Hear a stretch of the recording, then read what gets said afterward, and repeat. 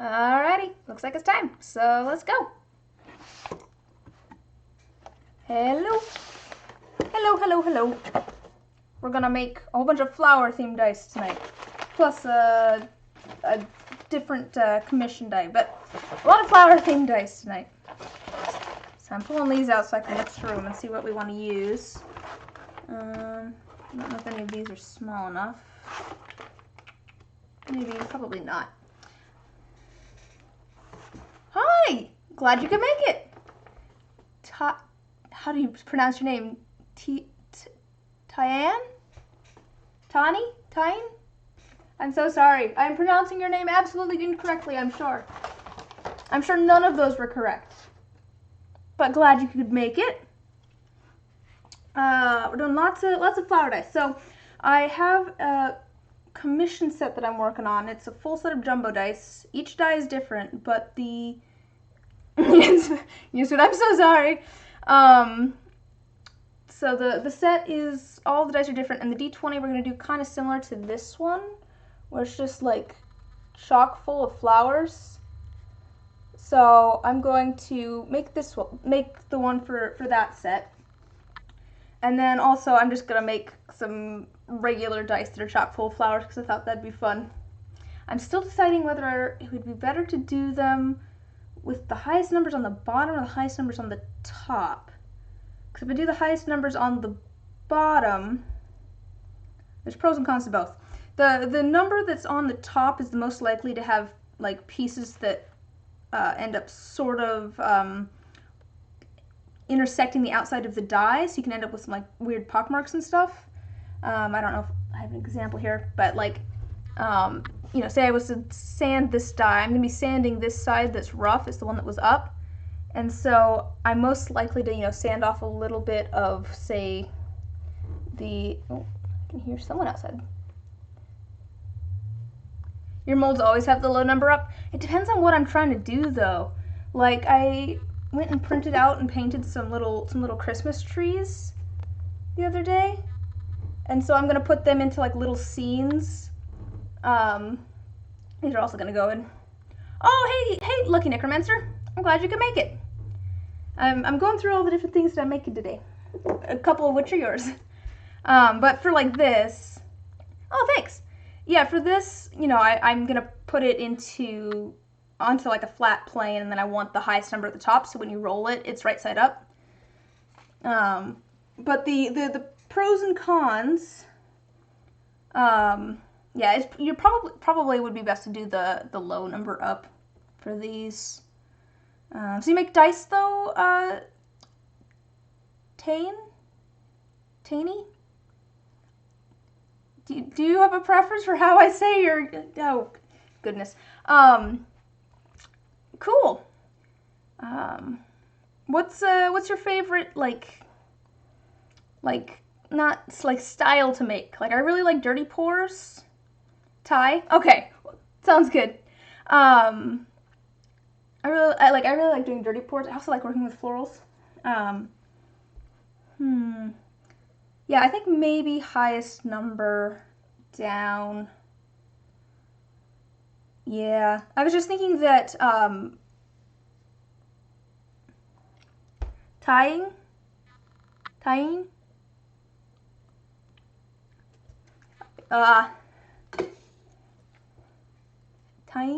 Okay. Alright, as long as you're okay with Ty, then I'll call you Ty. Yeah, I think maybe you're right in this case where it might be best to do the highest number down. Because like I was saying, the one that's up is the one that, you know, ends up sanded, so it's the one that it's most likely to end up with the flowers kind of like on the surface. I was just thinking that it might be better to have the highest number up because I think we'd end up with some of the smaller pieces up. But I guess that doesn't really matter. So let's do it with the highest numbers down. Let me find some molds here. Some of these are a little bit used. Okay. Let me put these in order. I always put them in order just so I can make sure that I have all of my all of my correct molds. Otherwise, I just know that I will go to pour things and be like, wait a minute, that set didn't have a D4. What's going on here? All right. There's our set there. I'm going to do a set, a 7-piece set or 8-piece set. I'm going to do a set of fate dice, and then I have 2 jumbo D20s that I'm going to be doing. One of them's going to be filled with flowers, like the this die that I was showing off a moment ago. As long as it comes out nice, it works. Fair enough. Fair enough. I wonder if this would find it better if I did like this. If I moved the camera, will it find it easier? Oh, maybe it does find it easier if I move the camera. But, so we're going to be making something kind of like this die that's full of flowers. And that's what I'm going to also do for the 8-piece set and the fate dice. And then for the, I'm doing a second jumbo D20, and that one's going to be clear resin with a little bit of shimmer and then like black smoke through it. That's the plan. I think let's figure out some flowers. Normally if I'm doing like florals, I'll just, I'll try to dip the flowers in the resin and then put them into the molds. Whenever you stream your cam, just focuses on some random background element and leaves the rest blurred. Yeah, I can never get it to focus on like close up things. I'll be like trying to show something and it's just like, where do I focus? What is this thing in my face? Get it out of my face. Okay, let me grab something to, let's start figuring out some of these flowers. So, for the jumbo D20, what I was saying was that normally if I'm doing floral dice, I'll like dip them into the resin and then put them into the molds. But since we're going to kind of jam pack these with flowers, that would be more difficult to do in like a timely manner. So I'm going to put all of the flowers into the mold and then pour the resin when it's as new as I can so that it has time for all of the bubbles to get out. These ones, this one does actually have the highest number up. Could do this with the highest number down. I think we'll do this one with the highest number up. That will be just fine. But let's grab some flowers. So this is a jumbo D20. And I'm just gonna be very similar to that other one. Let me start pulling out some flowers here. I actually have a couple more things of flowers. I'll probably pull them out as well. But let's just start grabbing some stuff from here. Let's see if there's any smaller. These ones are not. Seems like pink roses. They're not the smallest. I think maybe these red ones are a little bit smaller.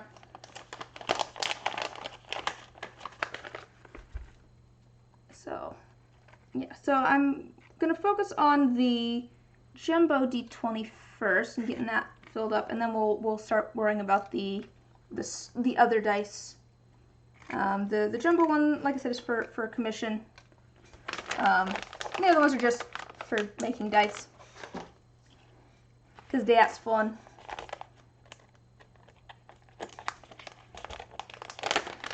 Alright, this is just some little chamomile flowers. I'm not actually a huge fan of chamomile tea. Like, it smells nice, but I don't know, it's just, I'm not a huge fan of drinking chamomile tea. Not quite sure why. I like a lot of tea, but it's not my favorite. Maybe I'm more of like a black tea person than an herbal tea, maybe. It might just be that. I'm not sure. But we'll grab out some of these. And I am grabbing like a few extra of all of the flowers because I do plan to just take from this container of flowers when I'm going to do the other dice as well. Alright. Yeah, that's the problem that I kind of end up with too, is air. It's so easy. That's why I usually like I said, when I'm doing flowers, I'll dip them in the resin and then I'll put them into the mold. And that's so that I can try and get as much of the air out as possible. Because yeah, it's so easy to end up with a bunch of air in the dice. Because all of that air just gets trapped in all of the leaves and everything. I think we'll add this one. I think that one will be nice. We're not a huge fan of chamomile, but now you like it occasionally. Yeah, I get that. I get that. I feel like I'm kind of the same way to a certain extent. It's just like, it's not my favorite, but every once in a while I want something kind of earthy. I'm just like, chamomile actually sounds nice. That's how I was with jasmine green tea for a long while. Was just like, because it just tastes very plant-y. I don't know how else to describe the flavor of jasmine green tea. It's just very, very green tasting. And every once in a while I'm like, I just want something that tastes like a plant. And that's usually when I'll go and drink jasmine green tea. Alright. Just grabbing a couple of all the different colors here. Because we want lots of color in here. Green tea with the nighttime ones, mint. I do like mint. I do like good mint. My brother and I decided to make tea blends once. We made our own tea blends. And the one that I really liked was actually a mix of peppermint and rose petals. It tasted really good.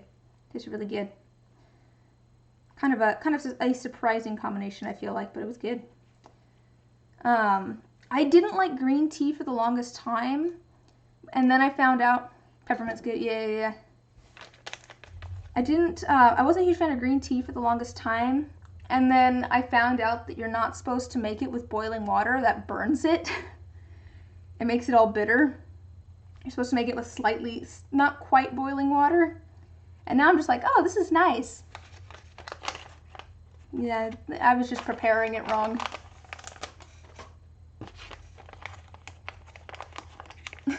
Sometimes you just gotta drink some plants. Yeah, exactly. Alright, pulling out. These ones I think are gonna be a little bit too... Yeah, peppermint and rose petals is good. I was thinking of making, let me grab a separate container. Just a moment. I have some other plants here. Let me just pull them over.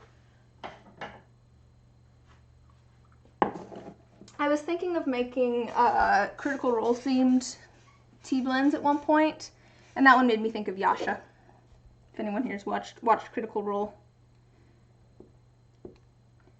But no, it really just tastes really good.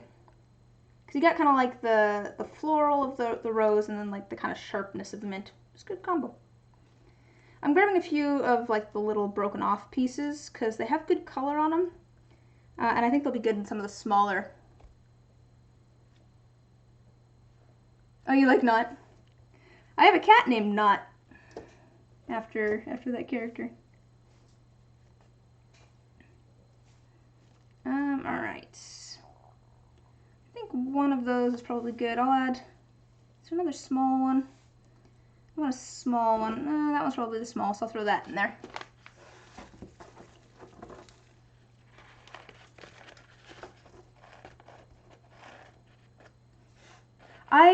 So a long while ago, I was talking with a friend about, like trying to make tea blends and stuff to sell. And I went and looked into it and stuff, but it falls under food, so you need like a commercial kitchen to make and sell them. Like, there's different rules for different things. There was just a lot of, it was like, I don't know if this falls under herbs or if it falls under food. And I finally went and called people, and they're like, I think this would fall under food, maybe? It's just like, okay. But it was an idea. It was an idea that I had a long while ago to make tea blends. Oh, one's maybe a little bit smaller. We'll throw that one in there. All right. We'll call that good from now from there. Oh wait, no, I have some rose petals here. I forgot the rose petals. Speaking of tea. Alright, let me just grab some. I'm just gonna grab some rose petals and throw them in here. I feel like they're just kind of a little bit of smaller filler kind of. All right. Here, I can show you. Really interesting to watch dice making. Good, I'm glad you're enjoying the process. Here, let me show you the size difference. There's a regular size D20 versus a jumbo D20 right there. If I remember correctly, these are, I can't remember the measurements now. That would require me to remember things, which I'm not good at. It's like, probably somewhere in there. Hi, Credstick, how you doing? How you doing? All right, we've got some flowers here now.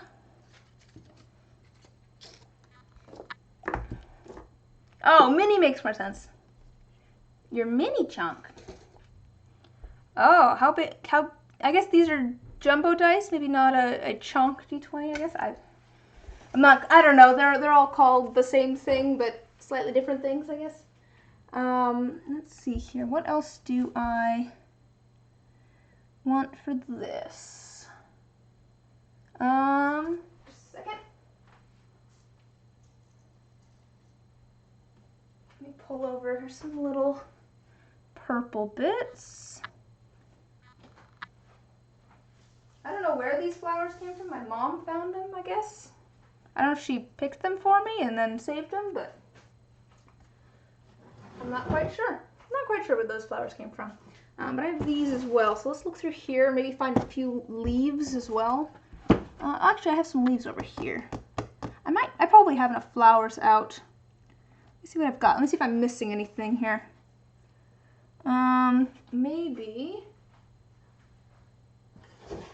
Maybe something from here. Maybe a couple flowers from here. And these ones, I'm not actually grabbing the flowers. I'm kind of grabbing the little bit that's left over once all the petals fall off. Because they kind of look like little flowers themselves. Here, I'll show you. Hi, Jen. Oh, you're wearing high heels and will be facing a lot of feet pain. Oh, no. But they kind of look like just little flowers once all of the petals fall off themselves. So I sometimes will just use them as flowers. Yeah, we can grab one that's maybe not completely torn apart, though. See if we can fit that into the larger one. Alright, yeah, I think we'll call that good. How large is, Ty, how large is your regular chunk if it's bigger than my jumbo D20? I'm curious. Is it like gigantic? Let me see here.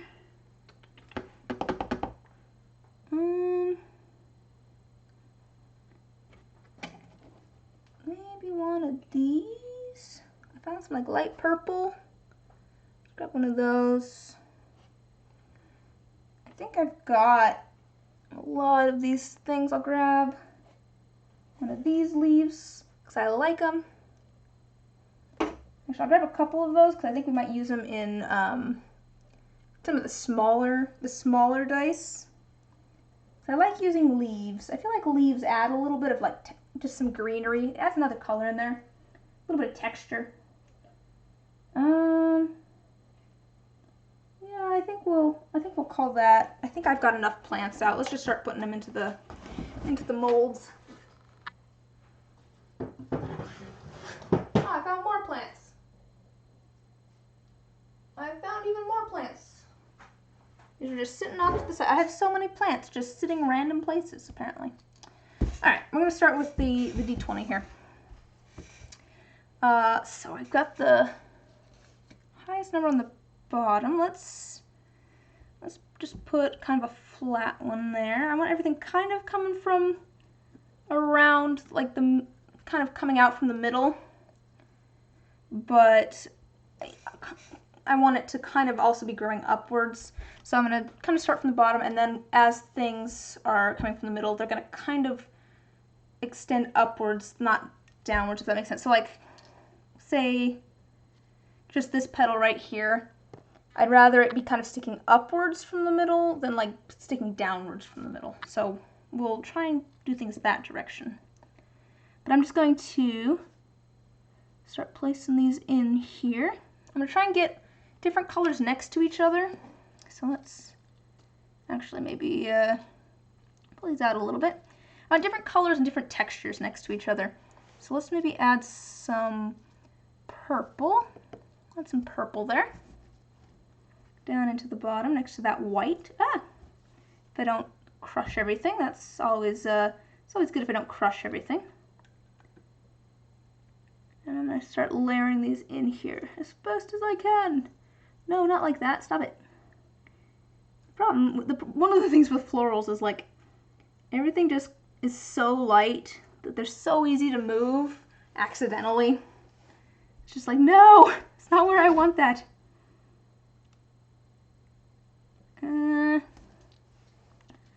Let's see here. Maybe a rose. Maybe a rose in there, kind of facing outwards. That might work. We'll probably start adding some smaller and smaller pieces as we move upwards. All right, let's see here. Got some different purple. I've got one of my hairs. It's not even a cat hair this time. It's one of mine. Let's see. What do we want to add? I think let's see if we can add one of our kind of red. I think this is like a carnation. It smells really weird. The dried carnations smell really weird. I don't know how to describe it. It reminds me of like decaying leaves, maybe. Like it smells kind of like decay in some sort of manner. I don't know. It's strange. We've got this big yellow one that we could put in there. I do think it's kind of similar in texture to the white one, which is why I haven't put it in, but I think maybe we can layer it so it's kind of behind the rose and the purple in there so that it adds some of that color and isn't the only thing that we see, hopefully. It might be the only thing that we see. We're gonna try and stick some other stuff in there as well, kind of next to it, because we definitely don't want that to be the only color in there. And I'll stick this purple one in there. I think that'll be nice. Oops. If I can grab it with my tweezers. I can't grab it with my tweezers. There we go. Yeah, and this is, we're gonna want to pour this one first. Out of all of the dice that we pour, we're gonna want to pour this one first. And that's because this one has the most space for air to get trapped. We want to give it as much time as we possibly can to let air travel to the surface. Like, compared to everything else, there's just a lot of nooks and crannies and that sort of thing in here. I'm gonna add a leaf. I like leaves.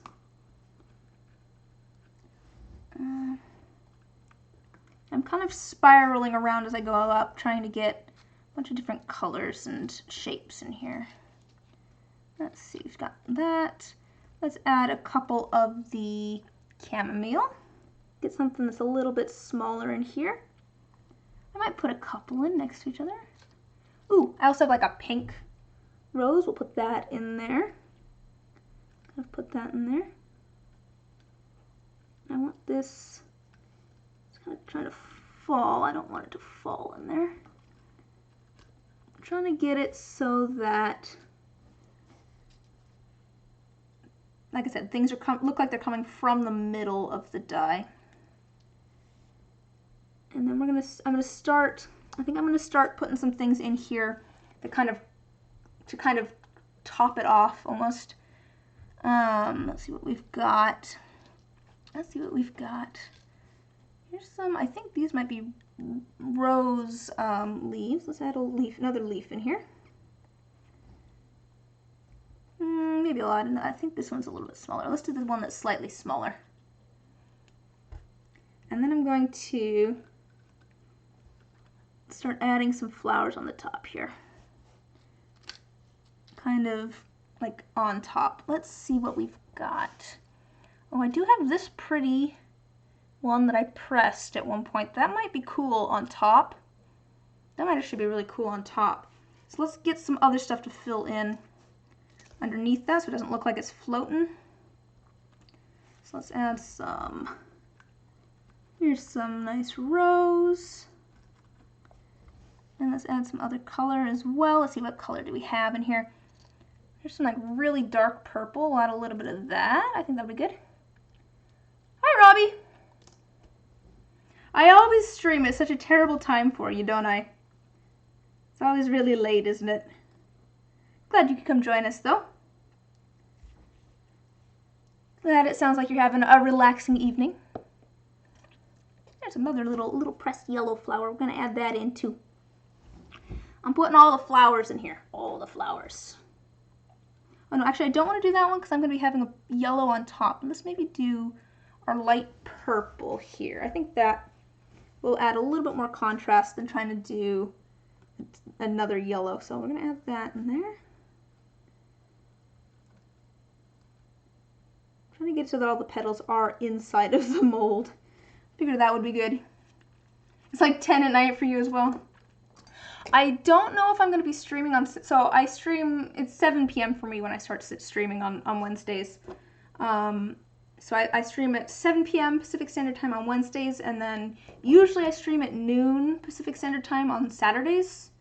I've taken the last couple of Saturdays off because I was helping family with some stuff. I don't know if I'll be streaming this Saturday or not, because I'm having my sprinklers blown out, and I don't know what time. So it's kind of up in the air there for that.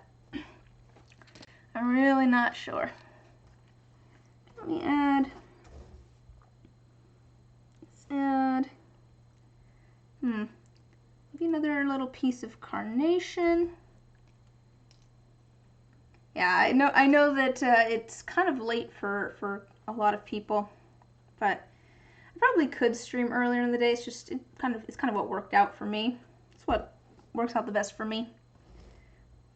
Partially just because I just have kind of a later schedule, just naturally. Like, if left to my own devices, I have found that I work from like noon to midnight type thing. So I've put that on top, but I feel like it needs a little bit more here. So we're gonna add a little bit more of like the purple maybe here. It's because it seems kind of flat now. Doesn't seem full enough. We're gonna add some of this purple and some of the red, I think, kind of around this flower. The problem is with the small pieces like this is that I know that they're gonna try to float. I don't really need them trying to float. That's just gonna make things difficult. Yeah. Links are fine as long as I know what you're sending. So go for it. Go for it. I'd love to see what you're working on too.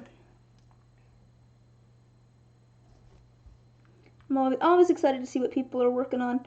I do have a Discord. If you have a Discord and you want to post photos of things you're working on.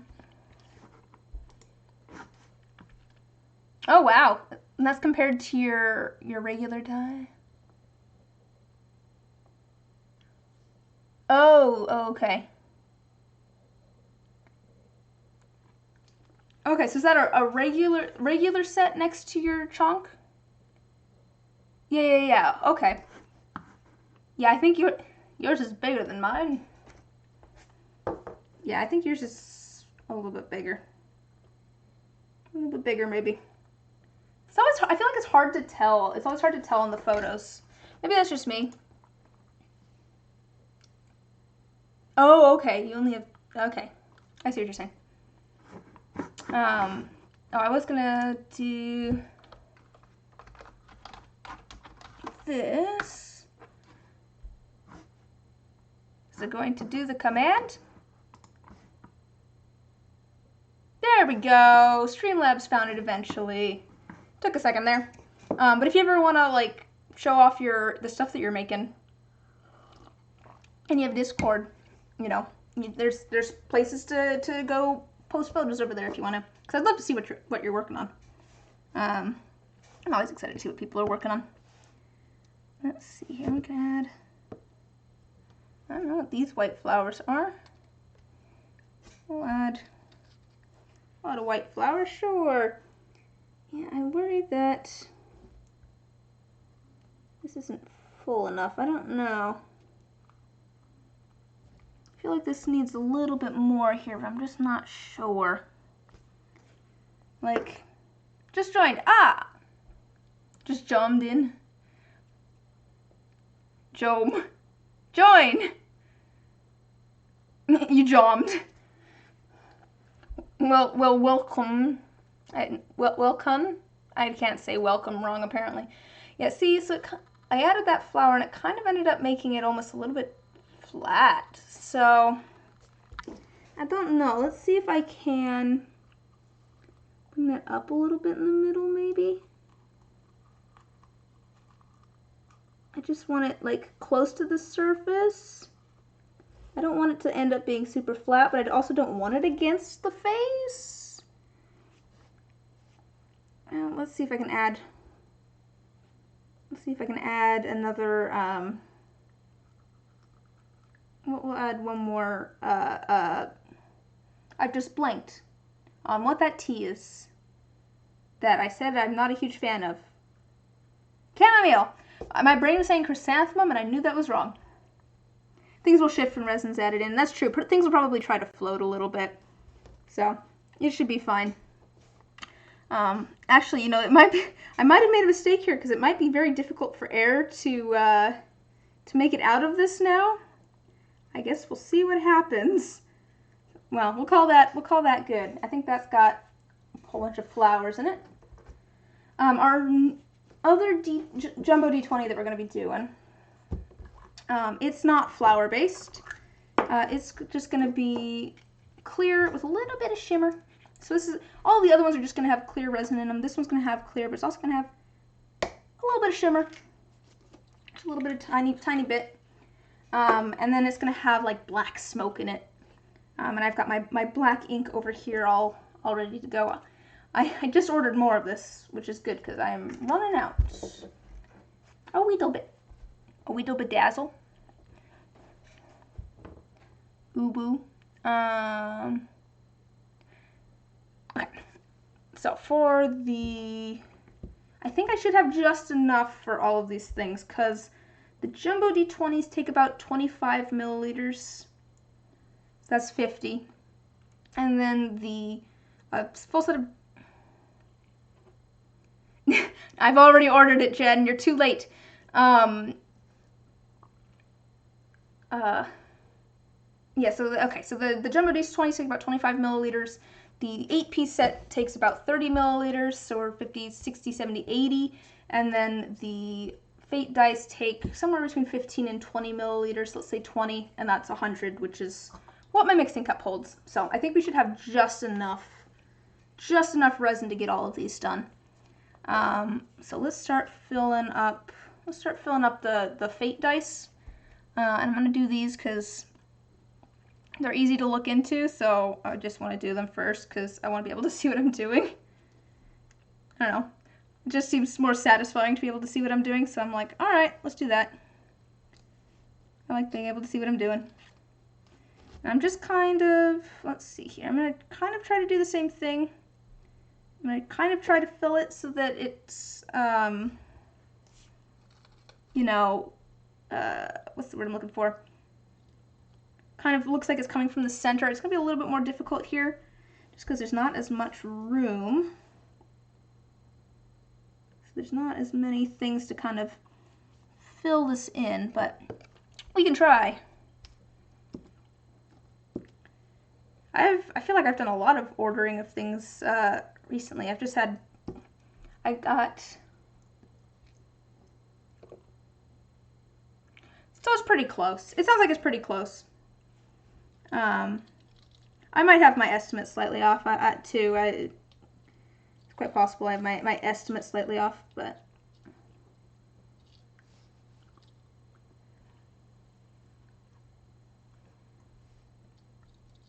okay, trying to get that purple in there. All right. But you know, I'm gonna add this leaf to this one. All right, I'm just gonna try and add a bunch of things, just a bunch of things. Yeah, I found that. Let's see. I think 50 milliliters does your whole normal set plus the chunk. Oh, okay. Yeah, so maybe mine is a little bit larger. I don't know.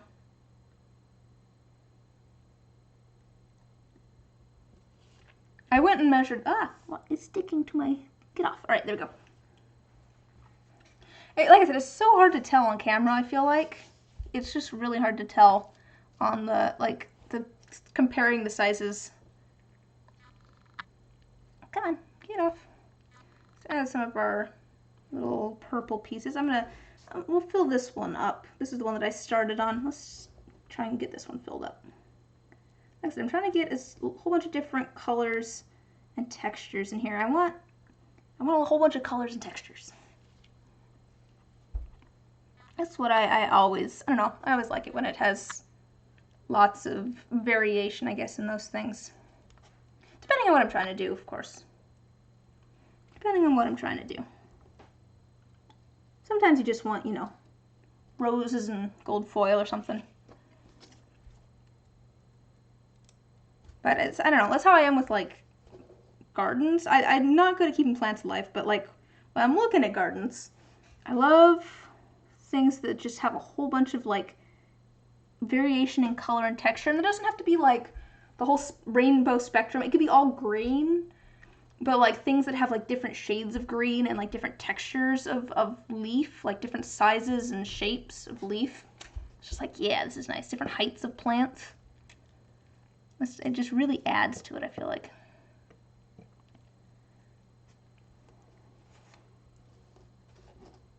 I don't know. This might look weird in a smaller form. I'm not sure yet. We'll find out. We'll find out if it looks weird in the smaller form. I will post photos of these on the Discord tomorrow. Just if people are curious how they turn out.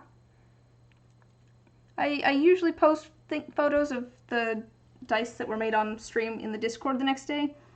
Unless I don't like how they turned out, and then I just pretend that they never happened. Unless someone specifically asked for something to see something the next day, like, hey, I want to see how that thing turned out. Then usually I'll oblige, be like, I mean, I'll warn you, but here it is. Because not everything I make turns out. Sometimes things are just, I don't know, I just think they're ugly. Or sometimes things will end up with, air bubbles, and it's just like, man, there's just air bubbles missing. Let's see here. Add a little bit of orange. All right, let me make sure these are all kind of underneath the lid.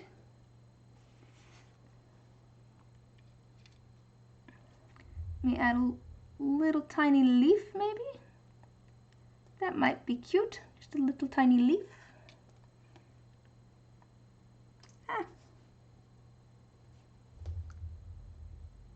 It's kind of a yellowish leaf. No, I don't want you there. I want you here. We'll see if that's enough. It'll probably float a little bit, but let's see if I can show you. So there it is, all jam-packed, full of various foliage. And we're going to do the same thing for the rest of these, and then also our 8-piece set over here as well.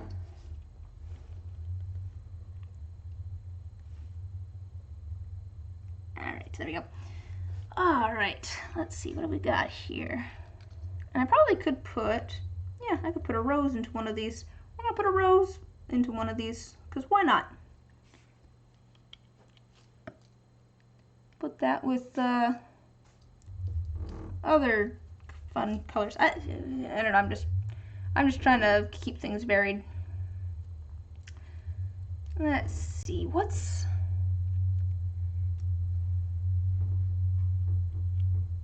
Oh, yeah.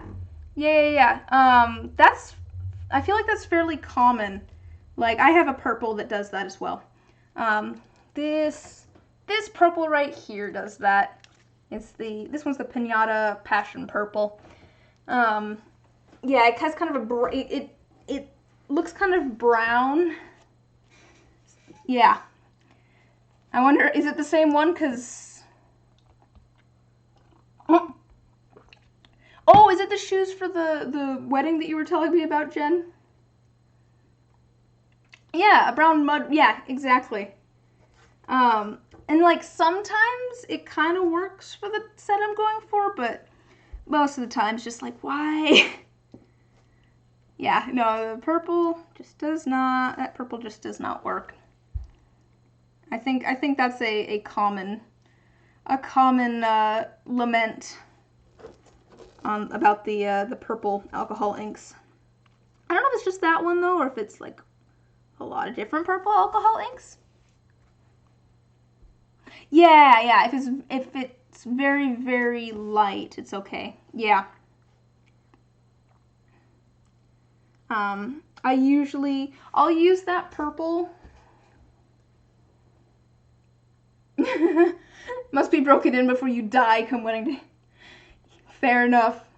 I will use that purple for like, maybe like dirty pores where I drop some of it on top and some white with it on top, and then it's fine because it doesn't really mix with the resin too much.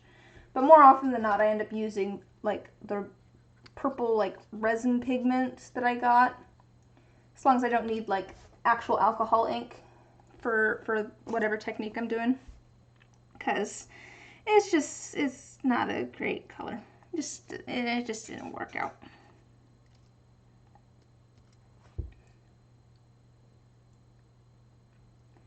But that's great. So yeah, sounds like, so they broke it in, but it sounds like they're cute though. Yours is a different brand, or at least a different bottle. You just got in a new set. Yeah.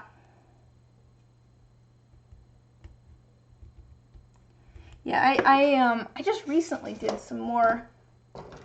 I have my paint chips, as I call them, and this is all of the different pigments that I have. And I just recently got some more, thanks to Jen in the chat. And some of them, I feel like some of them are a little bit better than others, but these ones are always hard to show on camera. All the ones where you have to like have the light hit it. But there's some pretty ones here. Oh, you can't see, this one's like very sparkly, like pink. It like just doesn't show up. And this one's, yeah, you can't see the colors on the camera. It's so unfortunate. But I've got all sorts of things in here, including, let's see, here's chili pepper. But yeah, I have the brown, not the brown, the purple in here. I guess basically the brown. And it's just, nope, that's allspice. I always have trouble finding it because it looks like one of the like blacks, one of the black colors that I have in here. Like, maybe.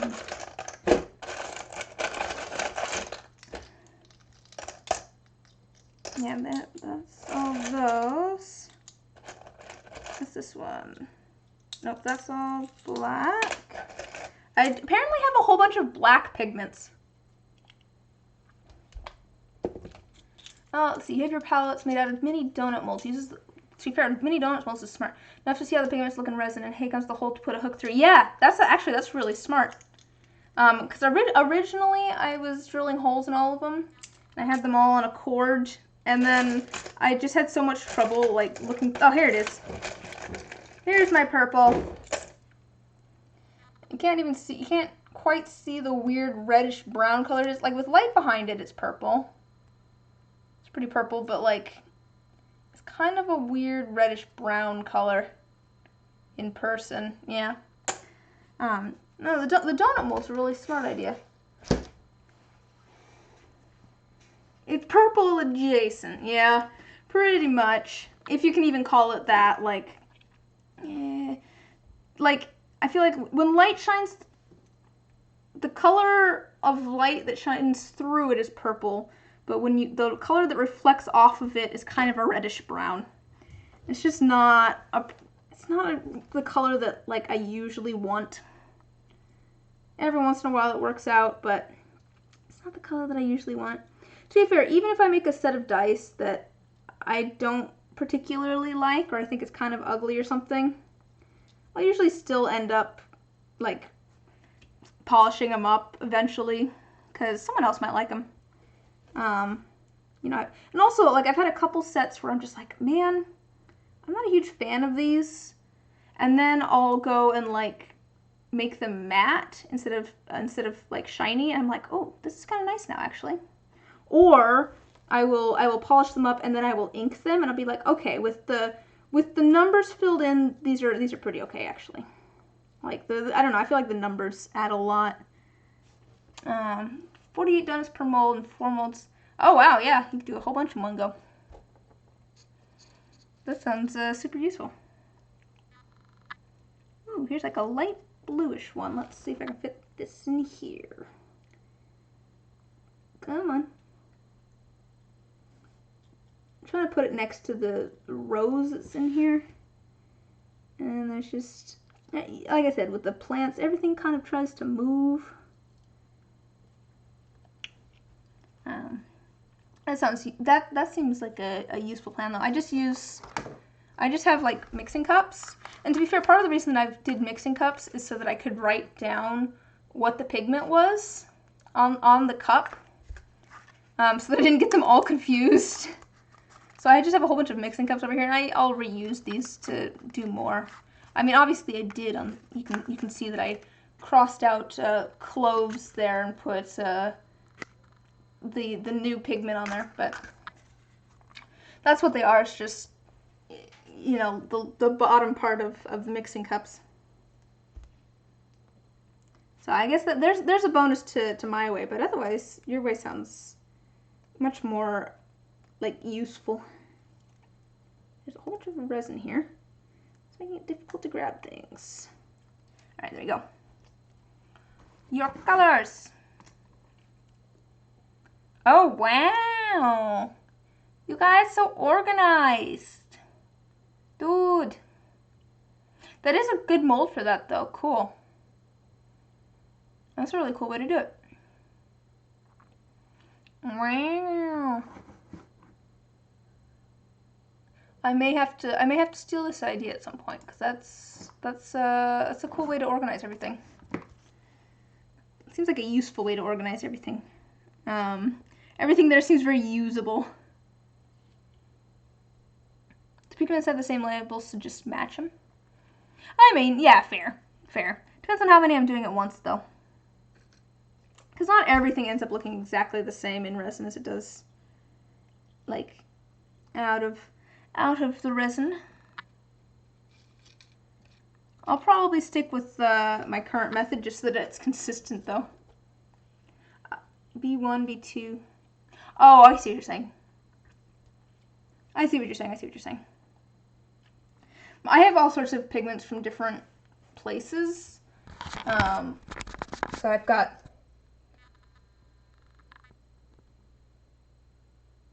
Oh, I see. You do it that way so because each brand of pigment may have the same color under different names. That makes sense. I guess I like doing it by the name.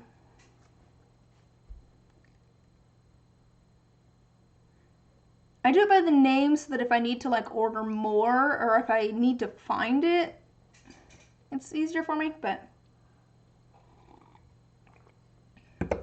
I see what you're saying.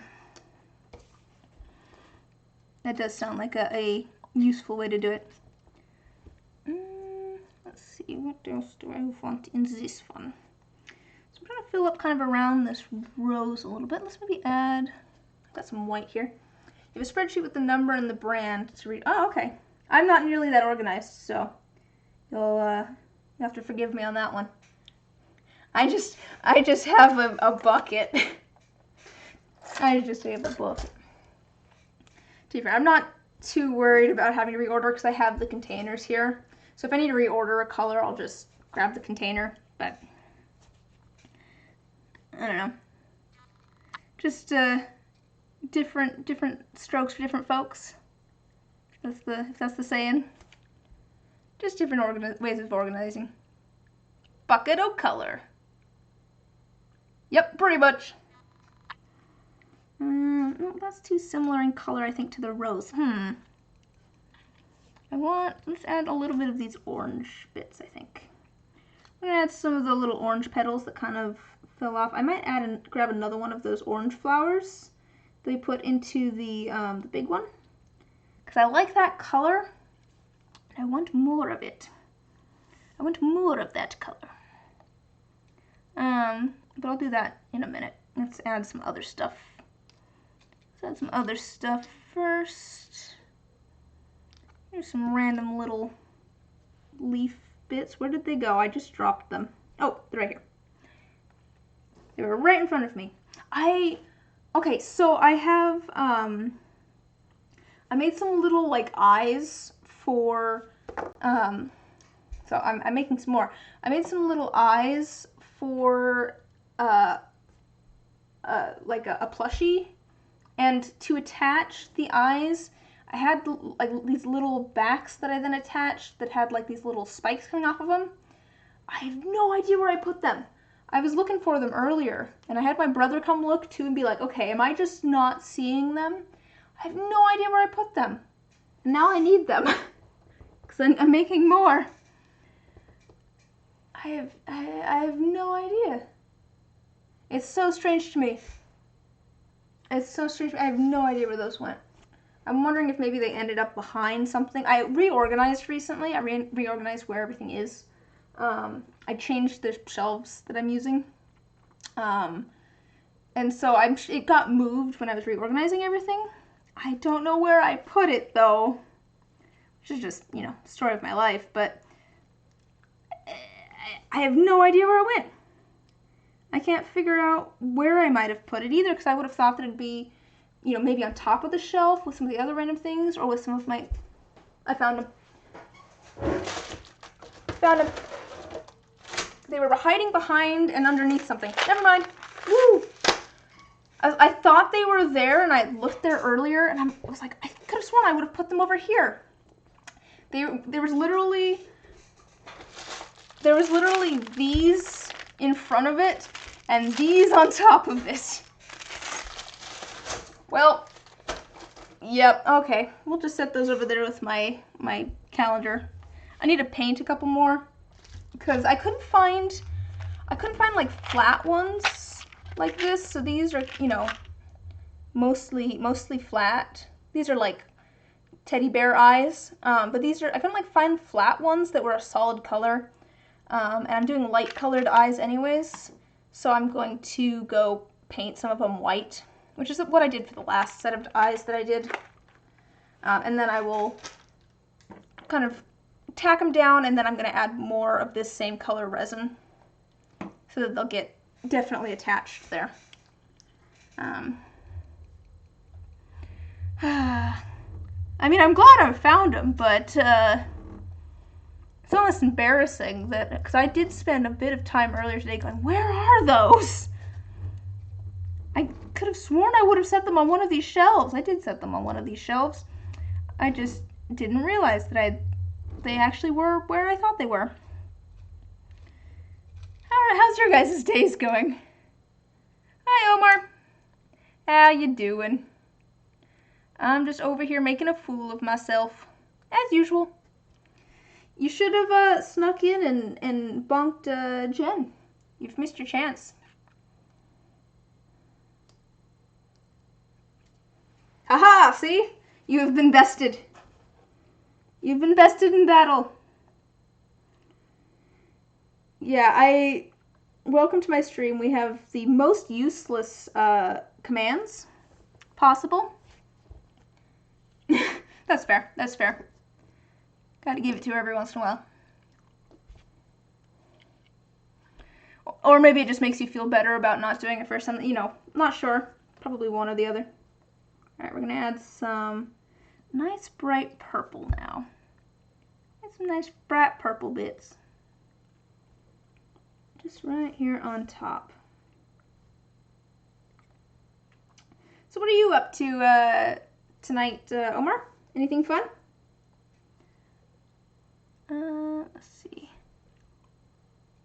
Add a pretty blue bit. We're gonna add a pretty blue bit as well.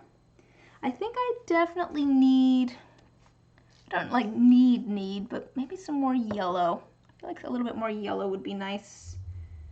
So I'm gonna grab out. Is this one of them? This might be one of them.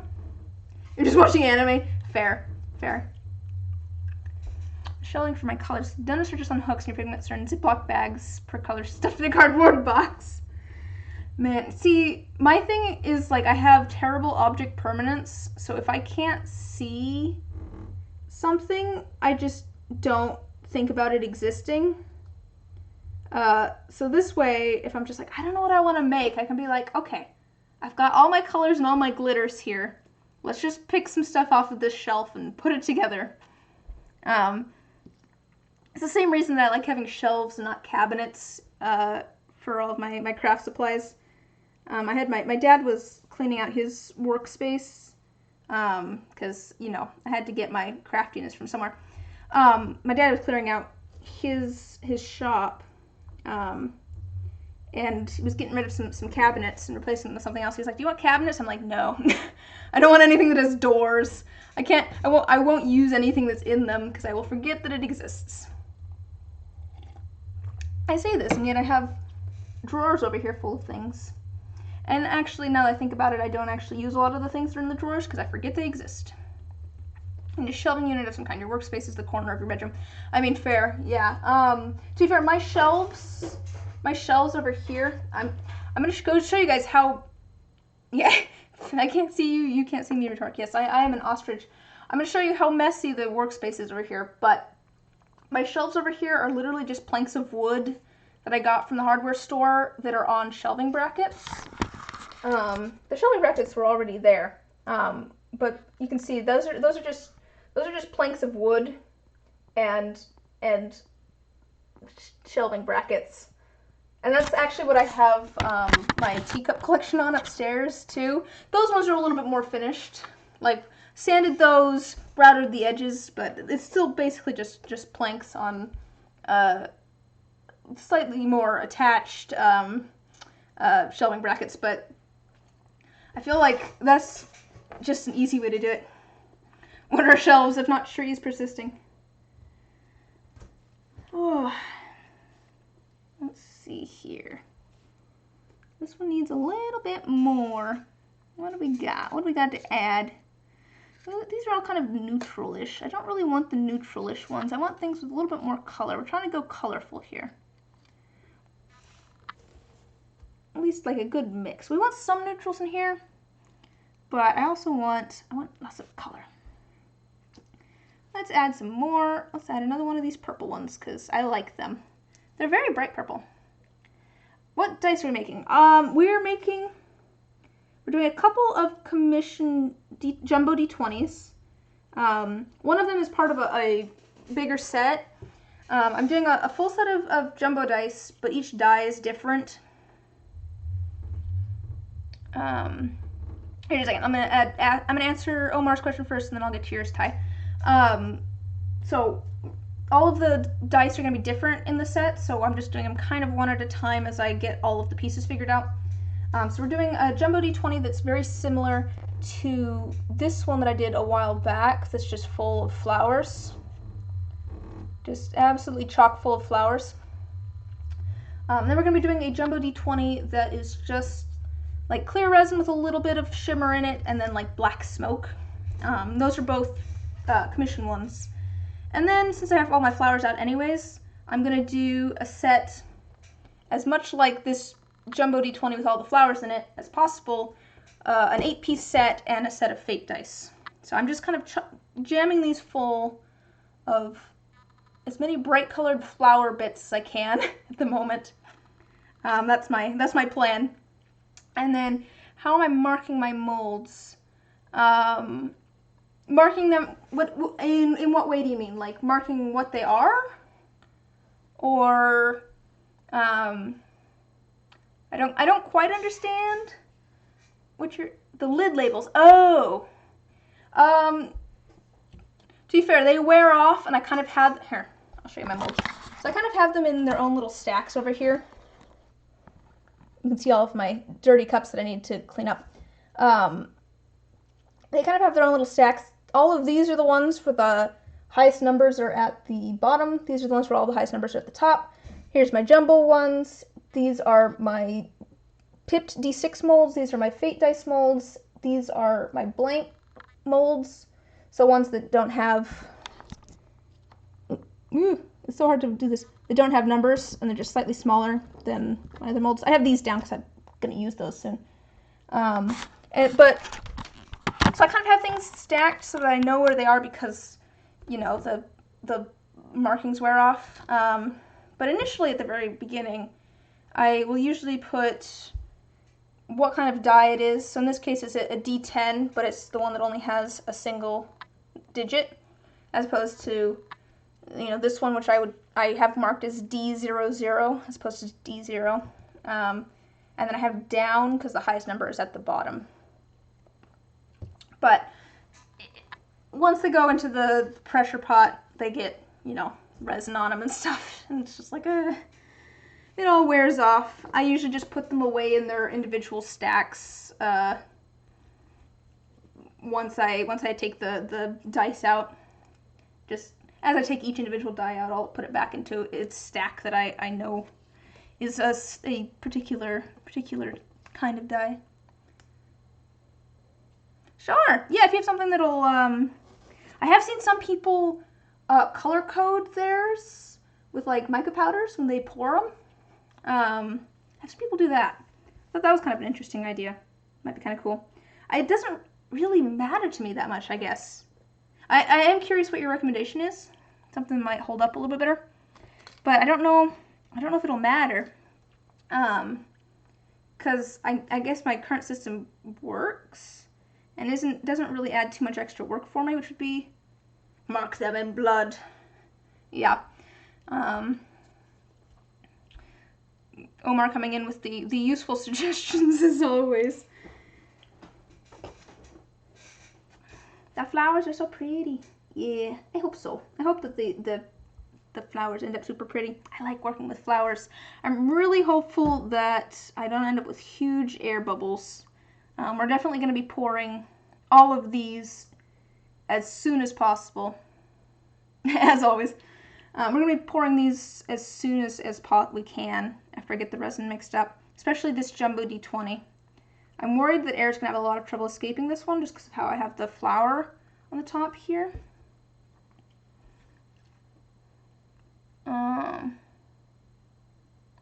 Alcohol ink. You dip some on a toothpick and rub it on the lid, not the tip, the side of the toothpick. Let it sit for 12 hours and it stains the silicone. Oh!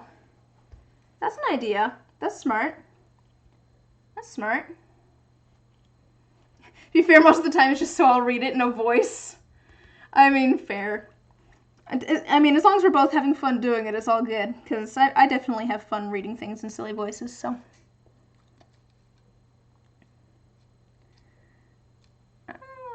This green leaf, that seems a little bit of a leaf. That seems like a nice little addition, a little bit of greenery in there. Let's see, what else do we want to add? Start adding some blue and some purple. Actually, this one doesn't have any purple in it yet. Let's add some purple. I'm going to add one of these little flowers because I think they're pretty. That is a smart idea, though, with the alcohol ink, because I have found that if I do things where I, like, peach trees and stuff, where I put a whole bunch of alcohol ink on the top, and it ends up with a bunch of alcohol ink, like, against the, like, here. You can see that it has stained the mold there. Granted, the writing with the toothpick won't be pretty, but so far you've worn away molds before you've worn away the label. No, that's smart. That's really smart.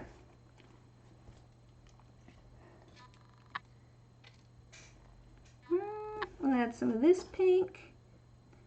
This one's ending up very colorful.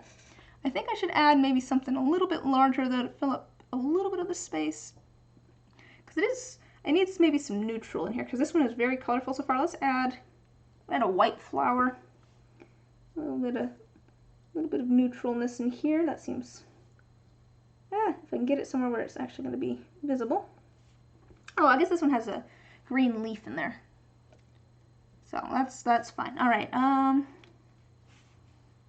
Let's add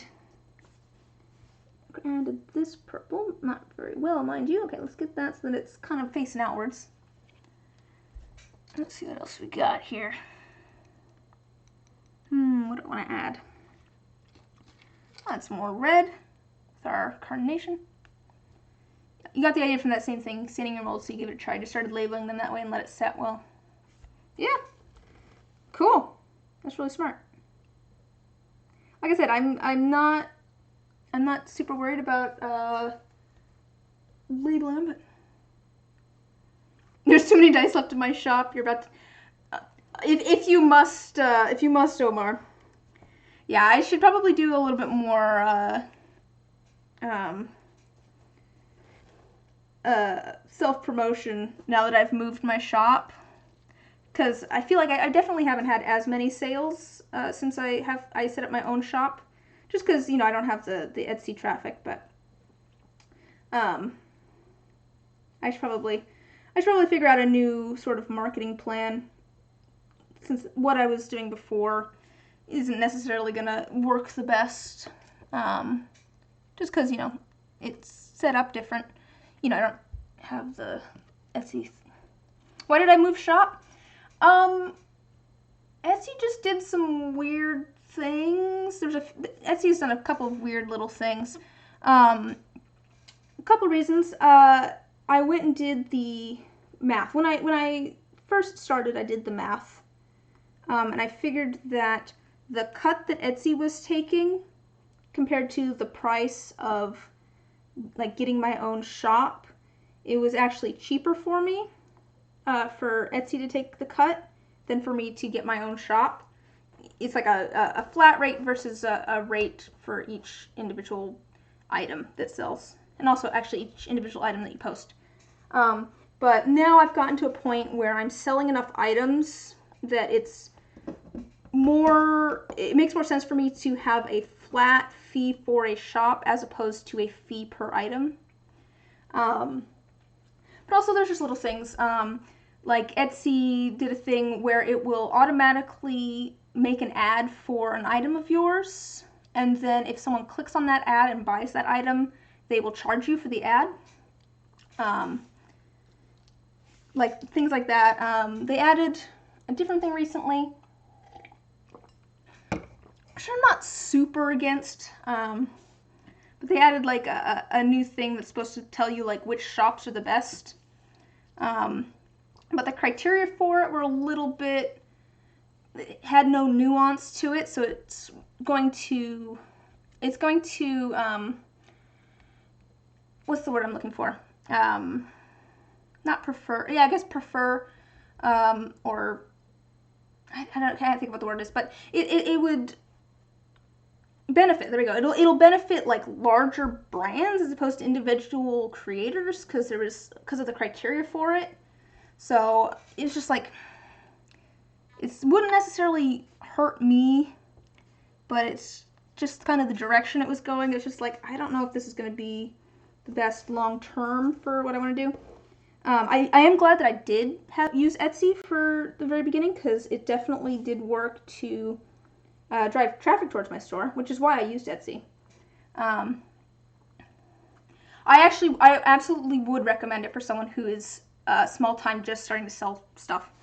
I think that it was the right place for me to start out, because it drove traffic to my store, and that's going to be the hardest part of when you're first starting out, is getting people to know that you have stuff that's for sale. You know, because people can just, you know, search for dice. But I don't need that as much anymore. It's, you know, having new customers is always great. And I actually have had some new customers getting commissions and stuff recently. But I have enough return customers now that I'm not as worried about it. I have people that know that my store exists. But no, I absolutely would recommend Etsy if you're just starting out, because it's a good way to get the word out that you have a store. It's a good way to get some recognition, get people to see your stuff. All right, let's see here. I think I might need to grab down some more flowers because I need some more colorful things.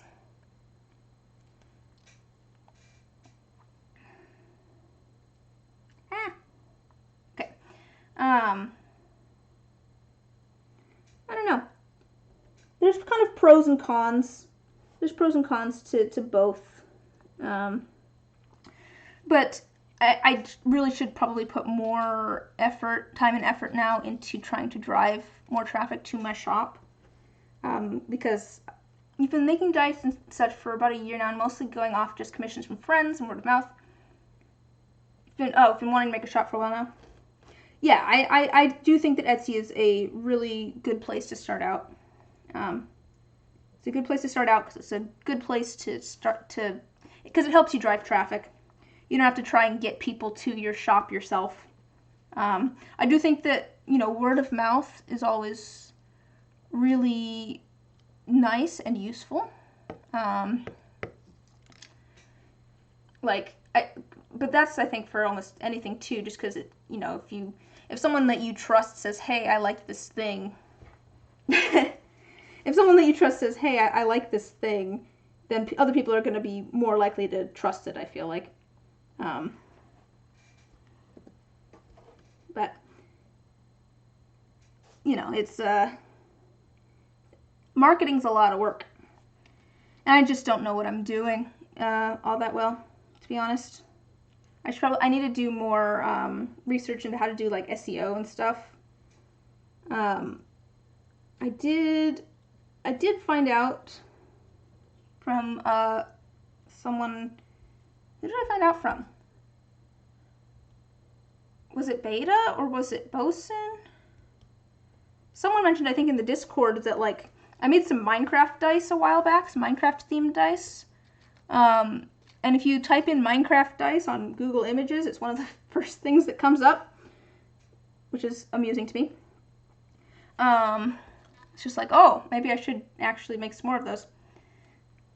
But, yeah, I have no idea how to do any of that marketing type stuff. I probably should figure it out more. I should post more on the, like, dice Facebook groups and all that sort of thing.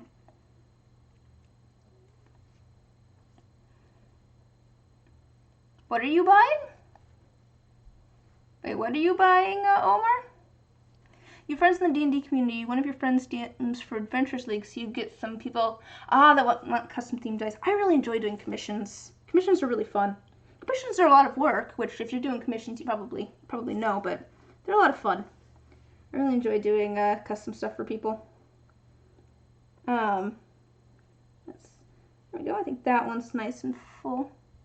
Oh, the Minecraft dice. Here, I'm gonna pick your brain.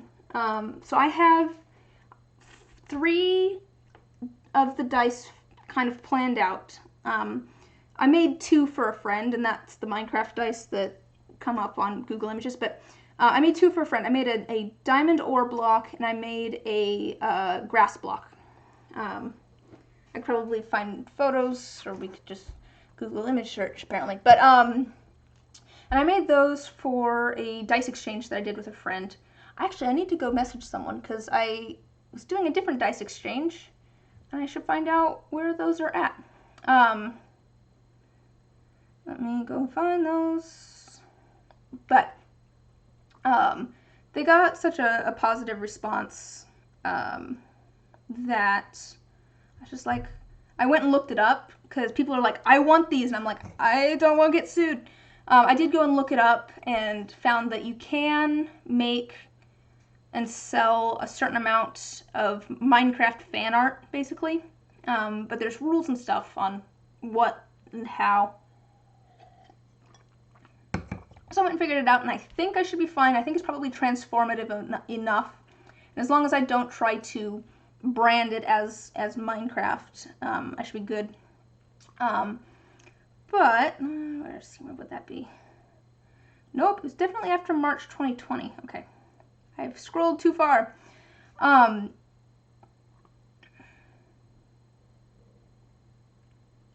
Where did those go?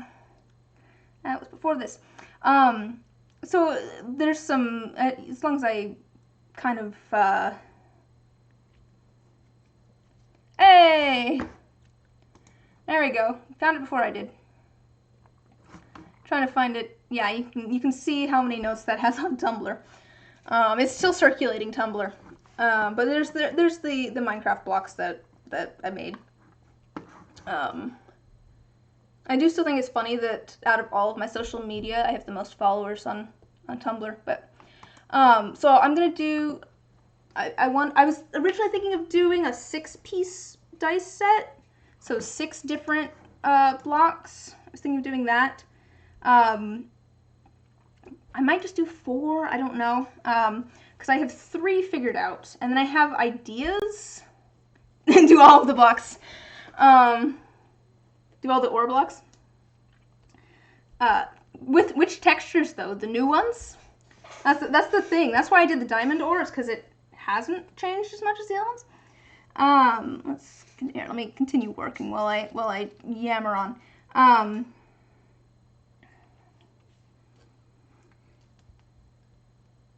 So my plans at the moment are to do another grass block and the diamond ore block, because those seem the most quintessentially Minecraft, most iconic. There we go. That's the word I'm looking for. They seem very iconic. And then I was also going to do an oak log. I thought that would be good. And then I'm not quite sure on the rest. I have some ideas. I was thinking of doing a redstone lamp, maybe. I was kind of trying to decide between a redstone lamp or glowstone. Whichever one I do, I want it to glow in the dark. I'm going to make it glow in the dark. I'm not sure which one I want to do. I'm leaning towards redstone lamp. Just because I feel like, I don't know.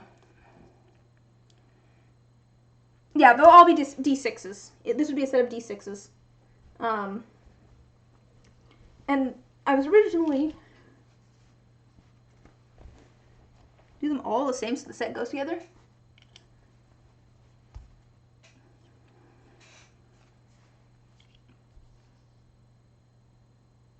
What do you mean do them all the same? Like do just a set of diamond ore blocks and a set of grass blocks type thing? That's not as much fun though. My plan is to do sets that have like one of each kind of block. I feel like that's more fun. The variety's fun. Oh, all the ores but same. I see. I see. Yeah, that could work. Yeah. What?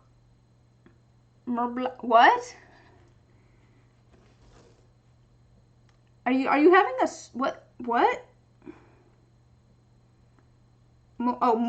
Okay, blocks. So yeah, I was debating between originally thinking a set of 6 blocks, 66.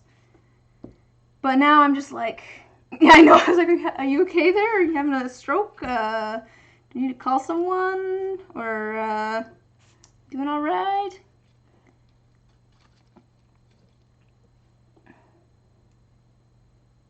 Oh.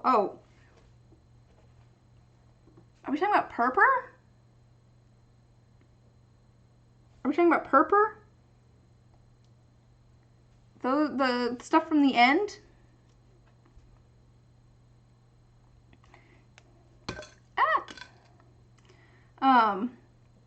To be fair, like I was debating trying to do something from each kind of each plane. What are they called? Dimension. I think they're called dimensions. I don't know. I was debating trying to do something from each dimension, and that was why I was originally debating glowstone. I was thinking of trying to do something from the nether. But I mean, I was thinking, what I was originally thinking was a quartz ore. I do wonder if you're thinking purpur. I was like, what's myrrh? Myrrh blocks. I assume you're just saying more. Myrrh. I mean, there's MHYR, which is myrrh is that a type of resin? Like tree resin that's used as a burial spice or something, but it has a scent to it. But I have no idea where you got myrrh. I assume you're just trying to say more. Could do biome themed. That's true. Yeah, there's a lot of different ideas. Like I could do, I think I want to do a set that kind of is, oh, it's a spice. Oh, okay. I think I want to initially do a set that, yeah, MYRRH. There we go. I knew there was an H in there. I knew there was a Y in there, but I did not have it spelled correctly. Something that kind of just feels quintessentially Minecraft, but kind of draws from everywhere.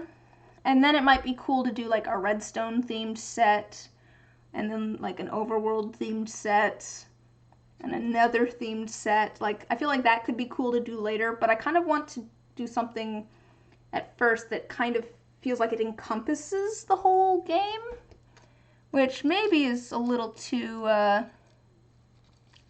don't know, what's the word I'm looking for? What's the word I'm looking for, where you take on more than you can choose? Ambitious.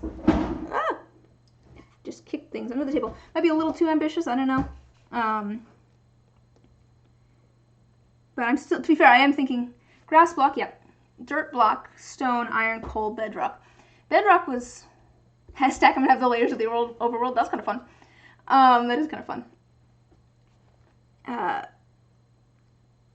I think I want to do something that kind of has like more variation. I want something that's kind of varied.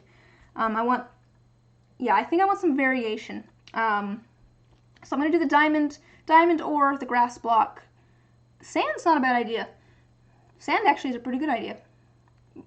The thing is, I'm trying to balance, there's a lot of different factors that I'm trying to take into account here. I want things that have enough texture to them that they're interesting to look at.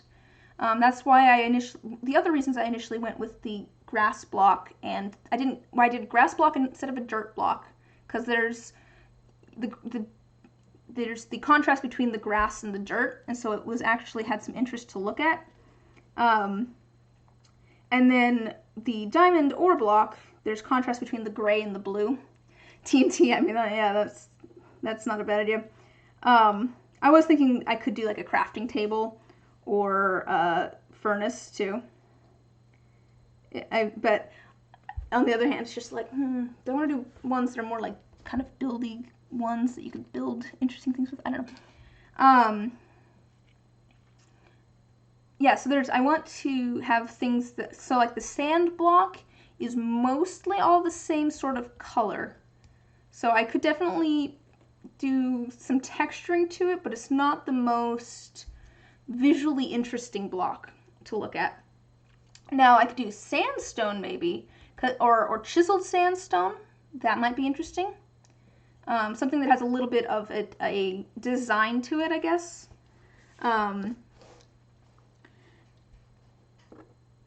So there's that I'm trying to think about. There's I'm trying to kind of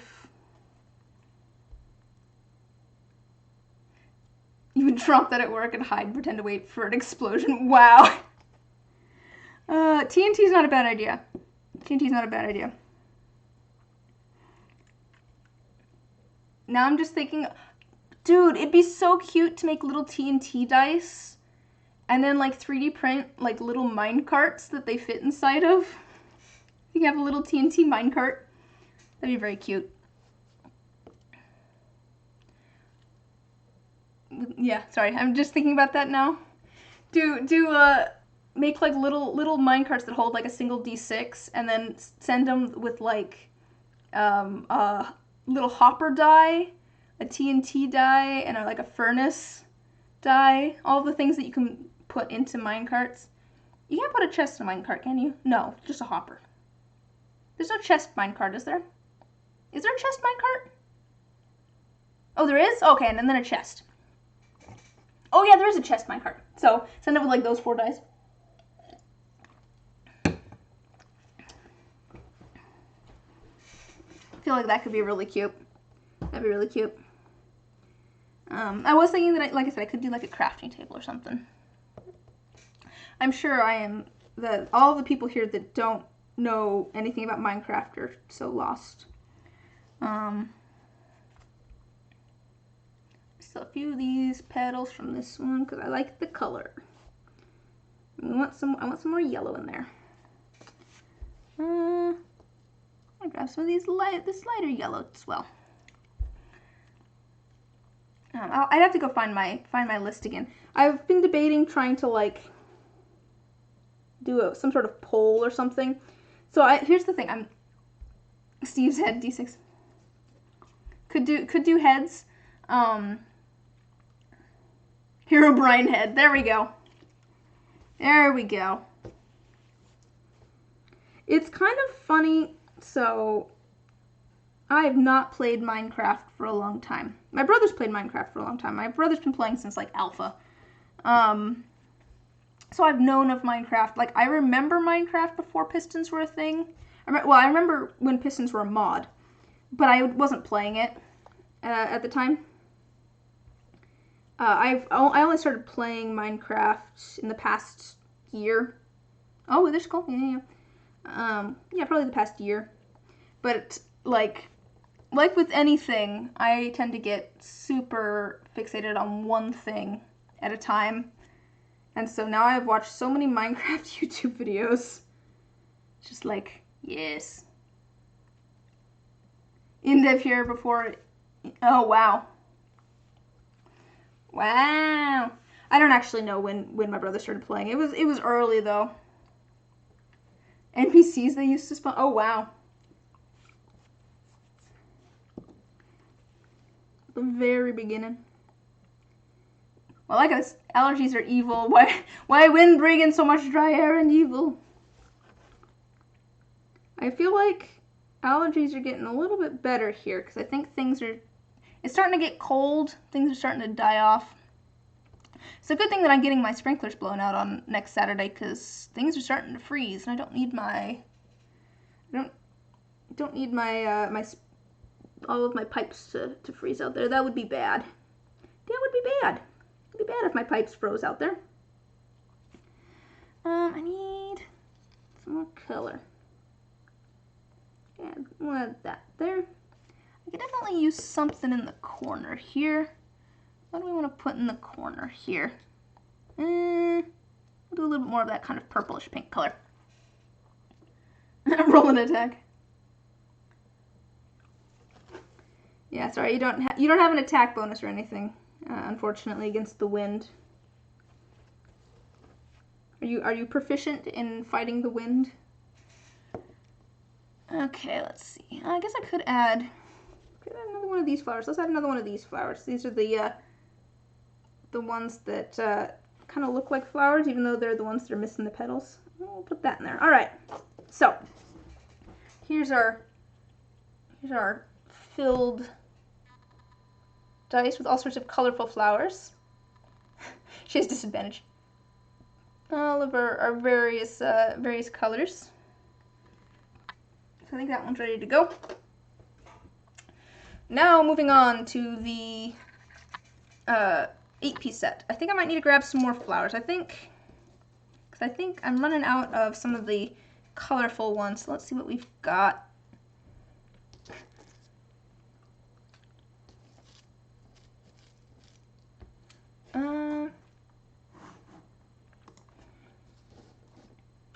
Oh, I see, yeah.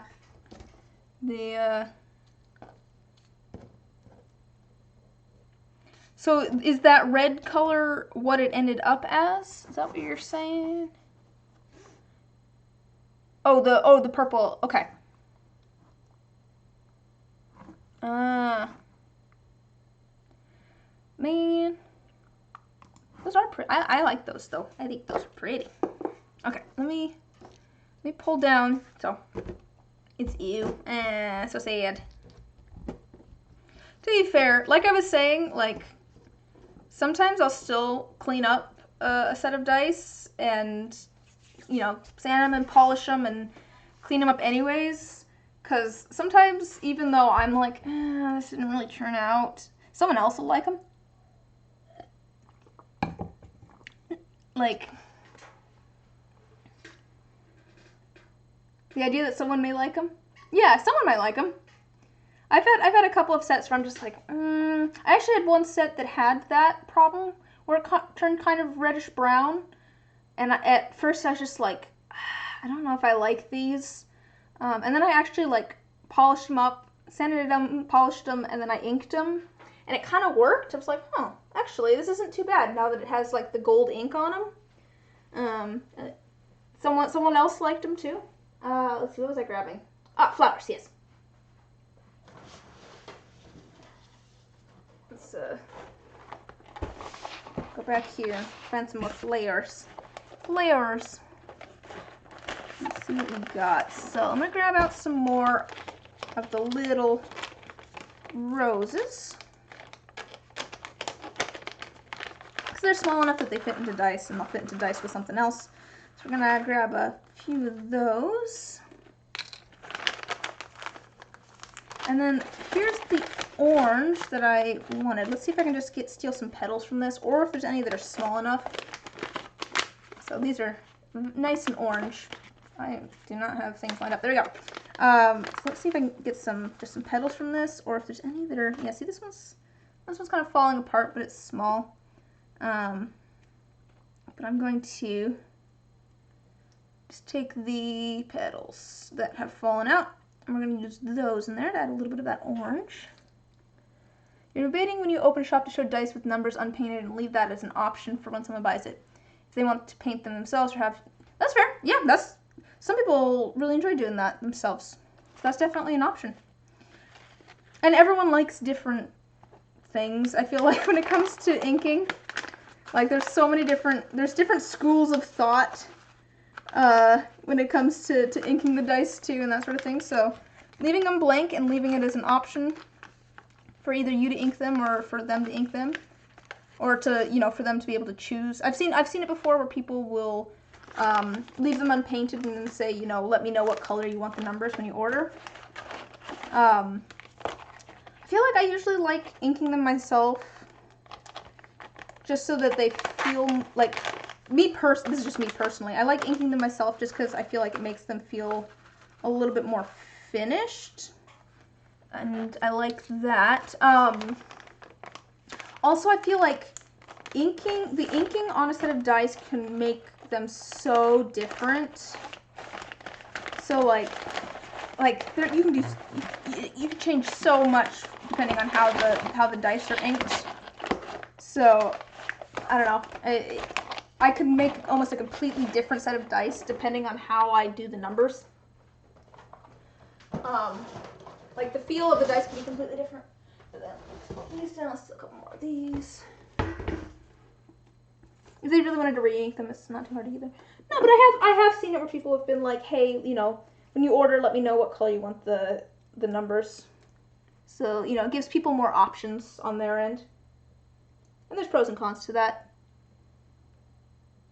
I did that once, and that's because I posted a photo of a set of dice online and said, hey, I don't know what color to ink these, what color should I ink these? And someone messaged me and was like, hey, are those for sale?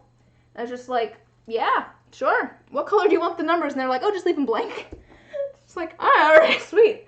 Guess that worked out. I didn't end up having to figure out what color to ink them. Although now that I think about it, I have another one of that set in the tumbler right now, so I am going to have to figure out what color I want to ink them. Maybe white. Maybe a pastel color. I'm not sure. We'll find out. We'll figure that out. I'll cross that bridge when I come to it. All right, I've got a few more. This is falling out of here. All right. Got a few more flowers here now.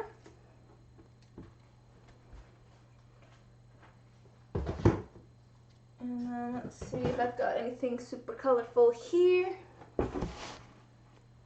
Is that different? That's why you're debating leaving them blank. Yeah. Gives people more options on their end. I think there's pros and cons. There's pros and cons. Just a second. I'm trying to do this without crushing the flowers that I already have here. There we go.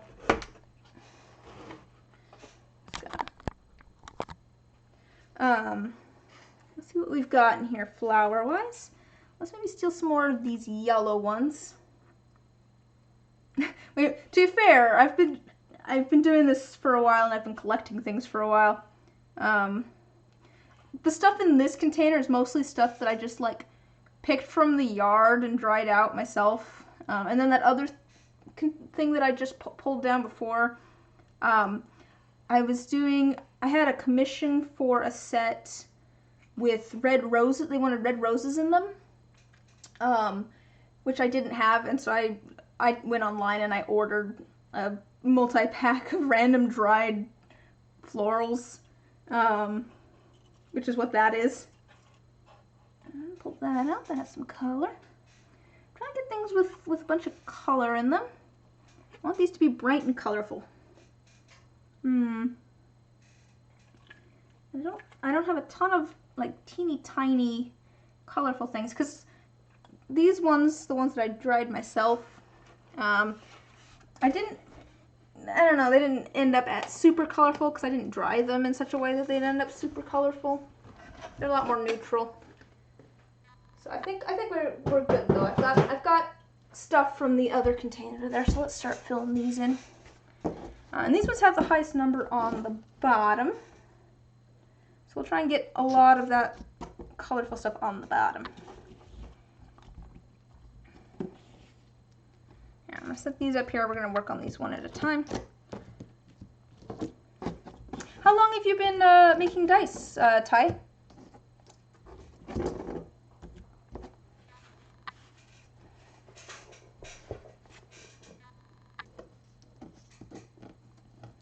Just over here. Oh, okay.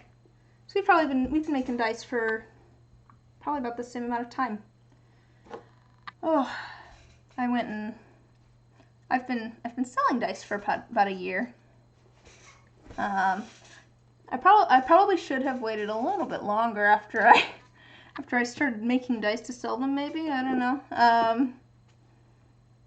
Let's see. What do we want to put into our D20? So the D20 is a little bit bigger, so we could maybe fit some slightly larger things. Ooh, I have this dandelion. Let's maybe put that in there. I think that might be cool.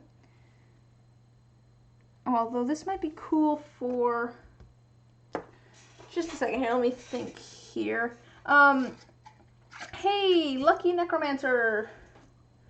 Are you still here? Because if you are, I have a question for you. Let's see if they're still here.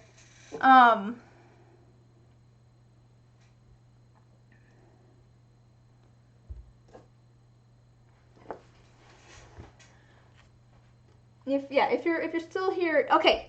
For the D4, we're talking about doing a layer of the brown, and then a single flower.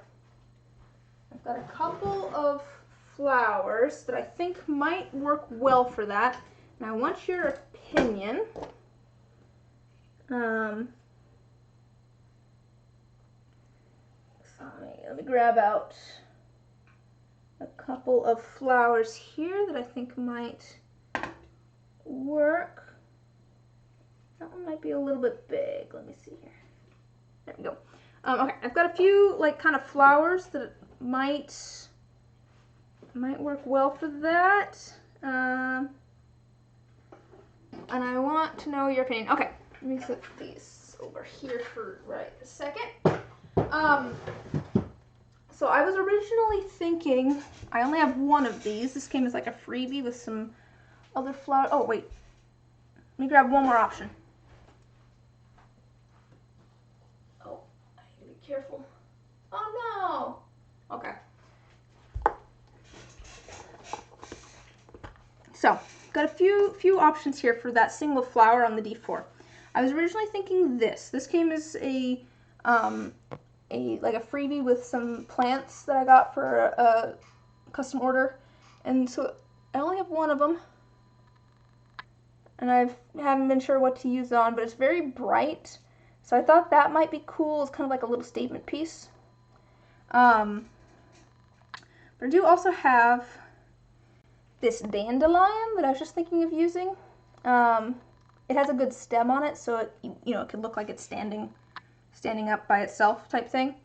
So that's an option. We could do like a rose, not necessarily this one, but we could do like a rose. Or I have some forget-me-nots. We could do like a little collection of those. These ones are falling apart a little bit. These were for a commission, and I used the best ones for the commission. So there's a few different options here. I'm asking now because if you don't want the dandelion, I'm going to use it. So I'm just wondering here if you have a preference.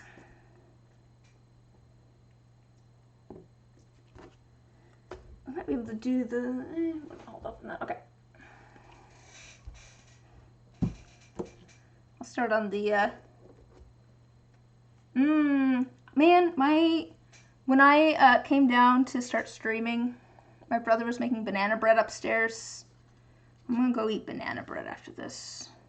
There is fresh banana bread upstairs. I'm so excited.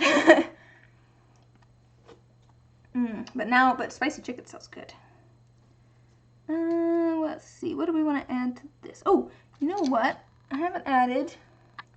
I wonder if this pink rose will fit in here. Aha, I think maybe it will. I think I need to trim it down a little bit. Luckily, I can't smell it from here, but I smelled it as I was like, while he was mixing it, and I'm just like, oh, bananas. See, the thing is, I am allergic to bananas, but I love bananas. Once they're cooked, though, I can eat them just fine. Just raw bananas I'm allergic to. And so banana bread is just like, oh, it smells so good.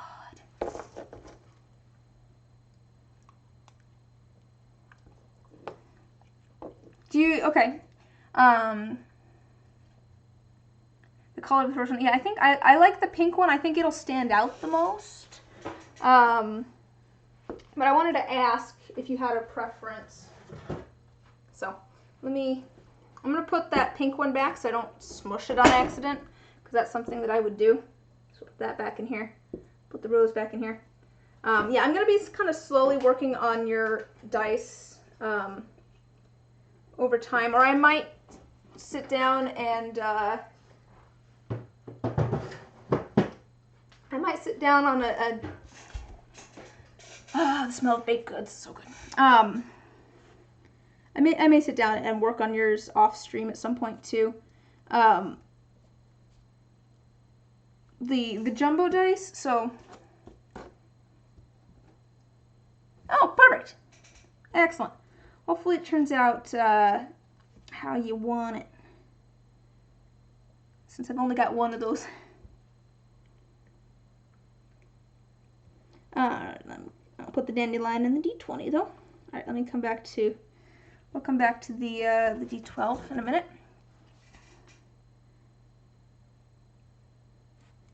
Alright. What was I just saying? Was I saying something about baked goods? What was I talking about? There was something I was saying, and I don't remember what it was. Oh well. That's just how it goes, I guess.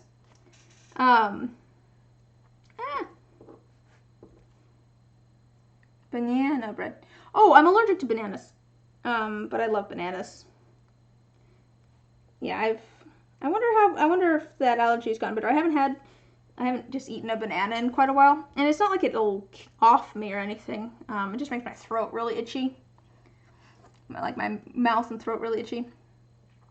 I'm allergic to a lot of fruit, which is really sad because I really like fruit. Actually, there's a lot of fruit that I can still eat. Like citrus is fine for the most part. Some stone fruit is fine. But like bananas are bad. The worst. You just got lost in an internet binge. What did you find? What did you find? Anything interesting? I think, but the absolute like worst for my fruit allergy is melons, which is also sad because I also really like melons. Like that's been my favorite like candy flavor since I was a kid. Was like watermelon flavored things. That like those were the Jolly Ranchers that I always liked the best.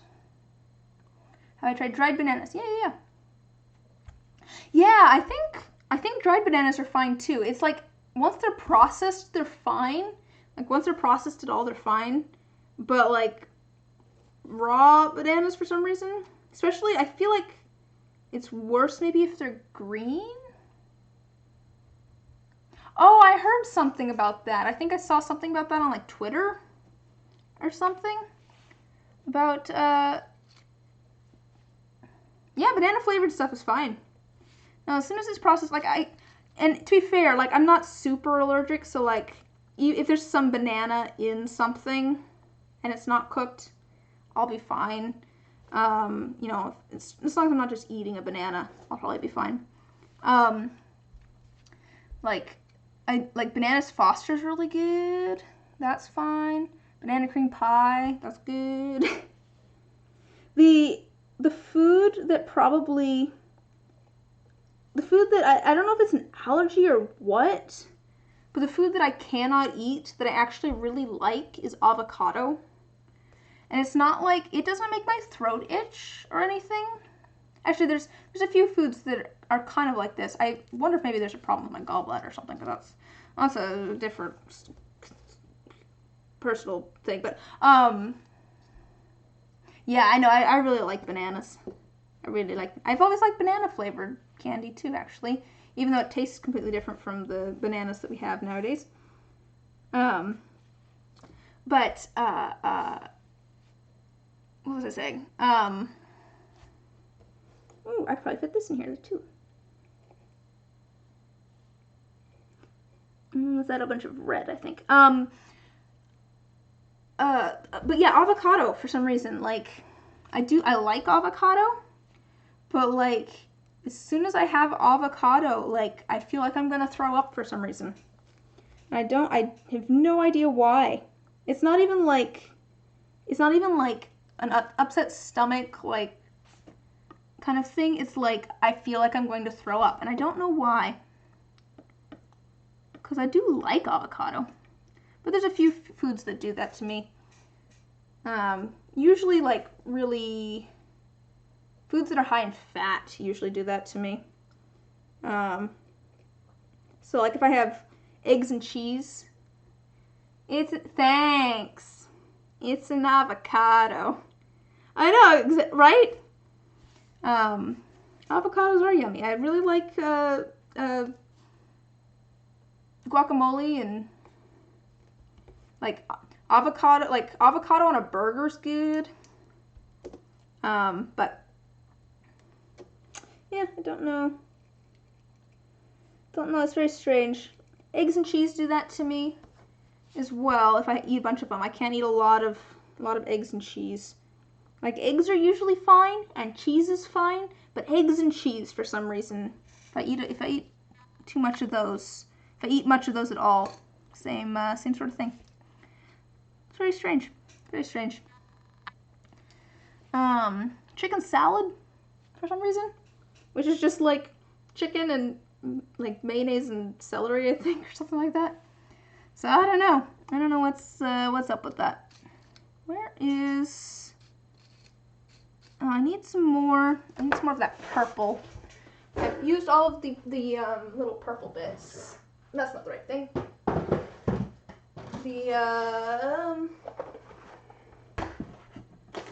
These purple bits. I can't read that. Avocado and a tortilla with a light sprinkle of salt is amazing. That sounds good. See, this is what I'm saying. I can't eat it. Ah! And it's sad because I like it. But yeah, it's, yeah, I've noticed that it's like, I don't know, it's mostly like super, like, fatty foods that, that I can't eat a lot of or I feel sick. But that sounds yummy. No, actually, it's not that I wouldn't feel terrible after. Like, it doesn't give me an upset stomach like that. Like, it doesn't give me, like, gut pain or anything. It literally, like, if you've ever thrown up and that feeling that you get right before you throw up that you're about to throw up, it gives me that. And I don't know, it's very strange. Like, it doesn't make me feel, like, nauseous. It makes me feel like I'm about to throw up. Which is just kind of a hard thing to, I feel like that's a weird thing to explain. It doesn't make me nauseous. It makes me feel like I'm going to throw up. Because I feel like, but there's like, I don't know, it's just really strange. I do still eat avocado sometimes. It like the fruit stuff, usually if I have it with something else, I don't have a lot of it, I'll be fine. So I'll still, you know, have some guacamole with a burrito or something. I know, it's just, it is a garbage feeling.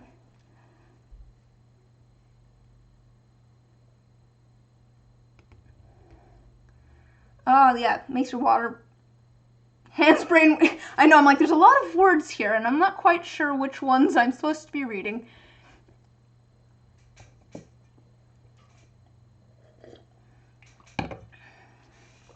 But, I don't know. I've got a weird stomach. But I've got it... I know enough about it at this point, and I know what foods. That's a tall ask. It's a tall ask, Ty. I don't know. I guess I've been alive long enough that I know what foods I just can't eat, or that I, you know, which foods day to day I think are gonna give me an upset stomach. I have a touchy stomach. I have a very touchy stomach. Just apart from that too.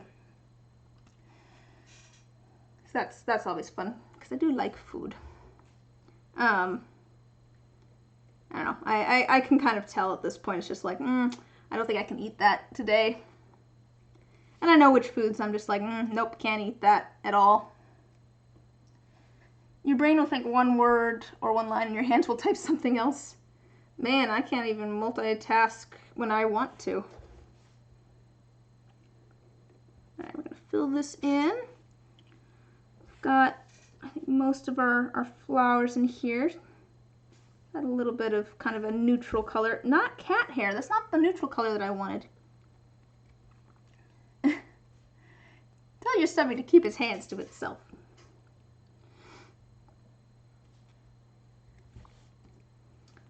Alas, alack. I'm not even 30 yet. I'm not supposed to be falling apart yet. That's supposed to happen after 30, I thought. But maybe I am old. I'm just too old. Oh, all right. I think this is pretty close to full. I might be able to fit some other little thing in here. Let's see what do we got here. Tell you what, I'll add one of those little... Oh, it's gonna get worse. Don't tell me that.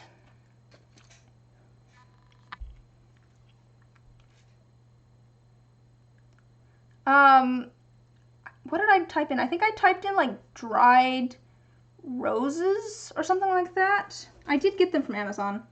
I could probably find you. You joined the Discord, right? You might have to remind me, but I can look and find which ones I got because I did get them on Amazon. Speaking from the other side, yeah. Don't tell me this, Somar. I don't want to know. I'd rather live in blissful ignorance.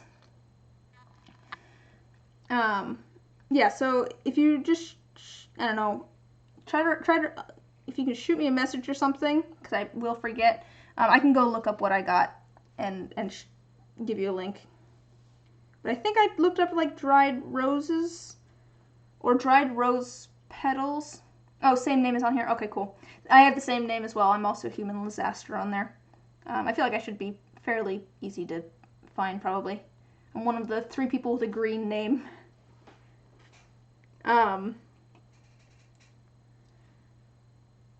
Yeah, I think it was something like that. I don't remember exactly. All right, I think our D20 looks fairly full. Looks fairly full there. Green squad. I did see that there's like, I don't know what it is. There is the ability to put certain like emotes with certain roles, but it's part of some like thing you have to pay for on Discord. I'm like, I ain't doing that. I'm not doing that. Sent me a meme. Should I look at this meme now? Is this on Discord?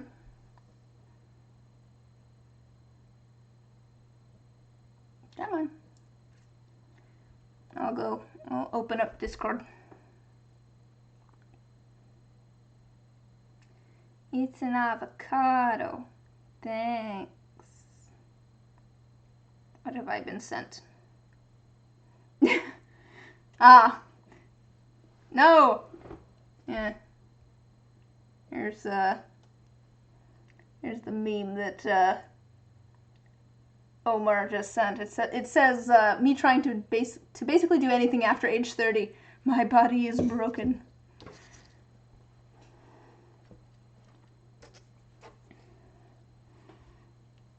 No, I'm just gonna live in blissful ignorance until I start falling apart. That seems like a good plan. If I ignore it, it just won't be a problem, right? That's how I deal with most of my problems. I just ignore it, and then you guys aren't helping. You guys aren't helping. I'm almost there, but not quite. Not to 40, but I'm almost to 30. All right, let's get some nice flowers in here. We're gonna have some nice yellow, I think. You too. Yeah. Ah, there's a cat here. Yeah, I know. I've got a couple years. I got a couple years, so it'll give time for it to sink in, I'm sure. To be fair, like, I didn't feel like, no cat hair dice. We've already done that once. We don't need to do it again. I didn't really feel like old. To be fair, I still don't feel like old. I still feel like I'm very young, but I didn't feel like I had gotten to like all that old until my brother hit 21, and I'm just like, my brother can drink? Oh my gosh, because he's a few years younger than me. It's just like that's not allowed. He's not allowed to be that old. It's like I'm allowed to drink. He's never allowed to be that old. That seems wrong. All right, got some yellow. Some yellow in here.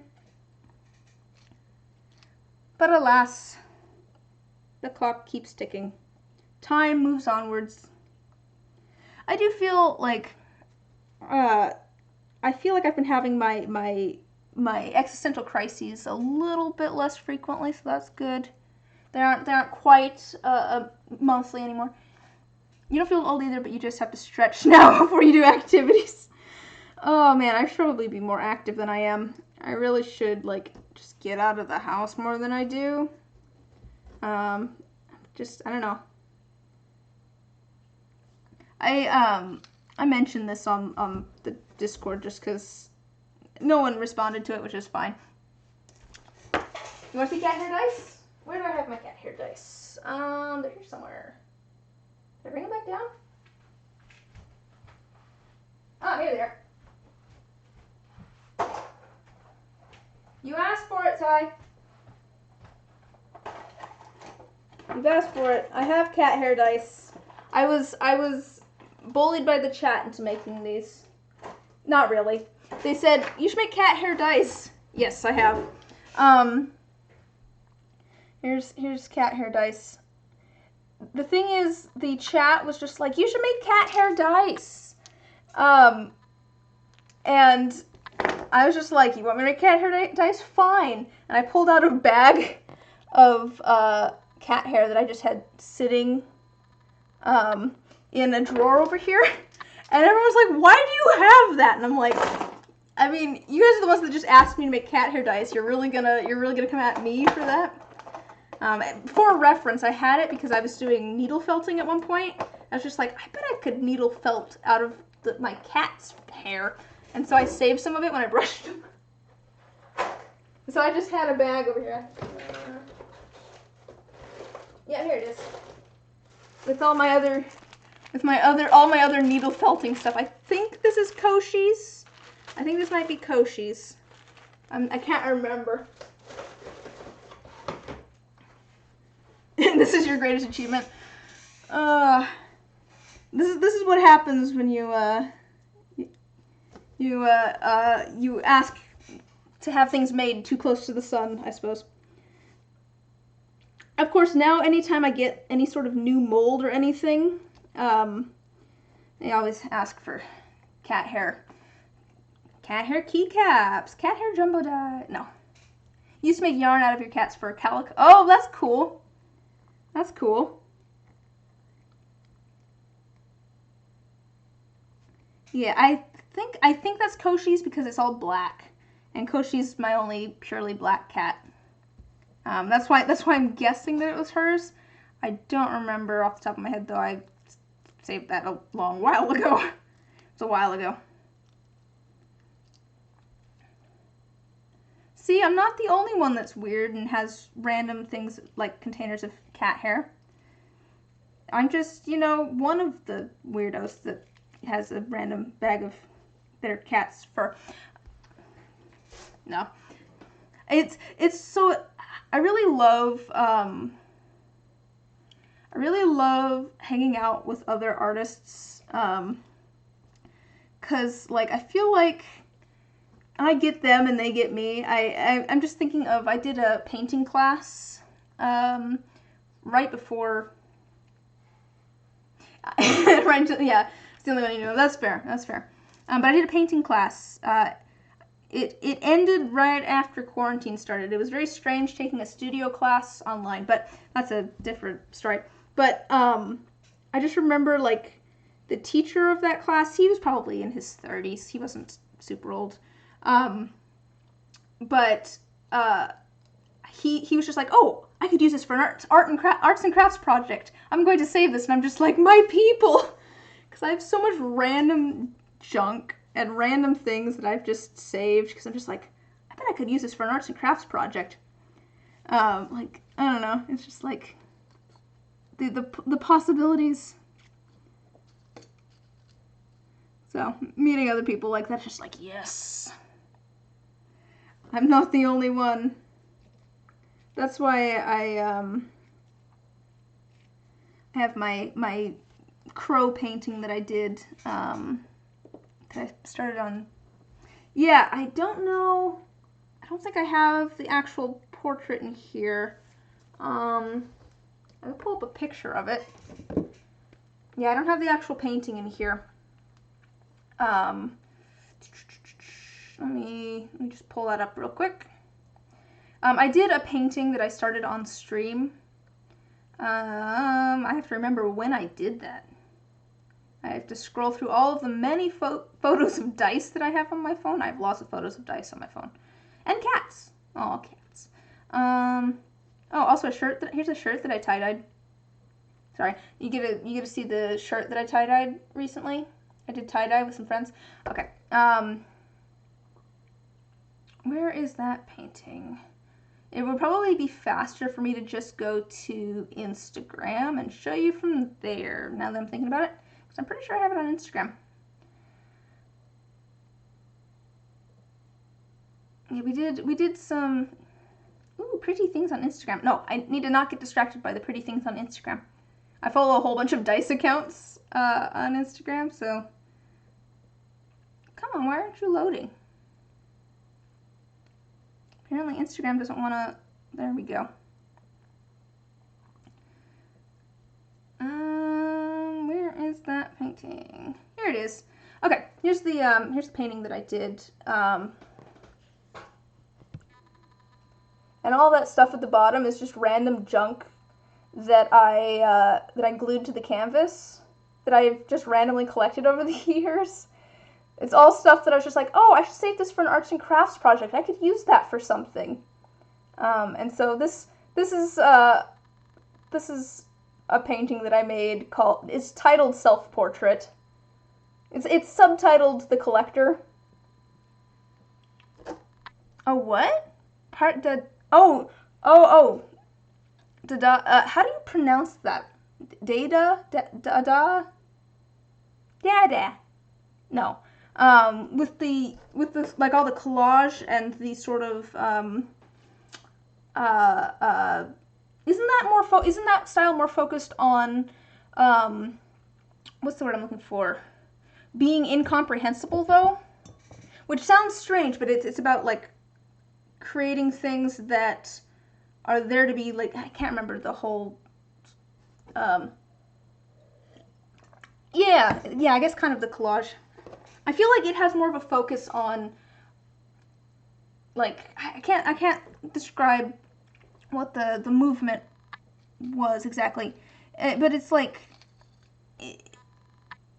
yeah, like putting things together almost for the sake of putting things together, as opposed to having a certain meaning, which I guess is fair. Yeah, I like. That's a cool parallel, though. Alright, moving on to our next D10. This one has a rose in there and some chamomile. Maybe I'm thinking of a different art movement. I might be thinking of a different art movement, to be fair. Alright, let's put, what do we want to put in here? Let's put something in here. I'll put purple flower. We're going to put a purple flower, because I want to put a purple flower. It's between that or a yellow flower, but we're going purple. Maybe I'll put the yellow flower on top of the purple flower. But yeah, I really enjoyed, I love painting. Painting is probably the medium that I almost enjoy the most. But I don't want to do it for a living, if that makes sense. I enjoy doing the resin stuff to sell, but the painting stuff I like just doing for me. When you went to college for graphic design, you had to pick an art movement and make your own art piece for it. You picked, oh, okay. It was such a fun bit of work. That's cool. That's cool. Man, I wish I went to school for art. I guess I have a fine arts minor. But, no, I went for math. To be fair, actually, I started out in engineering, and then I ended up in math. For those that don't know my life story, I went off to school, and then I was kind of taking classes for engineering. Well, no, I was taking classes for engineering. Then I was kind of like, I don't know what I want to do, because I'm like, I don't know if I really want to do engineering. But I got a job back in my hometown that I grew up in. I got a full-time job offer, and so I came back, and I was working full-time, and then I started going back to school part-time, and I was still doing the same engineering stuff, but then I found out that it was actually fewer classes for me to get a math degree, and so I just went for that instead. It's just like, I just want to be done. I just want to be done with school. We're just gonna go for whatever's closest, and this math degree is closer, so we're going for that. So that's how I ended up with a math degree. Except I don't technically have a math degree. I technically have a general science degree with a focus in mathematics, but man, my degree is just such a mouthful. My degree is technically a general science degree with a primary focus in mathematics and a secondary focus in applied technology. It's just easier to say I majored in math, even if it's not completely accurate. I'd much rather use my fine arts minor, though. Much rather use my fine arts minor. It's more fun. I'm trying to figure out, I'm thinking that I should probably get at least I should probably get a part-time job or something like that. That was my, I majored in pretty colors. Man, I wish I majored in pretty colors.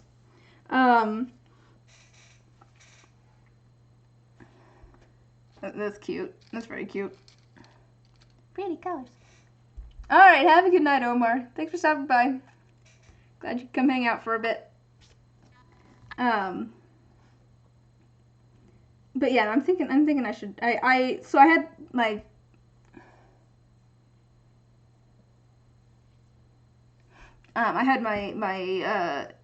the job, and I quit it to go back to school to finish my degree.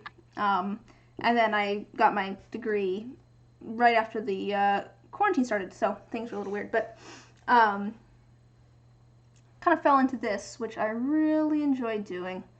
I really enjoy making dice. I just enjoy making things. I really love making things. And this has just kind of worked out for me. But no, I'm thinking of that. Maybe I should figure out. I should probably go get some sort of part-time job at the very least. I mean, between this and a part-time job, I'd be fine. But I just can't make enough sets of dice in a month to pay all my bills. And I'm fine for now, but long term, it's just not going to work. But now the real question is, what should I do for a secondary source of income? Because that, there's lots of options there. I could go get a part-time job, but I mean, is there any other sort of gig work I could do? I did reach out to, I've done a couple of, like, local commercial gig things. So there's, like, some local parks stuff, and I went and was in some photos for that, and, like, a short commercial for them and that sort of thing. I'm like, man, it'd be cool to find some more of that sort of stuff. I went and reached out to the person that was through and was like, hey, do you have any advice? I do have a 3D printer. My options are wide with that. That's a good point. That's actually a good point now that I've got that figured out. I don't really want to do, like, masters, though, for people. That doesn't seem appealing to me. I haven't even done masters for me. I need to get that figured out. I only got the 3D printer figured out semi-recently.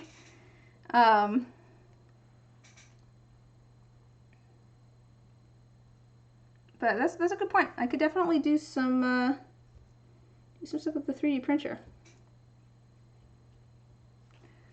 That's a good point. I'm trying to get some of the little yellow bits, I think, because I think that would be nice.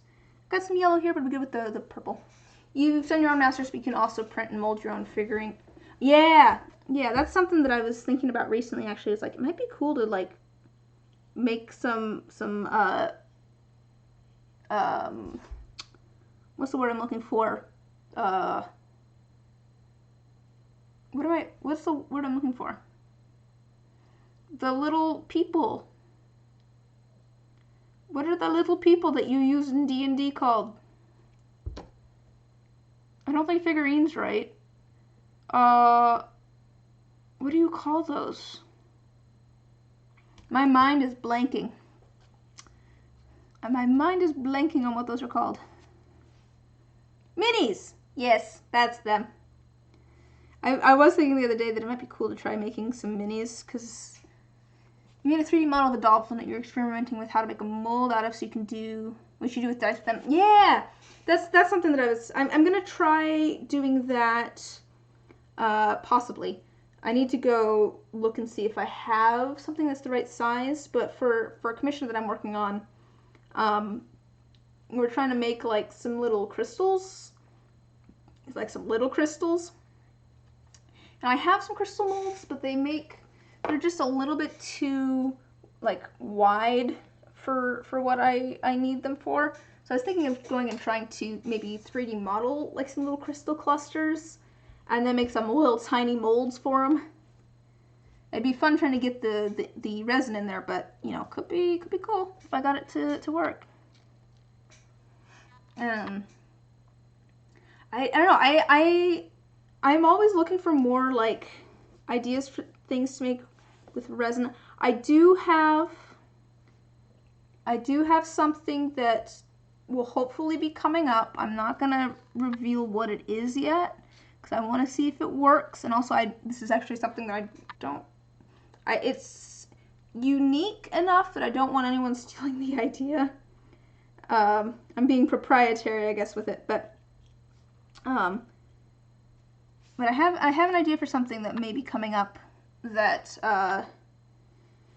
that could be cool resin-wise. I like making things that are like, your dice sets come with matching little crystals that you tie to the dice. Oh, that's cute. You just reprinted a few extras so you can make more molds of them. Oh, cool. Yeah, I'm gonna make like little tiny crystals, but that's really sweet. That's cool. And I think I need just like just a little something. A little purple bit here. All right, I think that's full enough maybe. There's a little bit of extra room there, but I don't know. Just add a little bit of extra green here, I guess. Got a little bit of like a stem. We'll just put that in there. Okay. They're just a little shorter than a normal D20 is tall. Oh, cool.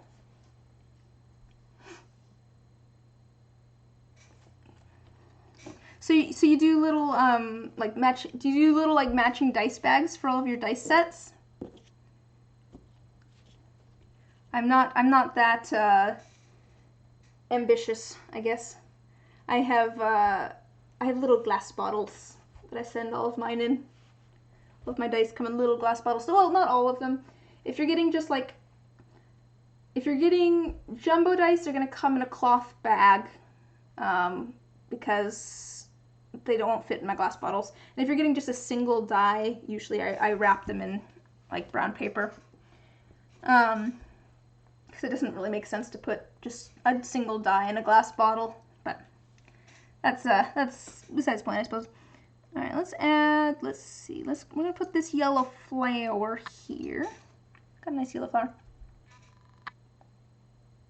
All right, have a good night, Lucky Necromancer.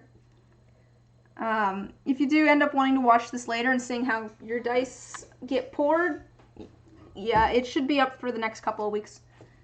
But glad you could stop by and hang out for a bit. Have fun with your nieces and nephews. Matching and using the primary color for the bags, yes, and then the gem that matches the dice set. The gem can be removed and turned into a pendant, or it can be stand. That's super cool! That's super cool! I feel like that's something that, like, if you do start selling dice on, like, Etsy and stuff, people would really like that. That seems like something that people would find super cool. If it's just, like, a little bonus thing that comes with their dice. I don't know, I feel like getting, okay.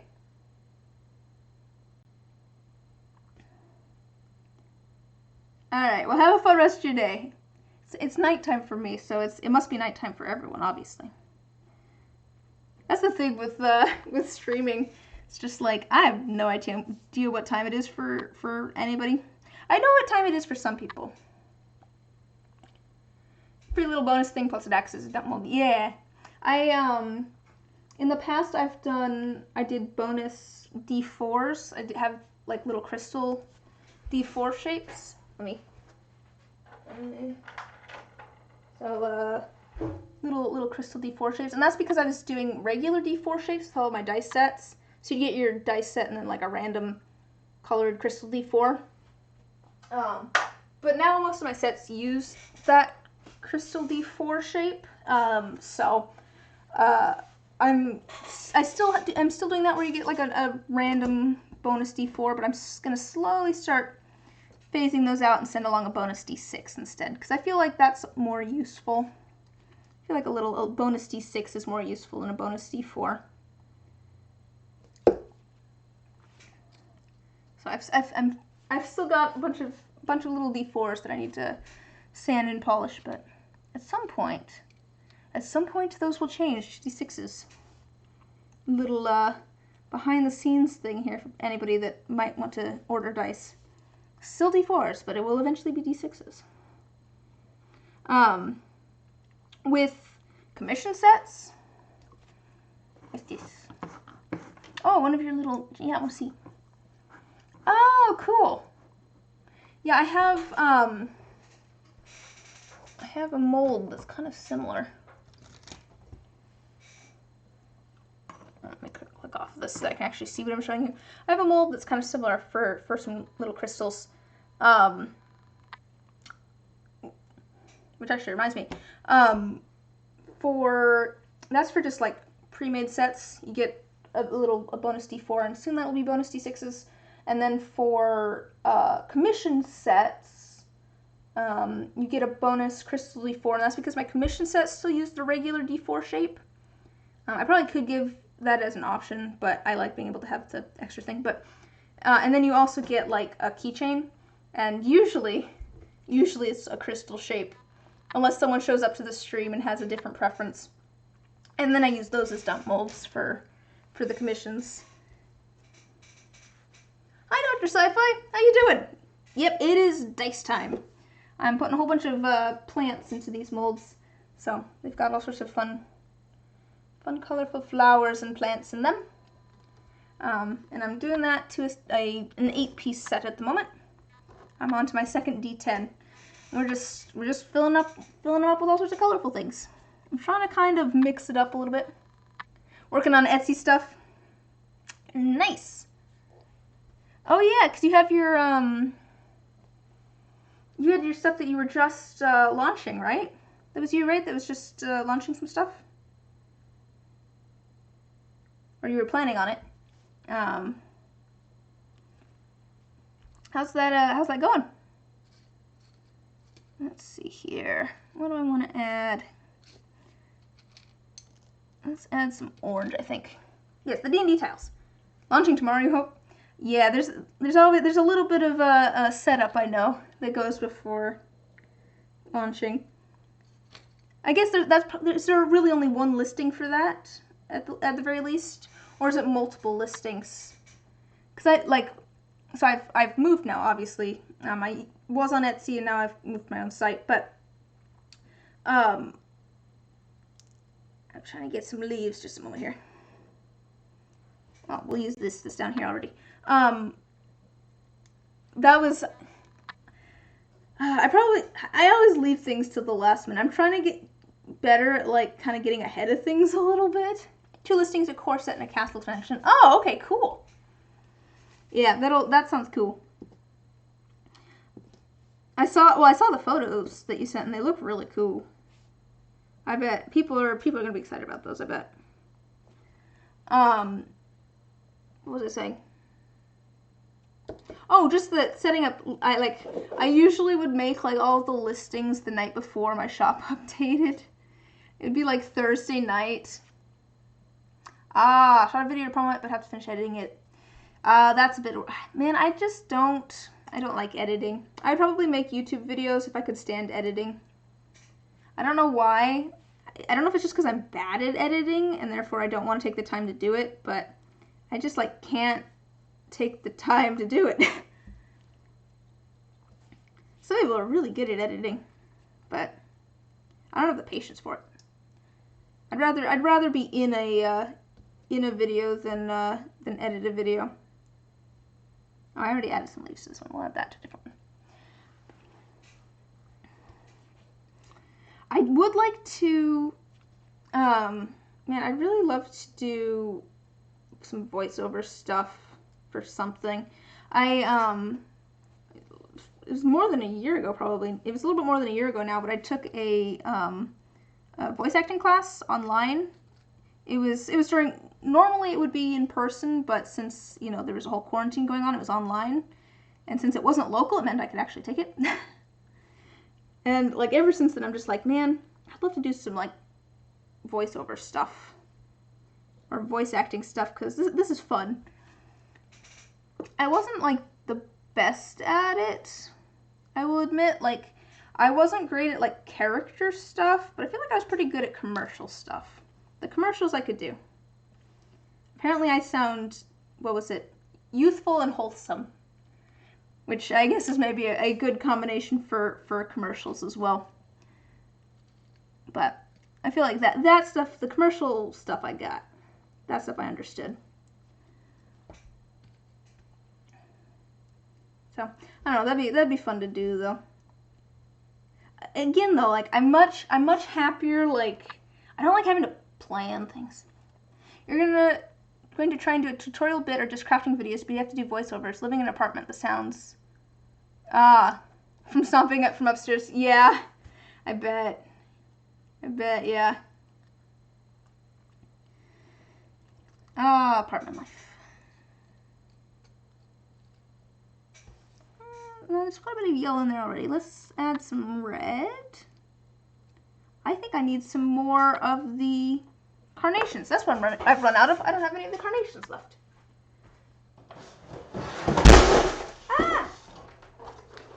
We're good. I have a container of little tiny rocks that was underneath this container, and I dropped it. It slid off my shelf. Oh, these carnations. Those supplies tried to tap me. Alright, this way.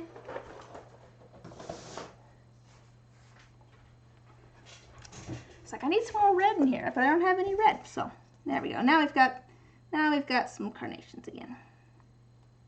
Carnation? I'm good. I'm just dropping things.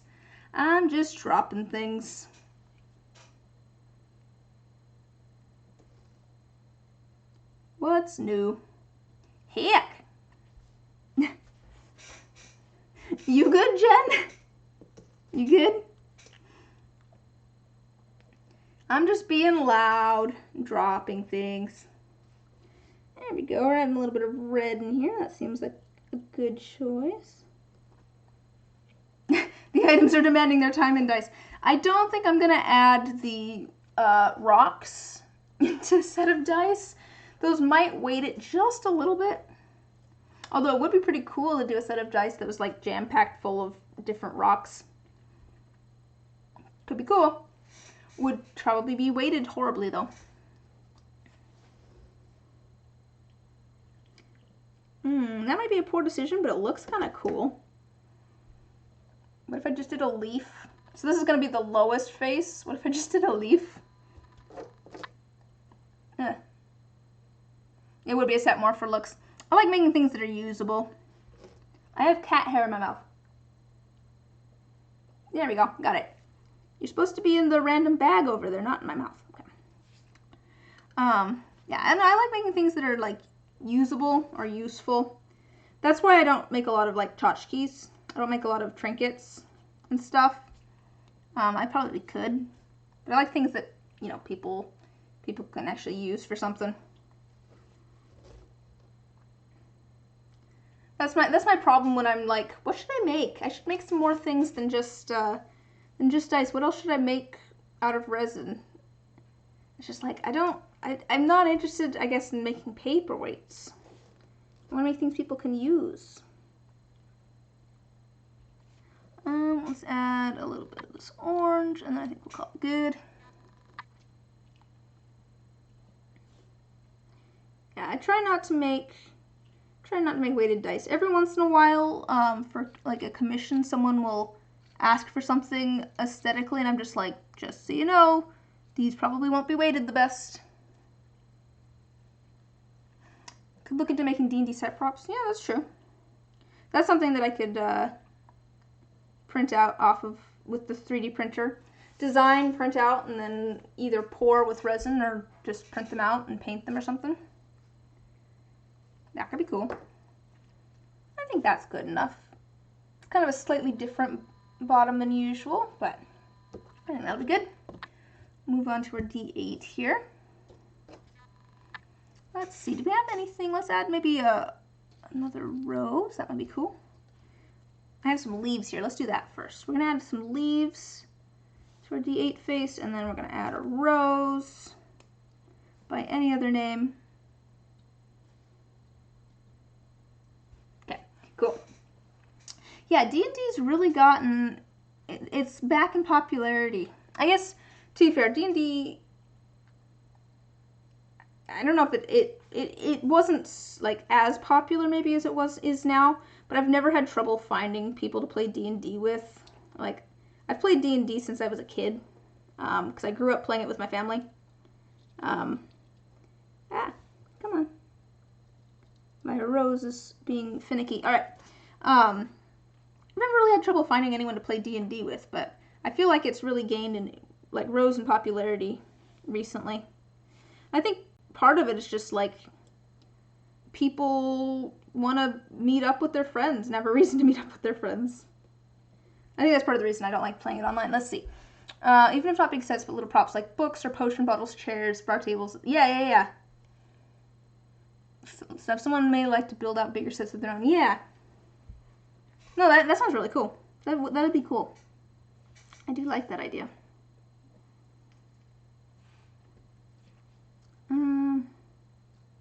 Let's grab some of this.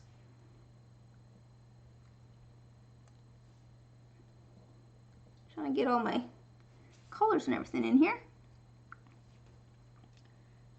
Now that does sound cool. That does sound cool. Lots more red. That's a good idea too. Oh, yeah, I don't know. I don't know what I want to do. Like I said, might need to go get a part-time job. The rose is just a little bit long. Can I clip this? Yes, okay. It was just sticking out just a little bit, which was not going to work out well. So many options with the 3D printer. Yeah, like I really figured out how to use the 3D printer in like the past week. But now I do actually want to like spend some time and learn how to do the 3D modeling and stuff. Cause I do enjoy doing like the 3D modeling. I'm not great at it yet. You've seen my trees here. My trees obviously are not super complex or anything. I do think that they at least look like trees. Oh, thank you. I do think they at least look like trees, but they're obviously not super complex geometrically, and they're rather polygonal. I don't know if I'm putting the emphasis on the right syllables on that, but they're very polygon shaped. But so I think I'd like to get better at making some more organic shapes, but it is fun. I enjoy doing the 3D modeling. That could be fun to do more of. I want to get good at it too. I guess to be fair, there's a lot of like random skills that I have picked up in making dice. Not even just including like business skills, because you know I've had to learn how to do various business things if I'm trying to sell things online. But just like, I know how to make like silicone molds now. That's something I know how to do. I obviously know how to work with resin now. I don't know. And then I feel like there's just random little things. The 3D modeling, I've learned a little bit of like other software that I've used to make banners for my store or whatever, and I don't know, there's just lots of random little things that I've learned doing this, which is kind of cool. Things that I didn't expect to learn necessarily, but just kind of ended up learning. Let's see what this one, I think. You just got a bottle of clear resin for your printer. It says it can be colored, and you're helping make gold, copper, and silver coins. Oh, that's cool. If that fails, you'll just do the master make mold setup, but it never, yeah, doesn't hurt to experiment. That's one of my favorite things about dice making, to be fair, is I love experimenting with new things. That's why I have my random testers of like various spices. I've got, let's see here. Here's turmeric. There's that. It's really like dark red color. Here's allspice. Kind of hard to see. It's a dark brown color. A little bit of a grain to it. I actually use cinnamon fairly often if I want like a dark brown. Here's chili pepper. The problem with chili pepper is that sanding doesn't work so well. I was hoping that this was my cinnamon because it was a nice dark brown. No, it's the purple again. Oh, here's cinnamon. Here's cinnamon. I use that for dark brown. It looks almost black there. Food for resin power. Here's a different chili pepper. Yeah, I love experimenting and trying new things with the resin. To be fair, that's one of the things I love about commissions, is that, you know, there's new people with new and different ideas, and they'll come to me and like, hey, can you do this? And I'm just like, I've never done that before. I've never worked with that material before. Let's try it. Like, I think so. That sounds like fun. So that's I love experimenting. I think that's what keeps me, like, I've realized that, like, for me to stay engaged, I need something that both I know how to do, but is also something that I've never done before, which sounds so strange. Like, to keep me entertained, it's like I want to be doing new things, but also I want to be in a position where I'm not getting caught up on any of the steps, because then my brain just shuts down. And so something like this where like I know the steps to do the things, but I have an infinite number of materials that I can try, or techniques that I can try, is like awesome. I think that's one of the things I love about the arts. Let's see. Not tried food stuff yet, but any pigment from all the brands you get that end up being the same colors under differing names you use to mix and make your own pigments. Ah! Oh, that's what you were saying before. I see. I thought you were saying that the same brand had the same colors, but that makes more sense to me. That there's different brands that have the same colors. Yeah.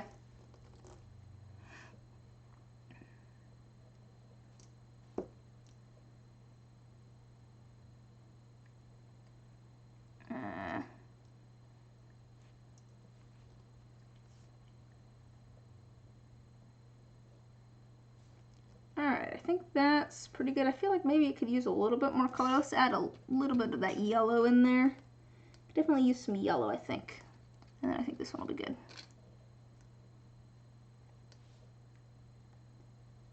I'm trying to get it so it's below the lid. Okay. There's our D8. Moving on to our D6.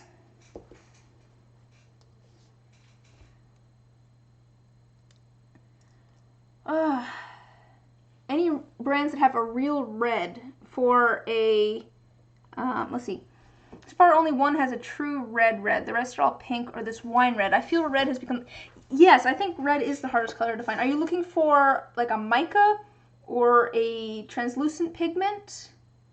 I think the closest mica maybe that I've found is this one, and it's still not like, here, let me find it in here.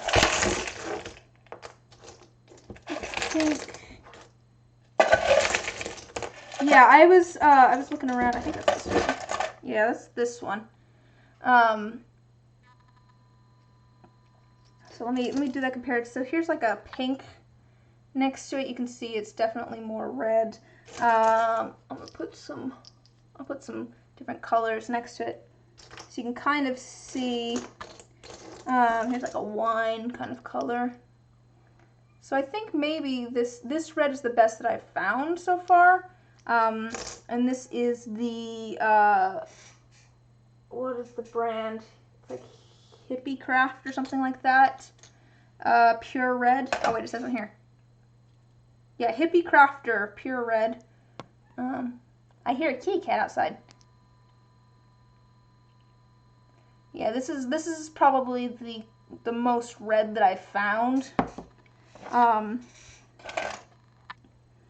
Yeah, no, finding like a good like red was hard. The rest are just pinks. Yeah.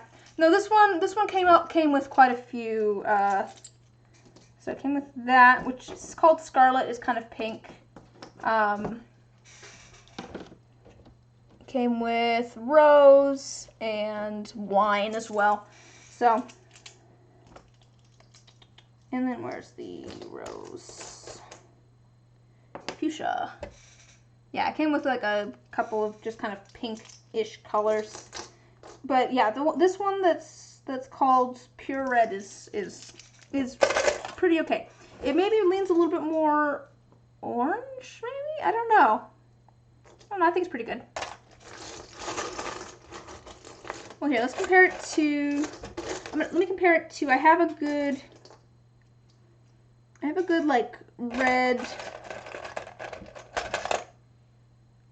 Okay, this is so you have a commission that someone wants a bone marrow whitish and red for blood Halloween set, and you're like red. Here's next to a couple of different pigments I have. This is probably the best red colorant. Like it's not an alcohol ink, but it's a resin pigment that I have. And then here's the Pure Red. Oops. Oh no! It ran away. Here's the there's the red mica powder. If you can kind of see for comparison. This is a different red from this same set. So it is red. But yeah, I feel like a lot of them do kind of, I think it's a little bit, it runs a little bit more orangish maybe. Yeah, I don't know. It's hard on camera. I feel like it's kind of hard to get an accurate color read.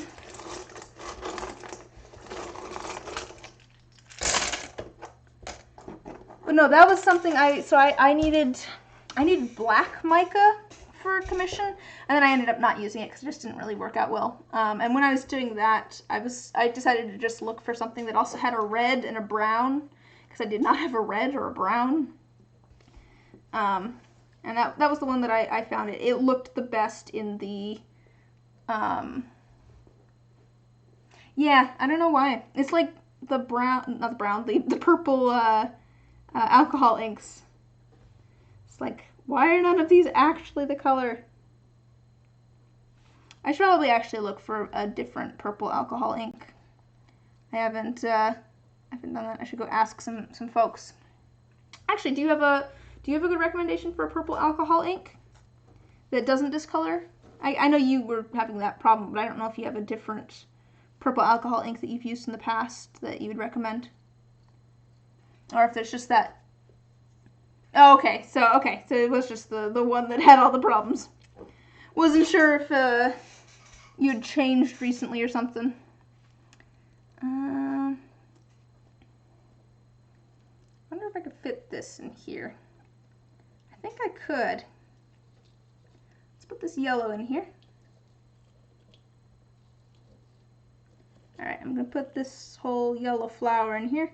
It's kind of a big one. That's okay. We're going to add some red and stuff around it.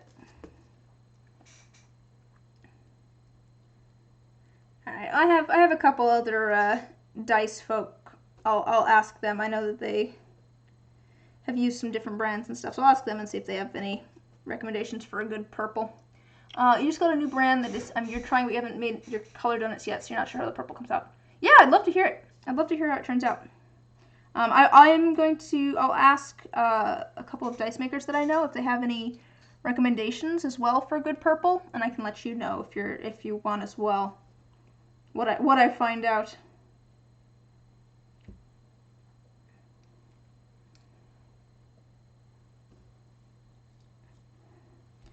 Alright, let's see here.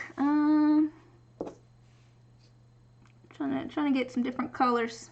Here's like a light purple. Good purple.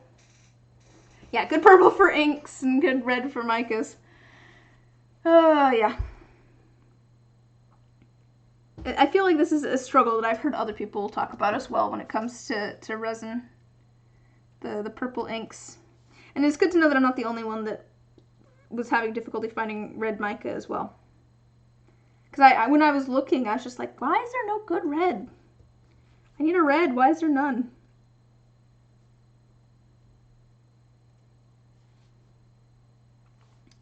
I guess something, depending on what you oddly have a good red for inks and good purple for micas. Yeah, no, I do too. I was gonna say, something you might do if the red mica isn't quite red enough, depending on what you're doing, you might take the red mica and mix it with a little bit of red ink. And that might help kind of make it look a little bit more red. Maybe. It's an idea. It's just an idea. I don't know what's kind of, I don't know what kind of design you're going for, but if it's something where you can mix them together, maybe could work. Alright, let's see here. Got some more of this red.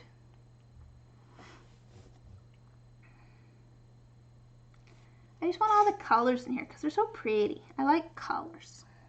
I wish I majored in colors. Alright, I think let's get this in here, and then this one's getting rather full. I think I could add maybe a little bit more of the yellow orange in here, and then let's do some of the yellow orange because I've got the yellow flower in there, so we're gonna do some of the kind of darker. White ink mixed for a nice bone color, and this rolling in red for the blood. Oh, it's just getting that red. A simple set. Oh, okay. Yeah. So maybe if you can mix some of your red alcohol ink with the whatever red mica, even if the red mica is not like super red, maybe you can get it a little bit redder looking if you mix it with a little bit of the ink. Maybe.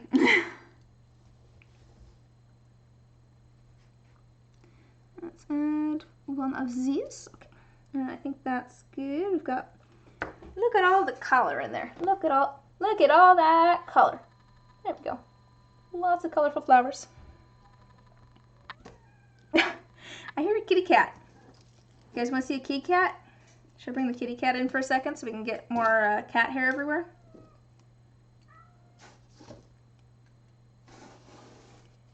And then you got a coffee and creamer set, and I like doing. Do you know of a good brown alcohol ink, or translucent pigment? All right, I'll get the cat. Hi, Bubby. You want to come say hello to the people? Come here. Hello. Oh, smells like bread out there. Come say hello to the people. They want to say hello. Oh, just a second. Oh, Oh, are you purring? Are you getting attention? Just a second, let me. There we go. There's Fitz.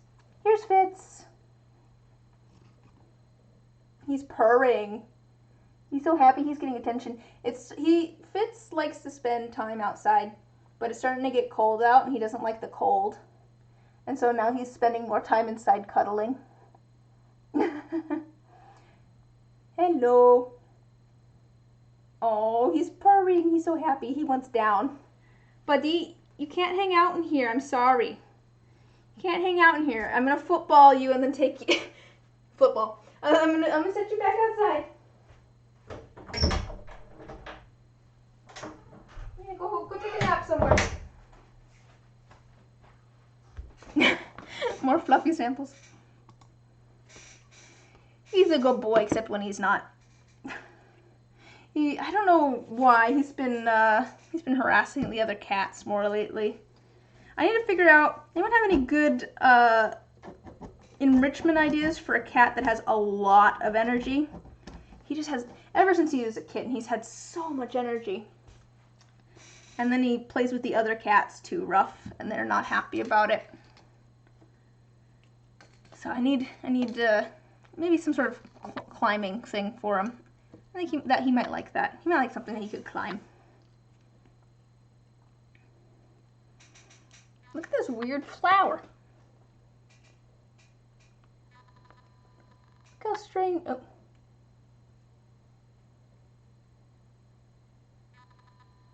Look how strange it is. It's like a little cone.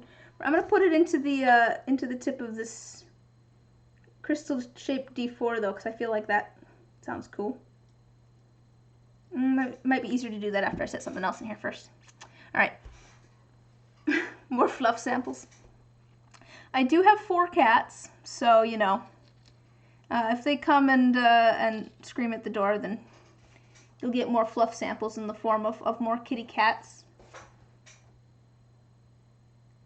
Yeah, I have way too many cats. Let's see. That's the guys on set. Oh, brown and oh, sweet, yeah. And actually, alcohol inks, brown and coffee. Awesome. Thanks for the link.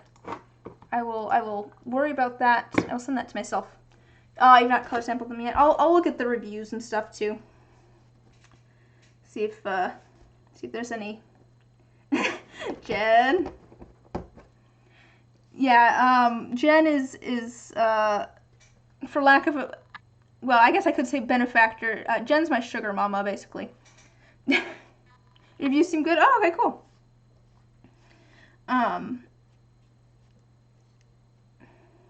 Let's see here. I want some of this. Okay. Yes, the Jenna factor. I think I like that as a title. That seems so fitting. But it's dangerous to mention, oh, I should get that in front of Jen, because then it shows up at my house. And I'm very appreciative of it.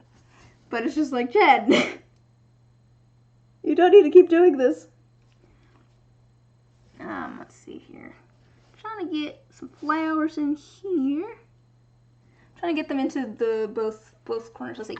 When you color sample them tomorrow, you look. We gotta be this ugly color instead, hues. Yeah, yeah. That's it's buddy.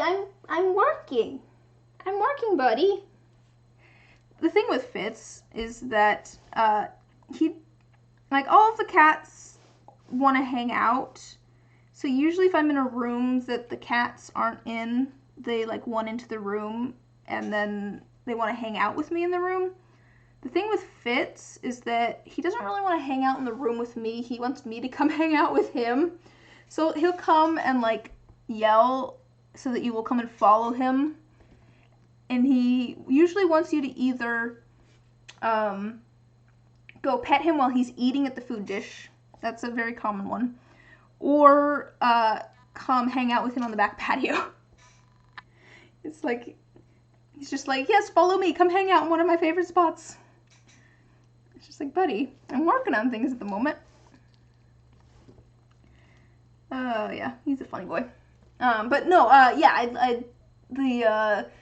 what I was going to say about the funny colors. Oh, I have often said that the only thing keeping that cat inside is his lack of opposable thumbs. Like, he reaches for the doorknob to he will reach for the doorknob. He knows that that's how you get in and out. He's just can't quite get his paws on it, I guess. He's such a silly cat. No, the ones that don't turn out, the ones that get me are the ones that look one color when you're like pouring the resin, and then you pull them out of the pressure pot later and they're a completely different color. This like purple, this isn't even an alcohol ink, it's just a pigment. This purple pigment, like, it looks really bright and vibrant when you pull out the dice from the pressure pot, but while you're like mixing it into the resin, it looks like gray. It's just so muted. And so you just kind of have to like guess almost. You're just like, okay, I know that this purple looks good, so I'm going to assume that it's going to look good, even though it doesn't look good now. I have, there's this green, supposed green, the rainforest green. It's not green, it's teal in resin. Like, and it ends up teal. But the thing is, before I had a green alcohol ink, now I have 3 different green alcohol inks. I would mix this with yellow alcohol ink to get a good green color. But the thing is, like, it always looked teal, no matter how much yellow you added. Except then when it cured, it showed up as green. So I had to figure out my ratios and then just hope for the best. That's why you sample the colors. You just thought your purple was contaminated, and then it turns out, nope, it just goes icky red. Yeah, that's why it's good to make the samples. I have even yeah, this. Let me go grab the pigment for this.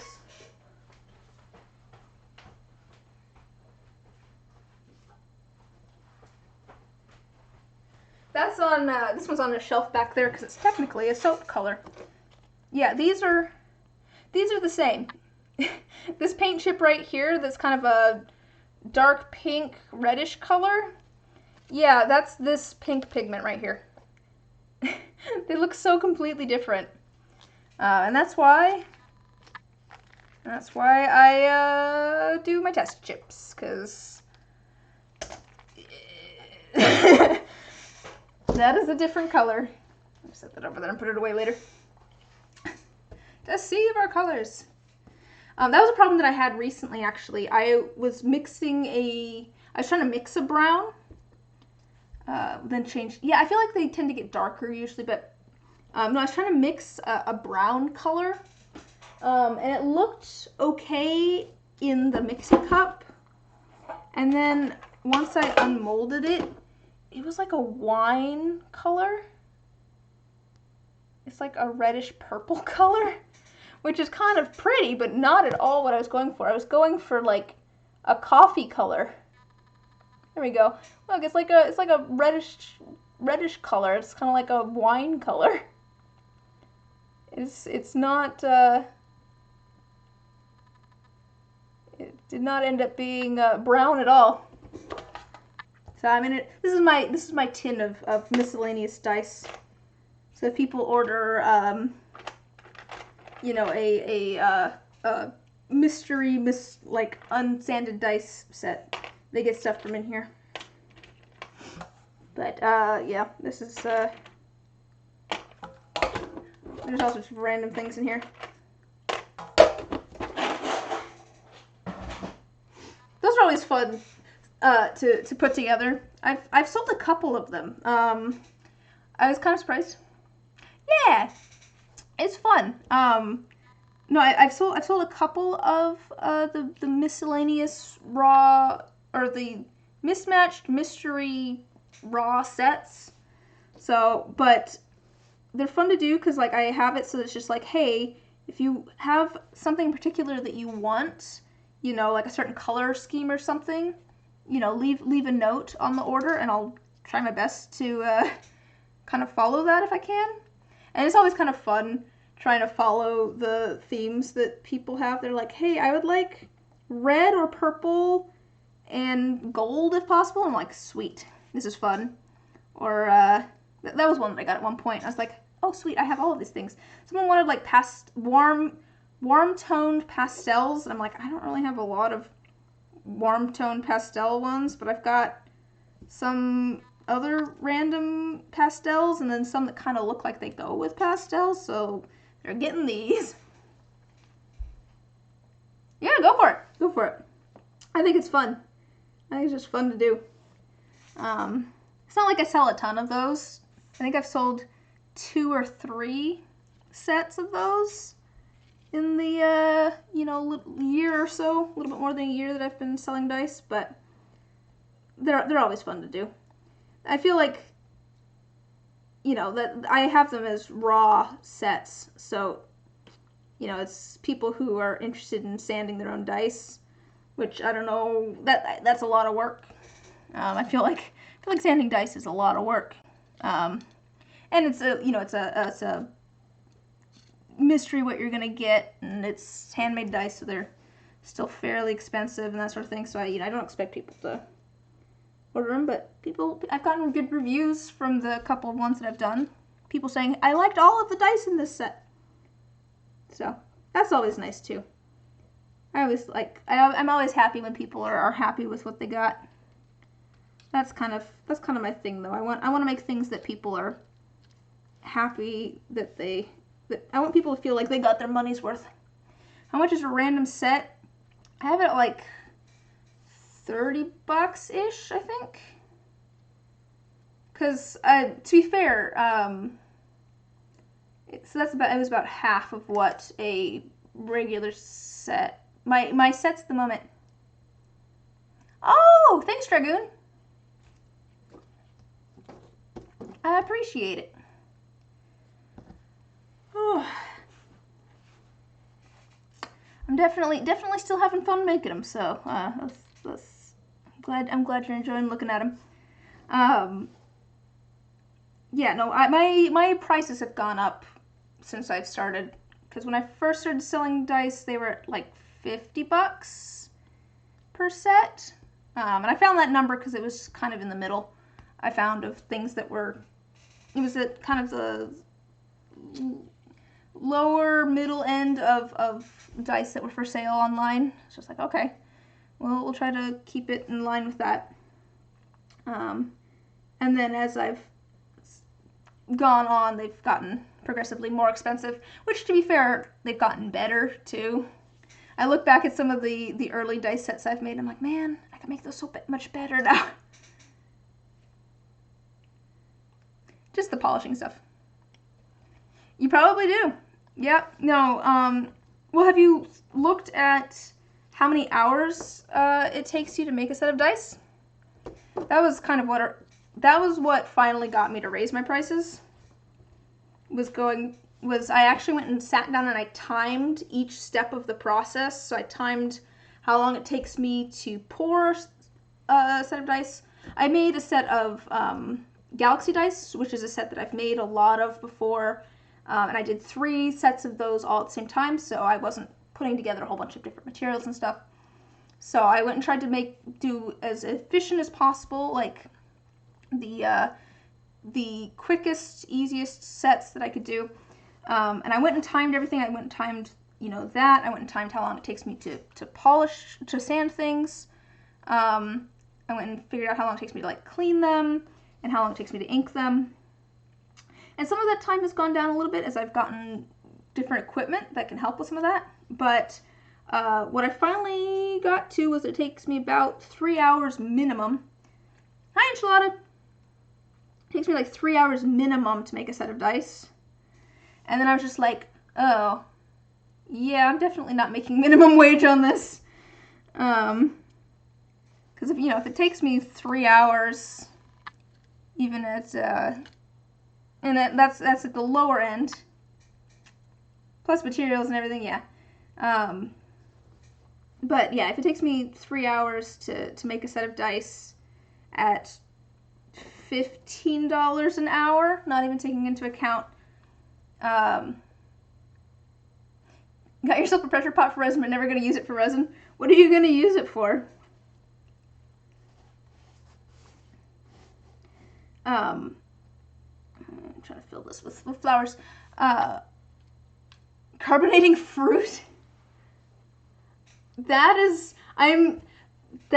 interests me, enchilada. The set that has failed, purple to red, was to be galaxy set. It took about an hour to pour. Yeah, so it took about an hour to pour, and then you've got to think of like. I'm very interested in carbonating fruit. That sounds delicious, but also very strange. I've never heard of that before. So it took you, an hour to pour the set. And, I'm assuming that's including, figuring out all your materials type stuff. Yeah, I didn't take into account, cleanup time, packaging time, any of the rest of that. This was just making the dice. But let's say $15 an hour. That's 45 right there. And I estimate it's probably closer to 4 hours when you take into account like cleaning and mold making. Mold making takes a lot of time. So, it's like I'm at 50, but I raised it to like 60. See, carbonated dragon fruit, cucumber, honeydew, grapes, and cranberry juice. Are you carbonating juice or the fruit itself? Like, is it just like chunks of the fruit, or is it like fruit juice? Because I've carbonated fruit juice. You did it both at the same time. Ooh, that sounds pretty good. It sounds like it'd be kind of like tingly fruit. Alright, I'm trying to fill this up. Just kind of difficult because of how flat it is. Let's see here. Is there any more orange? Yeah, let's get some orange. Oh, I should add a rose petal to this. This is the D2. Oh my goodness, I've gotten to the D2 actually. I just realized that I've made it to the end here. Let's see. Add a rose petal. That sounds really good. I've never heard of that before, though. I've never heard of carbonated fruit. Alright, let's see here. I'm trying to add stuff without making it too full.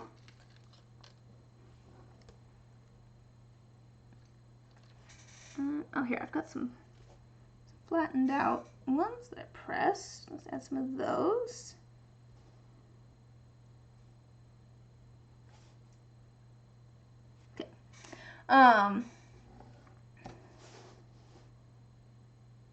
That sounds really good. Sorry, now I'm thinking about carbonated fruit and how good that sounds. I think I'm a little hungry. I'm excited to go eat banana bread after this. Let's see here. No, that's not gonna fit. I need just like a little thing. I need like a little bit more here. Maybe some greenery. Cranberry juice carbonated isn't the best. Okay, that's good to know. I feel like cranberry juice is already tart, and I feel like carbonation almost adds like some tartness to it, or like the sensation of tartness. And so I could see that being like too much almost. But that is interesting information to have. I have some friends that, if you ever had sparkling water, it's a little acidic and cranberry juice is tart to get. Yeah. I have some friends that recently got a freeze dryer, so I'm really curious to see what they make with that. I feel like could be some yummy things. Tartar cranberry juice. Yeah, cranberry juice is already tart enough. I like cranberry juice, but it's already tart enough. It doesn't need to be tartar. Tartar sauce is its own thing. Freeze-dried strawberries. Yeah. I've heard about freeze-dried Skittles as well. That's one that my brother was like, we should try this. This is some friends that we have over for dinner like weekly. So it's just like we see each other pretty often, or we go over to their place. So he might convince them to try freeze-dried Skittles at some point, because I know he was like, oh, that sounds cool. There we go. Let's see if we can get that to work. Hopefully this is not too full. Might be a little full, but if I can get it to work, that might look pretty. Might have to put something on top of that to hold it down. All right, I think we've got everything in the molds that we need to get in the molds. So I think we might be set to go. Let me just get all of these little bits cleaned up and out of the way. There's all sorts of random flowers here. I as a kid, I always really liked freeze-dried ice cream. Like that, I don't know. That was always like a fun, like, if we ever went to like a museum or something, and it was just like, if we went to like OMSI or something like that, there's like space food, and one of them would be freeze-dried ice cream. And so I always loved that. It was always like a fun treat that we'd get if we went to like a fun museum of some sort.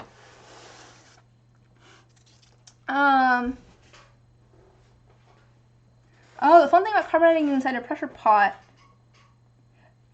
Enchilada, what are you thinking? I don't like where this is going. This is are we gonna need to have some words, Enchilada? Let me just set these up over here. Okay, cool. Oops, I've left some flowers here. Come on.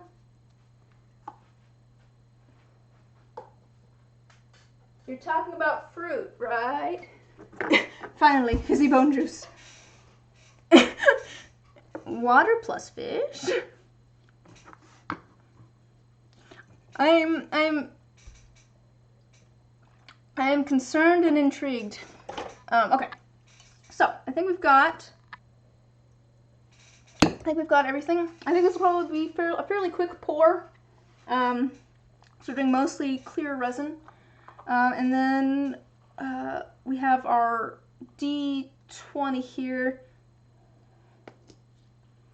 Yeah, okay. You've been going around $25 for standard 7-set custom and chunk D20 alone. Yeah. Dude, you got to raise your prices. Gotta raise your prices. Yeah, no, I would suggest, like I said, the thing that finally convinced me to raise my prices, because my sets are about $75 each now. Like I said, I've raised them. I started around 50, but what convinced me was I went and actually sat down and timed how long it took me to do all of the individual sets. And like I said, it took me 3 hours at my absolute quickest. And that didn't take into account, certain, like the cleanup and the mold making and the packaging and all that sort of stuff too. So I would suggest figuring out, how long does it take you to actually make a set? And then going, okay, what's even just like the local minimum wage? And am I paying myself that? Because that's what I did, and I was just like, oh, I'm not. And you can't always with art stuff, but it is what finally convinced me to go, oh, I should probably be charging a little bit more. Okay, so I think we're ready to pour some resin. Let me grab safety equipment, namely gloves and a respirator. So I'm gonna be a little bit muffled the rest of the stream. Ooh, I apparently have an oily face because this is oily on the inside. I'm sure you all needed to know that. Okay, I'm gonna be a little bit muffled the rest of the stream. I'm gonna sound like this. You're at around an hour set. Is that just for pouring, or are you including sanding and all of that as well? Are you including sanding and inking them? because I found that both of those take quite a bit of time for me. And I mean, also, like, I don't know if you make your own molds or not. I know that takes quite a bit of time. All right, let me. Like I said, I'm gonna be a little muffled. I'm gonna sound like this the rest of the stream. Just heads up for everybody. I will try to be as coherent as possible. Which, I mean, it's me, so you never know. Just reporting. Sanding only takes 10 minutes with your pottery wheel plus your molds make. Oh, they come out super clean. Oh, okay. Nice. Yeah, it takes me forever to sand things. Oh, okay. Let me grab my resin down.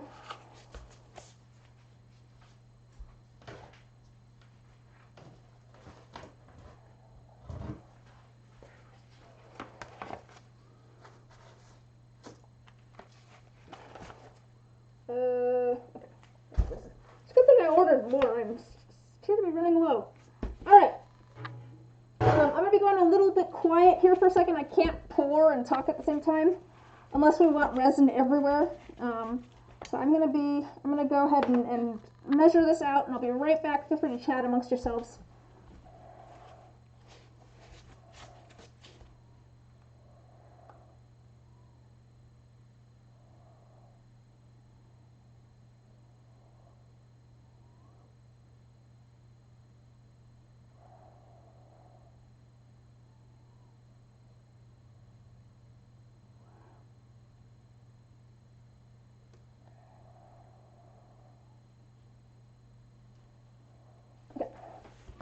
There's the resin. And then let's add the hardener here.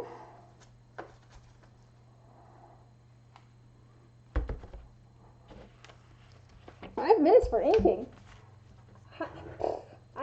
How? Let me pour this.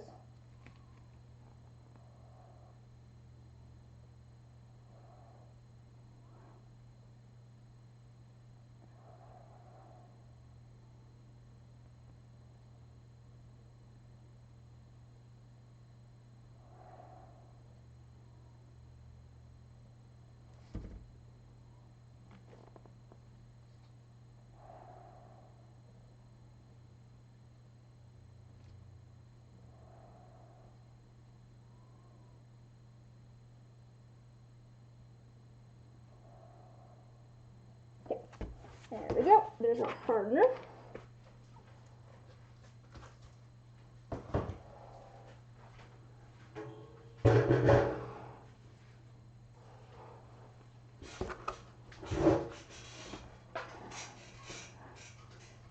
Did you time yourself doing that, or like that still seems really quick, like, because if you think about it, it's 70. Wow, I'm impressed. I don't know how you speed demon over here, like, does anybody else think that's really quick? Anybody else inked dice and had it take longer than 5 minutes or 10 minutes? Maybe I just work slow.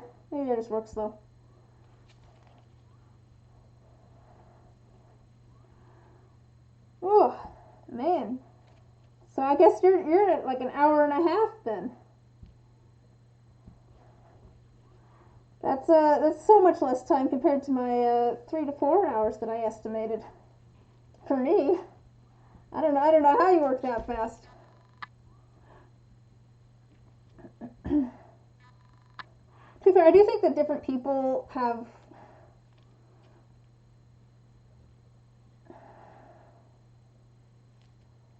Yeah. I kind of do it the same way. I do have really deep numbers on my dice, so I kind of have to like sit there for a minute and actually like work the paint into the numbers. You work slow because if a bit of the varnish from metallic paint gets on anywhere but the number, you turn evil. Oh no, I do just blotch the paint in and then wipe it off, but I have like deep numbers on my. You've only arranged one dice set. But like yeah, I don't know. It takes me a minute to like get the paint in there. So I don't know.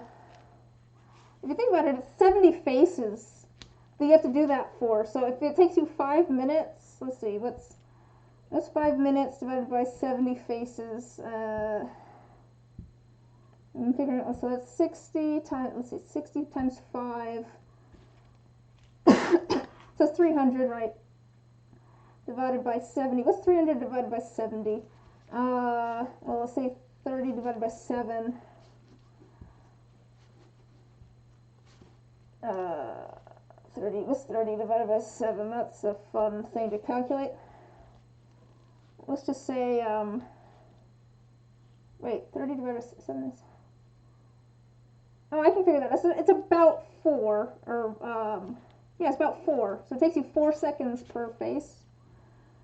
So, am I doing my math right? Because 7 and 7 is 14, which 14 plus 14 is 28, which is about 30. So,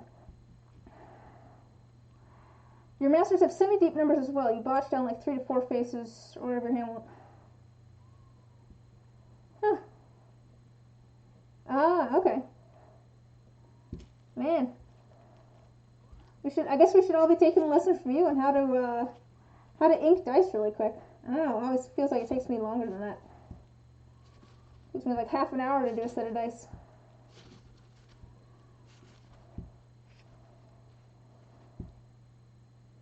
I do think that different people have maybe strengths in different areas. Like, it takes me forever to make molds, but that's just because I don't enjoy making molds. I have to like force myself to do all the individual steps of mold making. I'm just like, okay, I need to do this next. I need to do this now.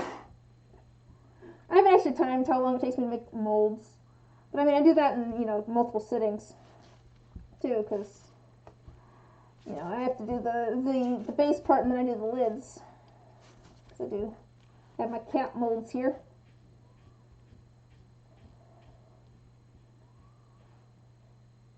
Alright, and this is taking a minute to mix. I can still see all the streaks in there where it hasn't mixed completely, so this will take a minute.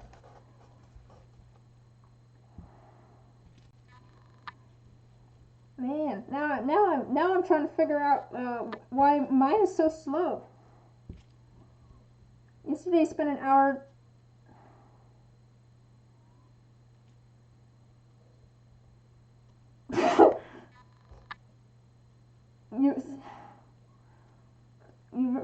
You wrote something Cthulhu script. Okay, wrote something with Cthulhu script on your pottery.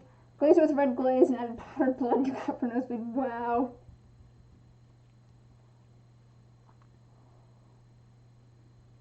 Let's see.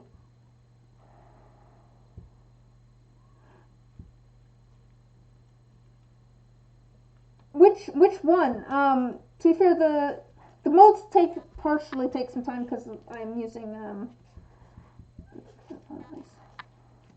I used to do that actually. I used to do like a thing with the bottom cut out. Do I have? I don't have a good. I guess I've retired those molds. Oh wait, here's one. So like here's one that I did. I did something similar where I like cut out the bottom and then did that. But I guess I don't know. I guess I like the reusability of the Legos, even if it does take a little bit more time.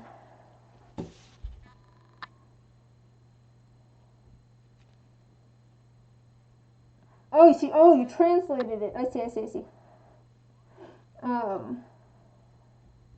So many years ago, hate your past self for writing it in that, as it was a pain to translate.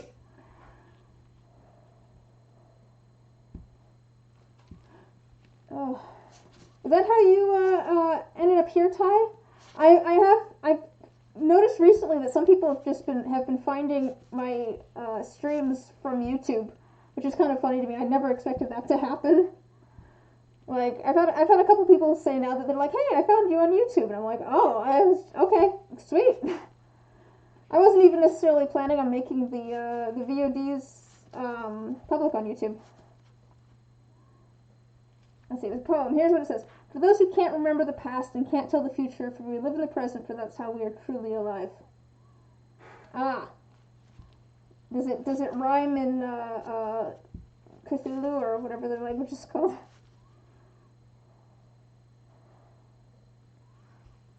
One of your D&D buddies came across... Oh! Oh, that's cool. Thank you, D&D buddy of Ty.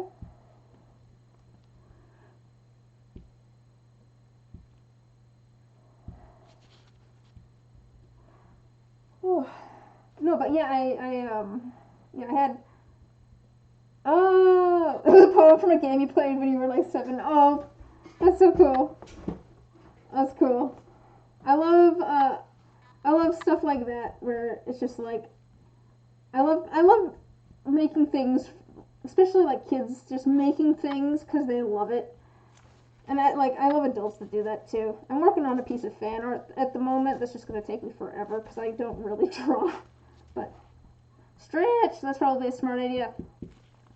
He knows you make dice and thought you'd be into fellow dice makers. Ah, that's cool. Stretch time. If anybody else has been sitting and hunched over, hasn't moved in a bit, might be a good time to stretch. Work out all those muscles.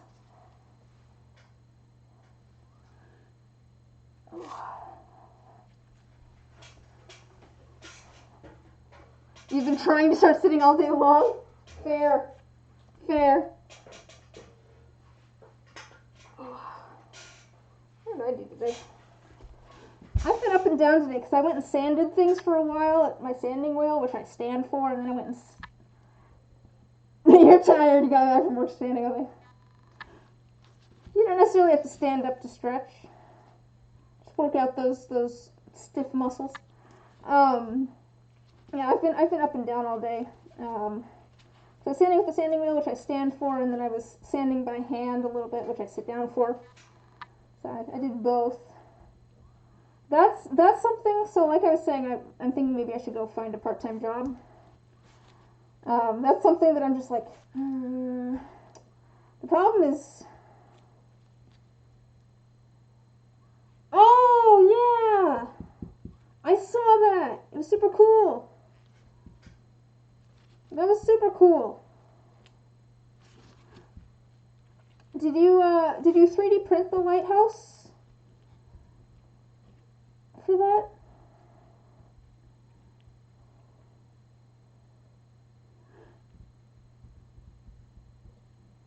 But anyways,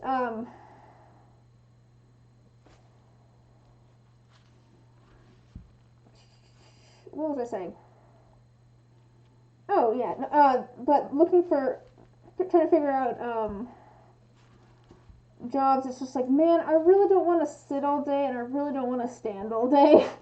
I'm painted. It uses makes a view realism set in place and normal resistance for the sea and sky. That's really cool. Yeah, I remember seeing that and thinking it was super awesome.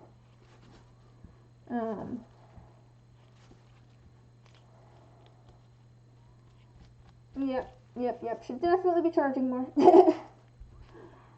I would suggest going and looking at what other people are charging for dice. You know. Whoa, what's this? Oh. Hi, thanks for following Derp the Unicorn. I'm glad you've come hang out for a bit. But just going and seeing what other people are charging. But, I mean, you know, if it doesn't actually take you that long to make a set of dice, then, you know, do whatever you want. Whew. This we did it first, but that was like a year ago. So, yeah, I guess it's a bit outdated. Fair. No, it's so difficult because there's such a range, too. Because there's people who sell handmade dice for like $15, and then there's people who sell handmade dice for like $150. There's such a large range. It's just like I don't know, somewhere in the middle. What's in the middle? I tried to kind of match what other people had going on. I still don't know how you're making your dice so fast though. Let's see, I think we're looking pretty good. I'm not seeing any streaks in here. Let me just scrape the sides and the bottom one more time.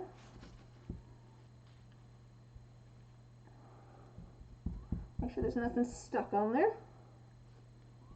And I think we're doing pretty good here. Just trying to make sure there's no streaks in here, because if there's any streaks, that's a good indicator that the two parts are not mixed together completely. But I think it's looking pretty good. Yep, I think it's looking pretty good.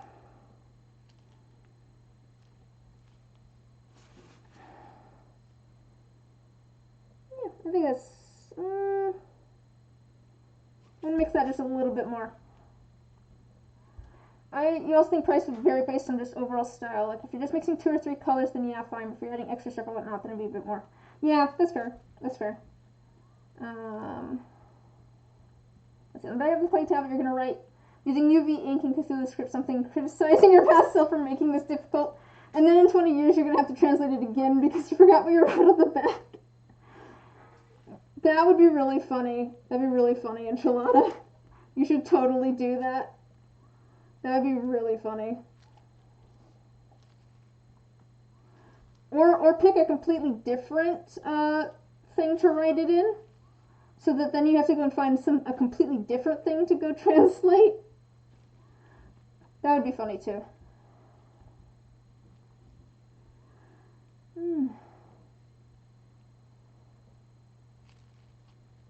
Alright.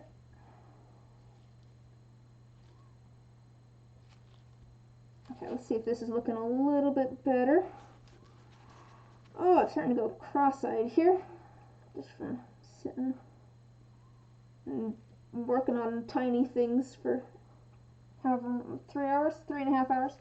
All right, let's see. I think that's looking good now. I'm not seeing any streaks of part A or streaks of part B where they're not mixed together, so I think we're good to go. All right, we're gonna go ahead and pour this into our large D20 mold first, because I definitely need time. I definitely need time for the resin to make its way up in this, because there's going to be a lot of air trapped in here.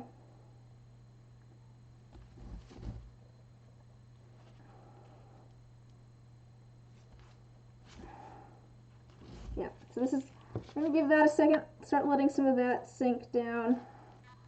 While that happens, we'll start adding some resin to these. You wonder if ancient Sumerian is a possibility. One of your friends makes custom wheelchairs like for off-roading and racing and sent. Ooh, some hyper color shift pigment samples. Ooh, yeah, that'd be cool. Yeah, because I like a lot of like the same mica powders and stuff that are used for like automotive pigments, I think, are the same ones that you could use in resin. So let's add some. Yeah.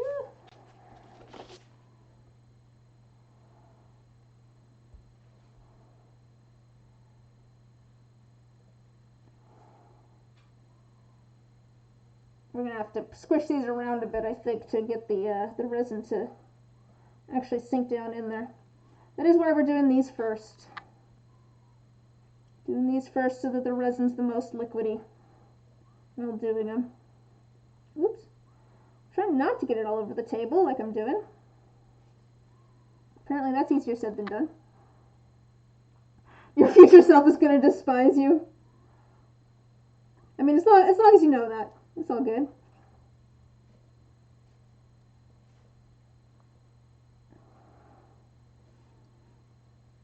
Let's see here. Sorry, I'm concentrating now because I'm getting messy. All right, let's see here. I made a chunk D20 out of one of the color shifts, and it is jaw dropping, but trying to get it on camera. Yeah, I know. You only see one color, so sad face. Not sure. Can you take a video, maybe? I found that like with some of the like multi-colored pigments, it's so hard to get photos of them. It's hard. It's the same with like iridescent things. I've found it's hard to get photos of iridescent things.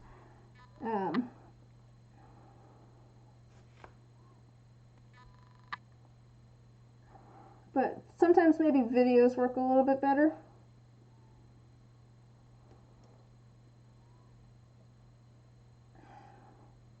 Yeah, no, I have the same problem. I have a few sets that that gotta run. All right, have fun, Dragoon. I have a couple of sets that were in my shop, in my Etsy shop, and just never sold. And oh, what's this going on? Oh, thanks for hosting. Have fun with doing whatever you're doing. But I have a few sets that just never sold in my shop. And then timed out on Etsy because, you know, the listings expire after 4 months or whatever. Oh, got any suggestions to carbonate? I feel like apples might be good, but I don't know if they'd be too tart as well because they're also kind of tart. But I feel like the crispiness might match well. I don't know.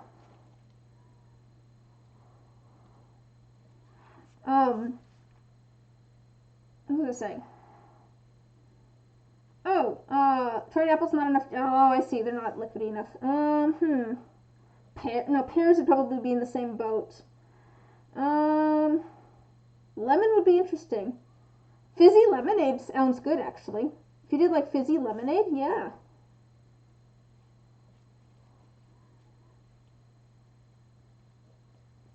Pears can be pretty juicy. Okay, I was gonna say pears, but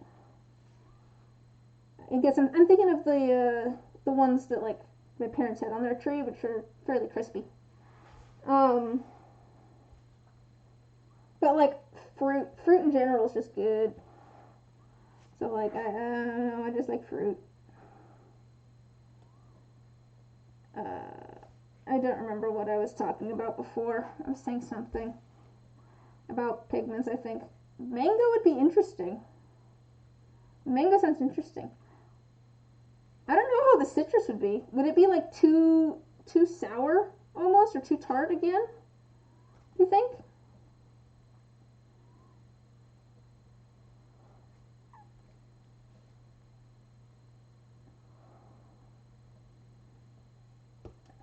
I'm trying to avocado. There we go. Yeah, the perfect fruit. The perfect fruit to try, avocado.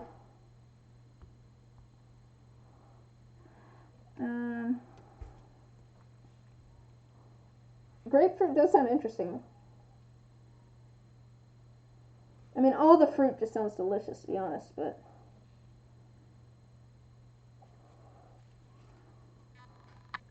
this one is guacamole, perfect.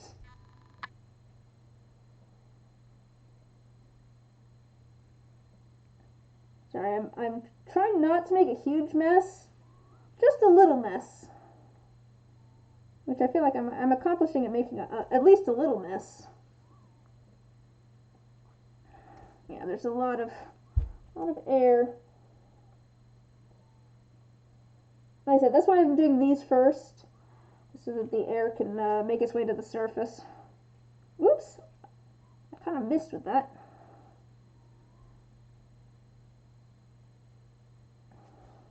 Maybe I should have used a pipette or something. That might have been a smarter idea.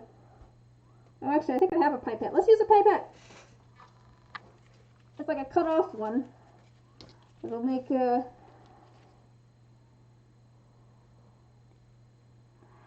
don't know where it's from, but when you think of avocados, you remember Cliff and yelling mango. I just think of the vine that's like, it's an avocado.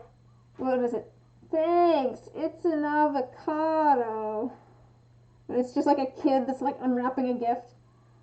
You have little silicone mats you put down, and even wax paper for when playing with micas to try and avoid getting stuff all over. Yeah, to be fair, that's kind of why I have this down. This is like a paper. It's kind of a waxed paper that's a little bit bigger. It's from like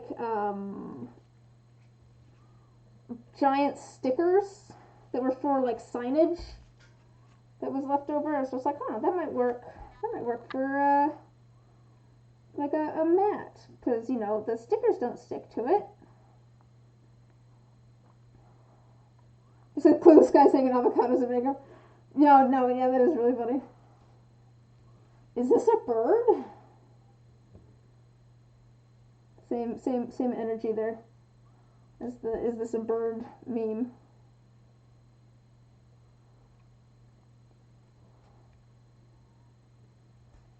Alright.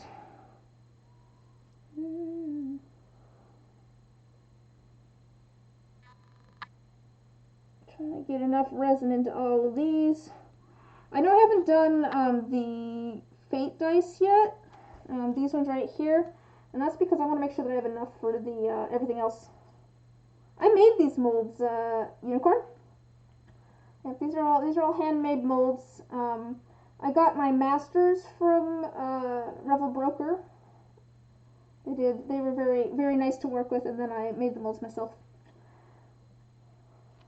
I try to make molds, work on making molds twice a week. I really end up working on making molds like once a week. Let's be honest here, but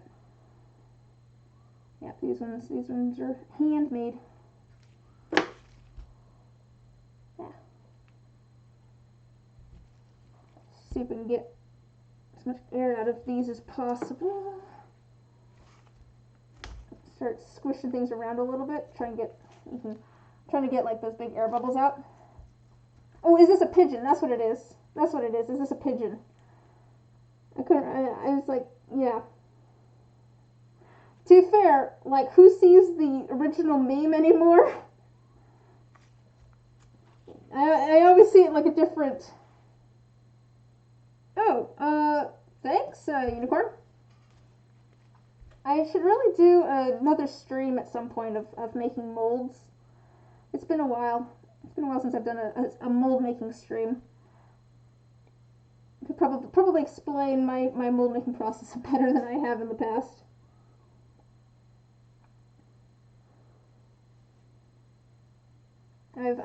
I guess I've made a few molds now. I've been doing this long enough. I've made a few molds.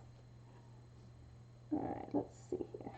I think these are finally starting to get a little bit fuller. I'm gonna squish these around a little bit and try and get, you know, those air bubbles out. So I'm gonna squish these and pop these air bubbles and try and get that resin to work down in there. This is like what's that game where you like tie one thing to another thing? I think it's a Rorschach test, but we're playing that game where like one person brings up one thing and then that just ties to another thing. It seems like at this point. Ah, I see what you're saying.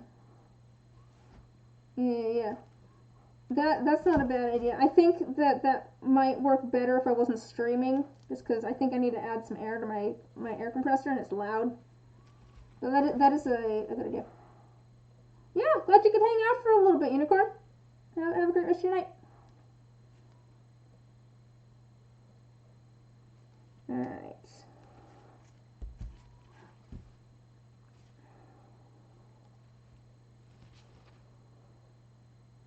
Also just push everything down a little bit with the my thing here.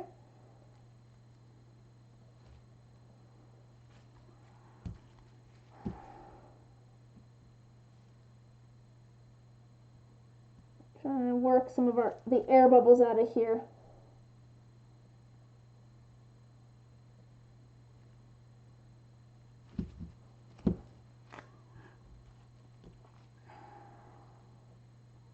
Let's see. So you're thinking of carving a set of dice instead of regular numbers, use characters for numbers in language no one speaks. I mean, that sounds pretty cool, to be honest.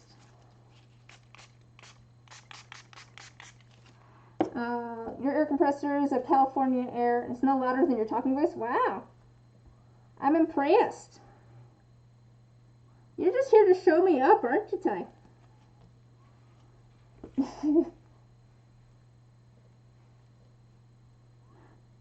Yeah, I usually deal with the pressure pot stuff after the stream's over. What did you think when you got Google? I mean, I feel like if you use them enough, enchilada, you might figure it out over time. You just start remembering, but this is still a funny idea. Just like future you is going to be so unhappy again.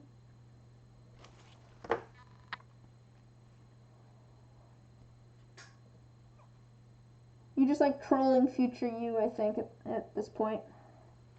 Just gonna kind of push everything down a little bit, and that'll help get some of the air to hopefully rise out from underneath things. Okay, our D6 actually is looking pretty good.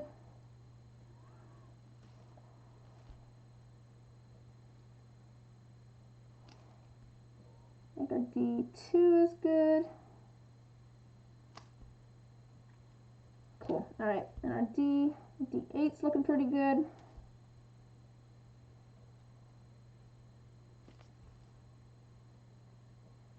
This one's still got some bubbles. Alright, I'm gonna set the ones that seem to be multiple sets in many dead languages. To be fair, I feel like that'd still be pretty cool. You said to do a Skyrim themed dice set with the numbers in the dragon tongue. That would be pretty fun. I'm gonna set the ones that seem to be doing pretty okay over here. Start adding a little bit to the lids here.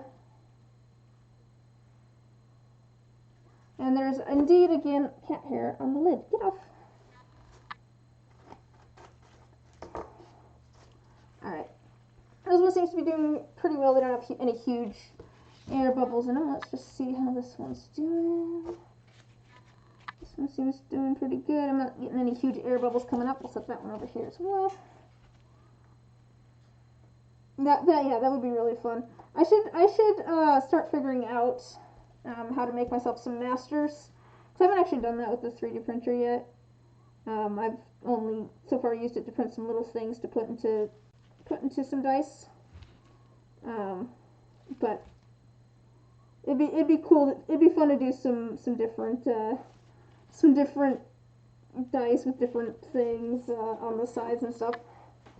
That does sound fun.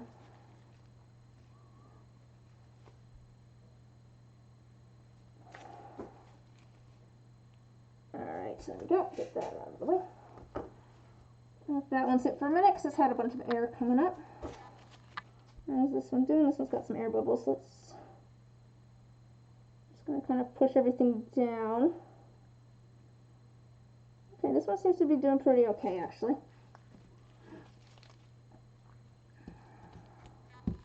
How's this one looking? This one might have a little bit of air in it. This is the D12, and I think it has a couple of roses in here, which I've found air really likes to get trapped in between all of the different petals, so that doesn't surprise me. I'll definitely give this one a minute to let the stuff sink in there.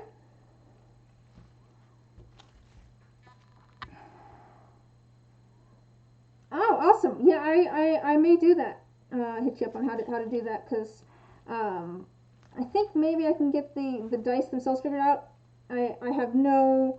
What program have you been using to create your 3D models? Out of curiosity. I'm curious if there's something better than what I'm using out there. Probably, but let that sit for a minute. Here's our chunky D20. Let's push everything down, see how it's doing. Alright, I'm not getting a ton of air bubbles, which is a good sign. Let's get some of this resin in there, because it's not exactly overflowing at the moment. Yeah, I'm curious what software you've been using. So I'm using Blender at the moment. I do have some, like I've used more mechanical CAD programs before. Yeah, okay, you see it in Blender. Free tool somewhere that makes the set and insets the font for you. Oh, and then you adjust it all. Oh, yeah, if you have like a link to that or something, that'd be awesome.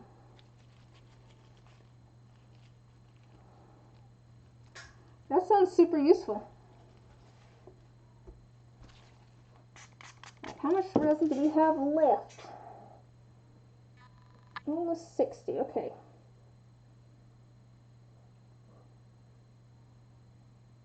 Alright, so I think we should have plenty. Hi Maggie! I just stretched. But hello, we'll stretch again. It's always a good idea. Alright, looks like I should have plenty of resin. So we're going to go ahead and add it to the fate dice as well, because I wanted to make sure that I had enough before I went ahead and did that. Actually, you know what I'll do? I will pour the 25 milliliters into here.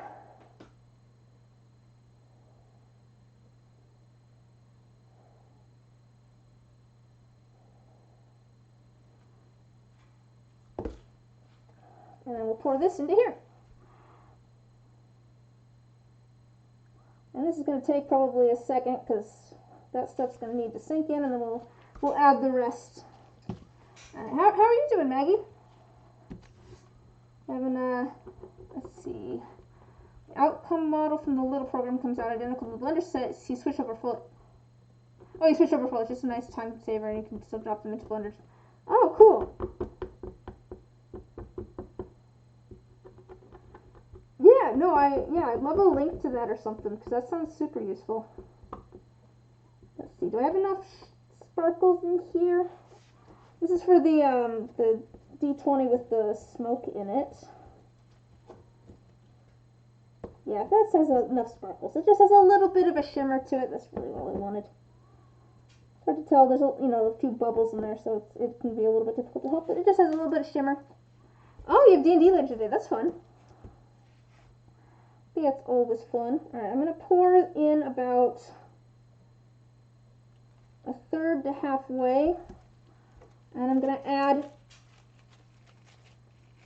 like a couple drops of black.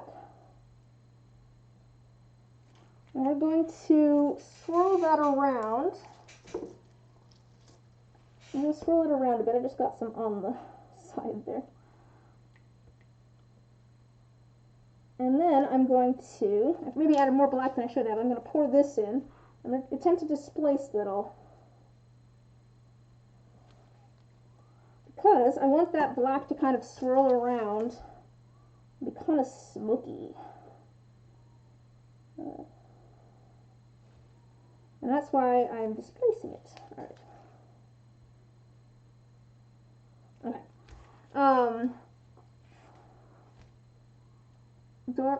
What is that? I don't actually know what that is. It sounds familiar, but I'm not sure what it is, Enchilada.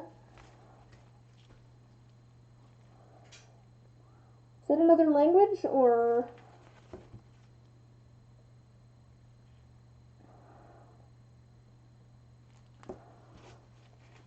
Alright. Oh, that's what it is. Yes. I've seen those. That's very cool. I feel like that would take a lot of time and effort. It's going on 2 a.m., but yeah, we'll do. I assume you're headed to bed then.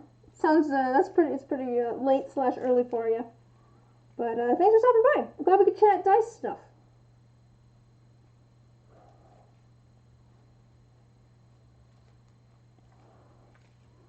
Alright, that's looking pretty good. We're gonna let that sit for a minute.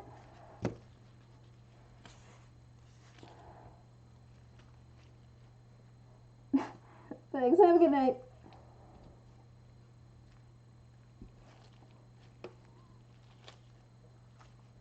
Alright, let's finish filling these molds. I'm almost done here, I think. Most of them just had the clear here, so. You have some red dirt you got from a crumbling wall and you could use to make it. Oh, yeah. That sounds cool. I'd love to know how that turns out.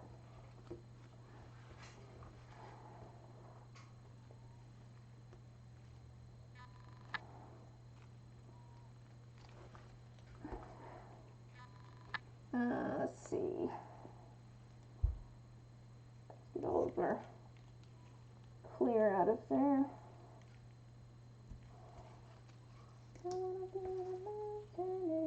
Alright.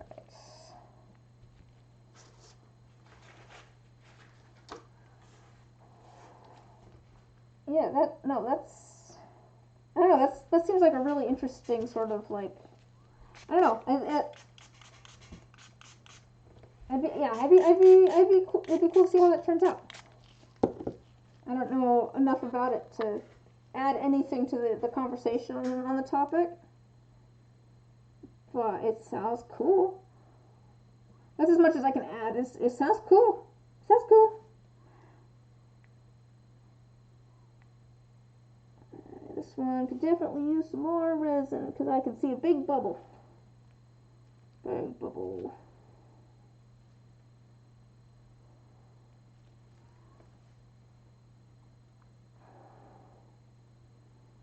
That one has a big bubble that's filling in. Alright. There's still, these will need a little bit more filled in. Let's take a look at these though, should be mostly filled in now. This is our Jumbo D20 here. I'm just kind of pushing everything down a little bit because I just want to try and make sure there's no big air bubbles trapped under. I'm going to give this a moment for everything to continue to rise to the surface. We thought of something interesting. What would happen if I tried curing resin in a fresh pot using carbon dioxide instead of regular compressed air? I have no idea. I have no idea if it would affect the curing or not. No, if you put water in resin, it makes it so it doesn't cure, so it shouldn't contain any water. So I don't know. Is the carbonation process, because the carbonation process would be the carbon dioxide reacting with the water molecule? Would that be right? Is it a chemical reaction there, or is it a physical reaction? Or is it the carbon dioxide just being like inserted in between the water molecules, sort of thing?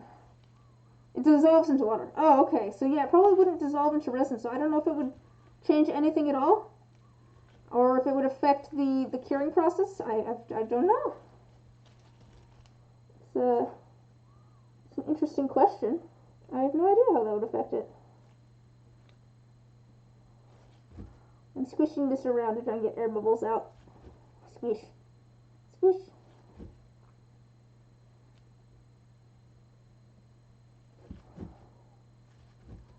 Okay. Squish. Alright, there's definitely an air bubble there. Let's get that. I'm just kind of pushing down on things so that we can get the air that's trapped underneath them out, hopefully.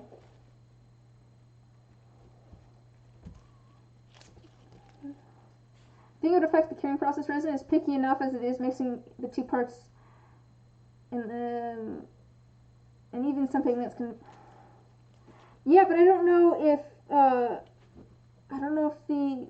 if that in particular would affect it or not. Because I know that water affects it, but I don't know if that particular chemical compound would affect it or not.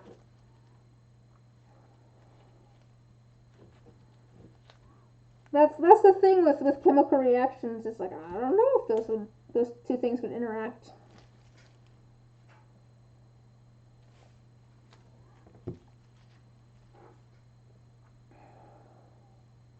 Yeah, resin can be touchy, so it's quite possible, but I don't know if it'd be touchy with that particular chemical, as it were. Alright.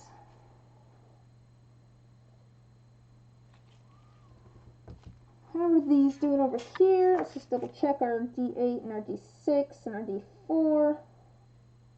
So I'm just pushing them down a little bit. They seem to be doing well. Just want to make sure there's no like big air bubbles that have popped up since I set them over here. But they seem to be doing well. Oops.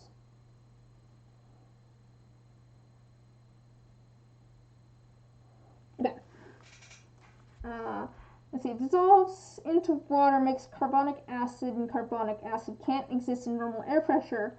The carbon dioxide comes out as fizz. Oh, okay. Okay.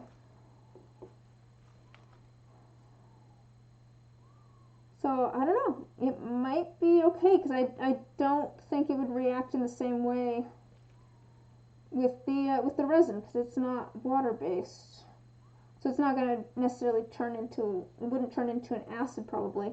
Because I don't know what the chemical compound of resin is, but I don't know that it has the same, because it would need to bond with a hydrogen atom to make it an acidic, if I remember correctly, because if it bonds with the OH, that would make it a base, and if it bonds with the H, it makes it an acid.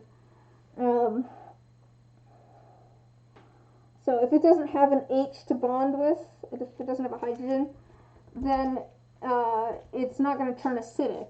It's not going to turn into an acid. So I don't know that it would. I don't know that it would do the same thing on that end, but I don't know if it would affect the curing of the resin, because I don't know what the resin, what conditions are required for the resin to cure.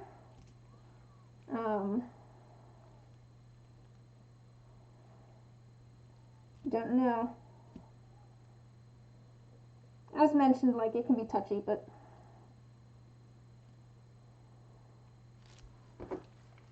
hi Drava, how you doing? How are you doing? I'm putting a whole bunch of clear resin in these molds with a bunch of flowers. See? Bunch of flowers. All the pretty colors. I'm trying to make sure though that I don't have a whole bunch of like air bubbles and everything. That's the hard part. It's getting all the air bubbles out. So all the flowers everywhere.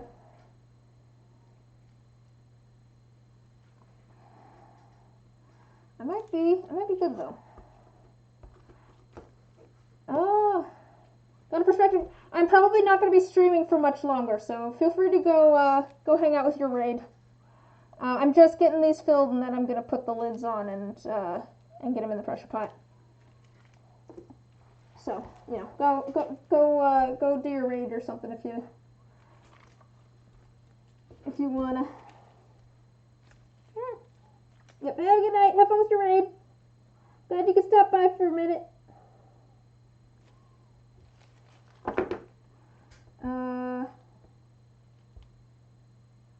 Okay, cool. Yeah. I appreciate that, because I will forget. So I thanks for sending that. Go get some sleep. It's too early. I'm almost done anyways. I'm just getting the last little bit of resin in these. Trying to make sure that I have most of the air out. And then I'll be wrapping up. Anyways. Let's see. If you use a water-based resin and cure it... Is there water-based resin? If you use a water-based resin and cure it in a pressured CO2 pot when you turn its regular pressure... Oh, I see what you're saying. I guess it depends on how strong of a material it is. It's like you could have it where it's, you know, under pressure or whatever. I don't know. I wonder if you could get something where like it's fine, and then like if you drop it, it explodes. And you just add a little bit of pressure there, and it's just like ah.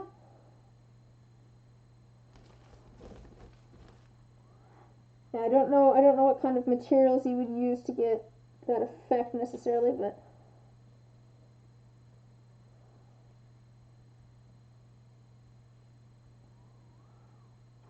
yeah, like a French Rupert's drop, exactly. Where it would be fine, and then like you just hit it the wrong way, and suddenly it shatters. I do wonder if it would. Yeah, I don't know.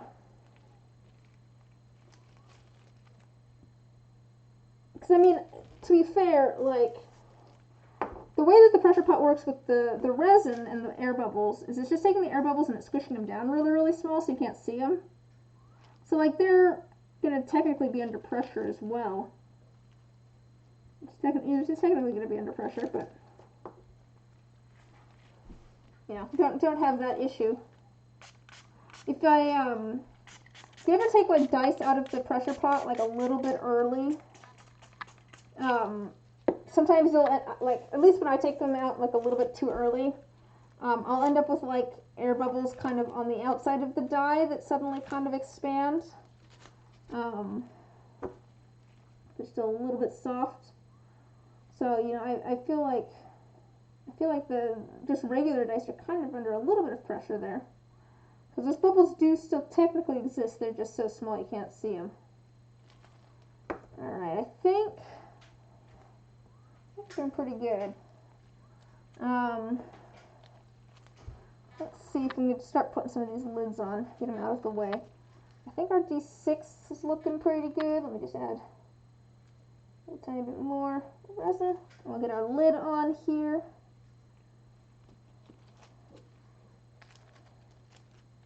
So just do that. I don't want to press this down too much. I do want to make sure that the lid's on in the right spot. I think we're probably going to send something on top of that one. A little full. You think I'll try it in the future? Yeah. Please don't like explode yourself or anything, but I'm curious to know how the science experiment goes. You know, if at all possible, maybe avoid the whole exploding self. Yeah, it doesn't hurt to leave them in the pot an extra few hours. I'm just impatient and want to know how they turned out. So, you know, gotta pull them out. To be fair, sometimes I pull them out, like, right as soon as 24 hours hits, or like a couple hours before 24 hours, because I want the pressure pot to put other things in. Like, it's like, I need to make molds. And I need them to go into the pressure pot. We're gonna go, see what's in the pressure pot and see if I can take things out yet.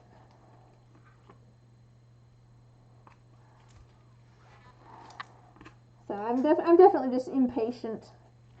I feel like if you stick around for any period of time, you will learn that I'm just impatient. We're just gonna stack things for a minute while we get things set up.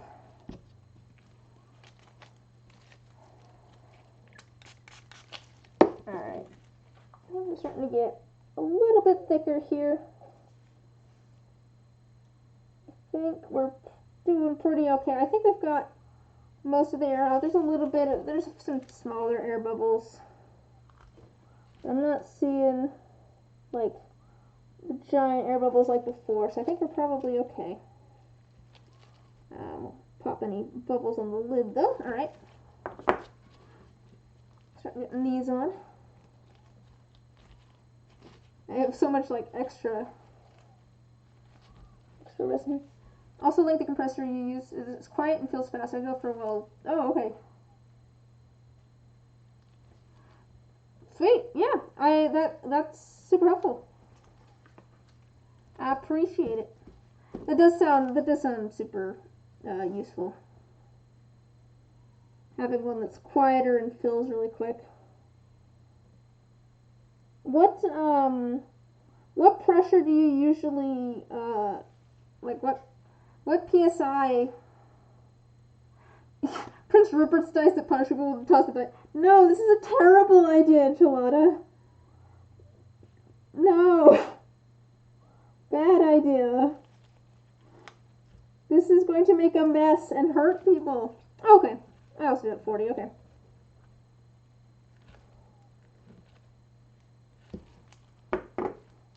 I usually do it at 40, and then like if it goes down to 35 in the 24 hours or whatever, that's fine. Alright, put that lid on. This one actually, I think this lid is on. I like where that lid is on. Okay. You're chaotic neutral, so it sounds good to you. Oh gosh. Is it chaotic good? Actually, I don't know what my alignment would be. That's what I tend to like default to in like D&D games. Is like chaotic good. I don't like causing problems. Yours has been having a hissy fit as of late, so you might be upgrading the lid.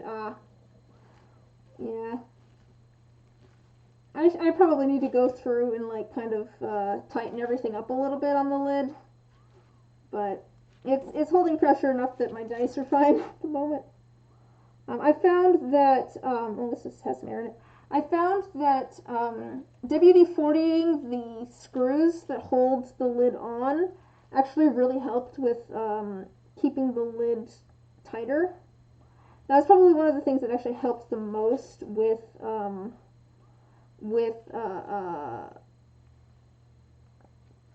what is the word I'm looking for? With keeping its air pressure, was actually WD-40ing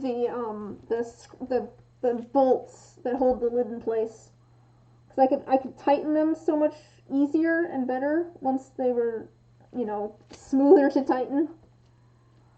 But I think mine is maybe losing air around the pressure gauge. So I need to go back and just kind of tighten that, I think. I've had to do that in the past. Go and tighten that part.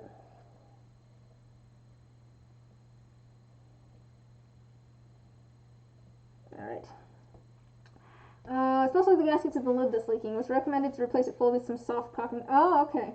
I've also, you probably tried this already, but if you take some Vaseline, like some petroleum jelly, and you rub it on there, that can help with the seal there too. I've done that as well. I'm gonna make a new seal from silicone for your pressure pot. Yeah, that's a pretty good idea too. Just go fill it with some silicone, actually. It's not a bad idea. It's not a bad idea. Trying to...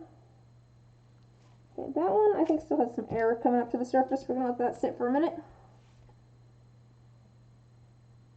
Let's press everything down in our D20 here, see if we've got any major air bubbles.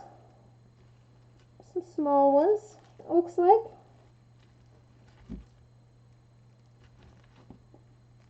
Give that one a sec as well. How is our chunky D20 doing?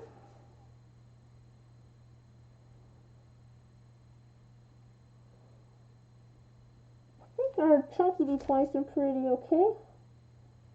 Some air there, but that's not a huge air bubble. Alright, let's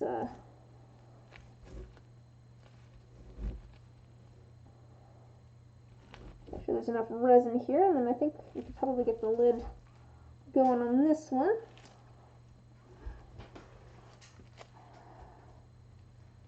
I'm excited to see how these turn out. I think they could turn out super pretty. I always like working with plants. I'm just hoping that there's no big air gaps that are hiding in here. That's the big concern when it comes to the florals, is that there's a whole bunch of air trapped underneath. Anything really that has a lot of nooks and crannies, it's always a concern that there's like a big air bubble that's trapped under part of it. So I'm just going to kind of press down on things a little bit and try to make sure there's no big air bubbles. This one has a bit of an air bubble there. Let's see if we can pop that.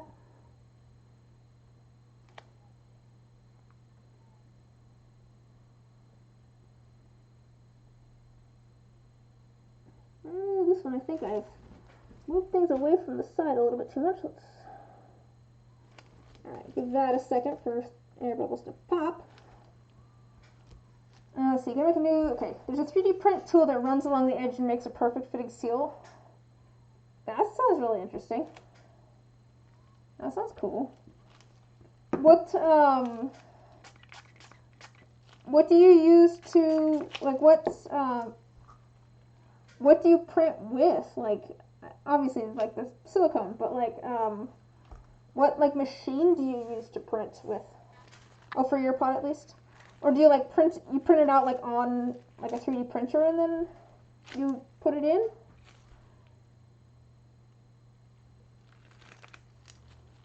Same guy you looked at, he does custom skateboards. What's the, oh, I see, for the press pot.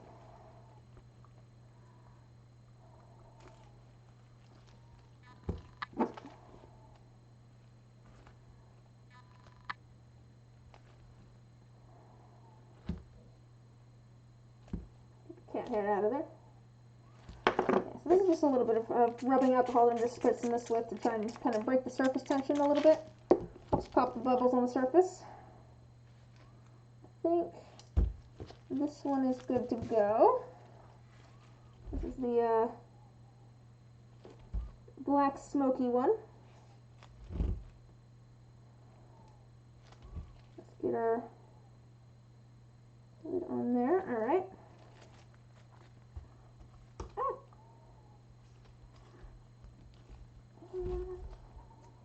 Okay.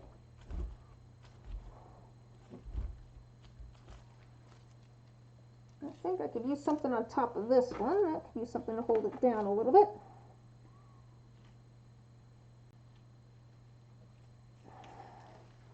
All right, we've got a little bit of extra resin here for that. Let's maybe do like a D6 or something that we could just throw in with the order.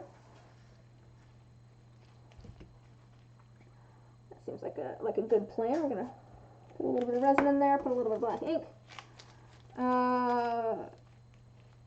Dried the colors. Oh, okay, that's cool now. Colors on fade. There's a little tool that is the same shape as the pot slip to make your own gasket for the pressure pot, as well as bigger handles. Oh, interesting. Oh, the stem's still green through. Oh, that's cool. Status. I don't think I've heard of those flowers before. They sound cool though.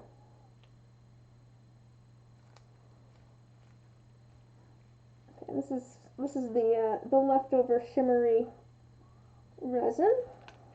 Try and use that up.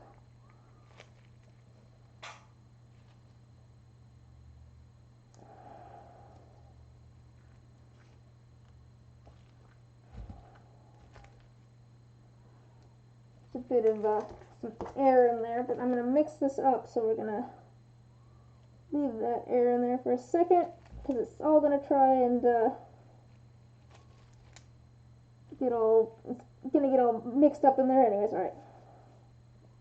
Yeah, things are starting to get a little bit sticky, so. Yes. What flowers? Yes. I knew there was something that I needed to go find the information for. I could not remember what it was. So yes, the flowers.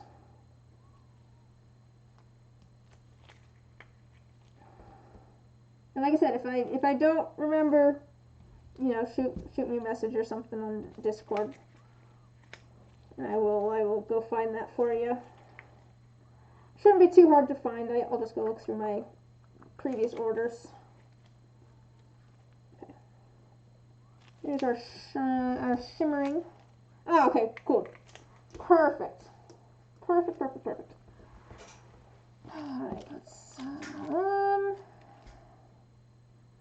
let me just make sure this one's got an air bubble there.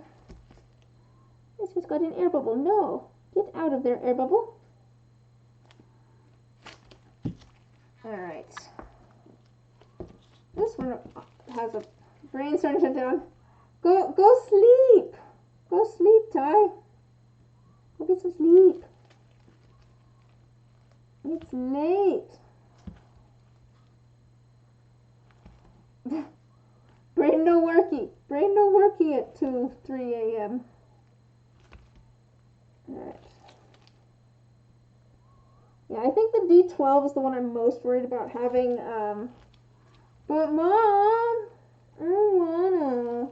Okay, I think, yeah, the D12 here is the one I'm most worried about having a big air gap, because there's still some bubbles coming out of the rose here.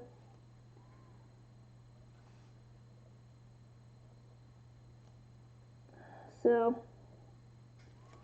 yeah, I'm kind of trying to pull the air bubbles out, which is maybe a little bit strange, but let that one sit for another half a minute while I get everything on all the other lids on. And D20 is probably my second biggest worry. I don't know about the Jumbo D20. It might be fine, or it might have air bubbles. I'm not sure. It seems to be doing pretty okay. You know, all things considered.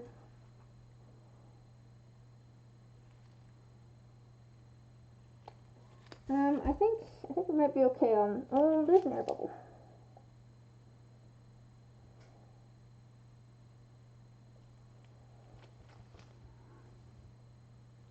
All right.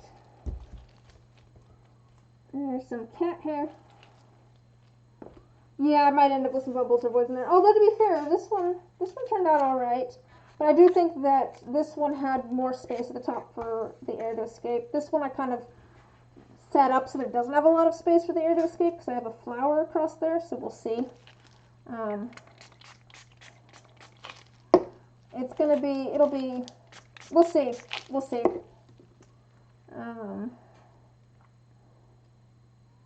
Yeah, this is why these are the last ones that are out, is because they're the ones I'm not sure on. How much leftover resin do I have?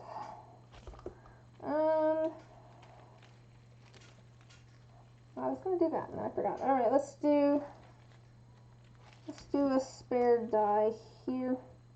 I don't know if I have enough to fill in a spare fate die, but we'll try. I might. We're gonna do something similar. We're just gonna do the same sort of like black ink swirled in here.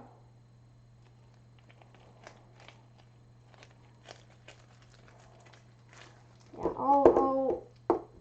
I will, assuming things turn out, I'll post photos. Actually, maybe even if things don't turn out, but I'll post photos of at least the 8-piece set tomorrow on the Discord. Probably tomorrow, if not the day after. Whenever I pull them out of the pressure pot. The gloves strike fear into your heart. 2x2 hands of blue or something like that. A little or doctor flashbacks or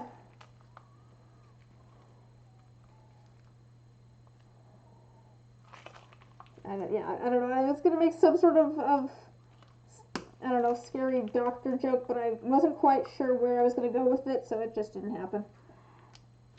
All right.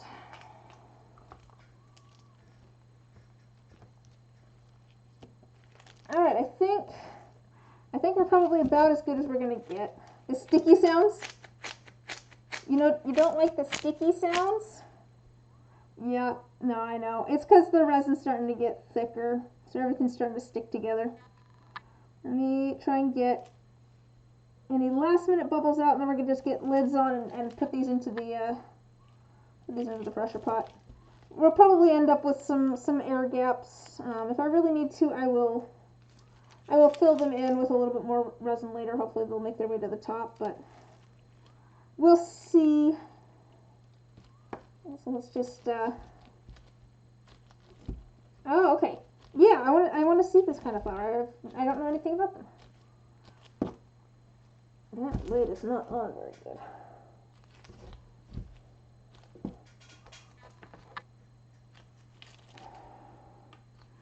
All right, let's get the D20. We'll see how this goes. I'm hoping there's not too many air gaps in it,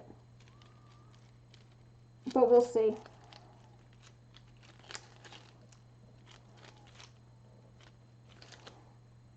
We will see. And then these ones, we'll see about these as well, because I've got a few bubbles. Let's just pop any bubbles that are at the surface here, and we're gonna put the lids on and call it good.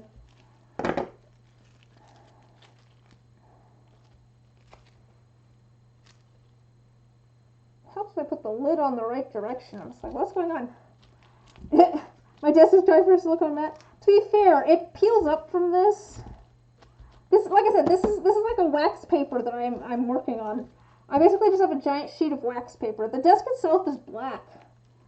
So I am working on a mat at the moment. It's just a very big piece that you can't tell. But the table that I'm on is black.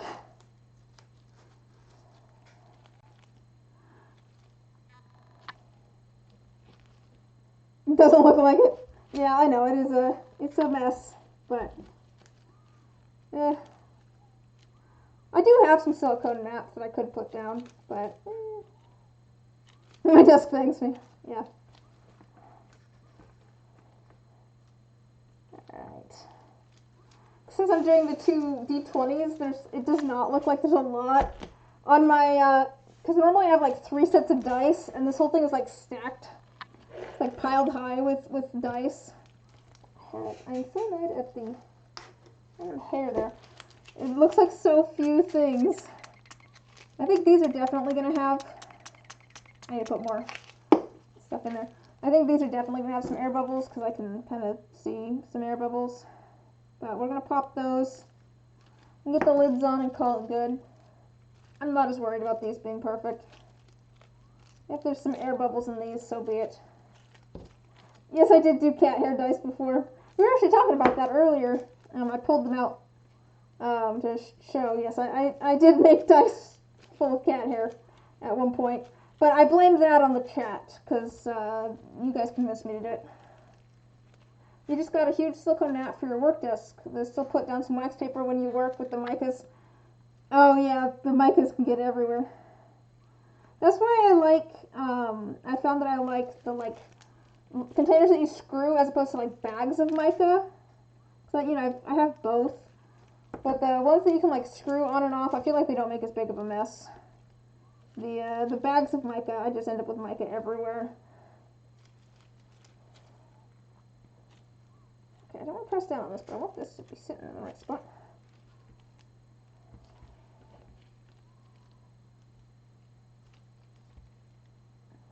Alright, let's see if we can stack some things so that things are held down. Alright. I think, is mica worse than glitter? It's finer than glitter, so I feel like it spreads almost more easily, but I feel like it disperses more easily almost too, so like, I don't know. Pros and cons. Your smaller mats are rainbow, but it seems no matter how clean you think you make them, they still keep slipping in random coats. Ah, I see. Alright, well, I'm gonna go put these in the pressure pot, so I'm gonna sign off for the night, but thanks for stopping by. Glad you could join us, Ty. Thanks for joining us, Enchilada. But I'm gonna head out for the night. I don't know if I will be streaming on Saturday or not. I'm gonna assume not, because I'm having my sprinklers blown out, so I don't know what time. And I don't know what time, but usually I stream every Wednesday and Saturday. So hopefully I can see you guys again next Wednesday. Have a good evening, or whatever time it is for you. And I'll talk to you later. Bye!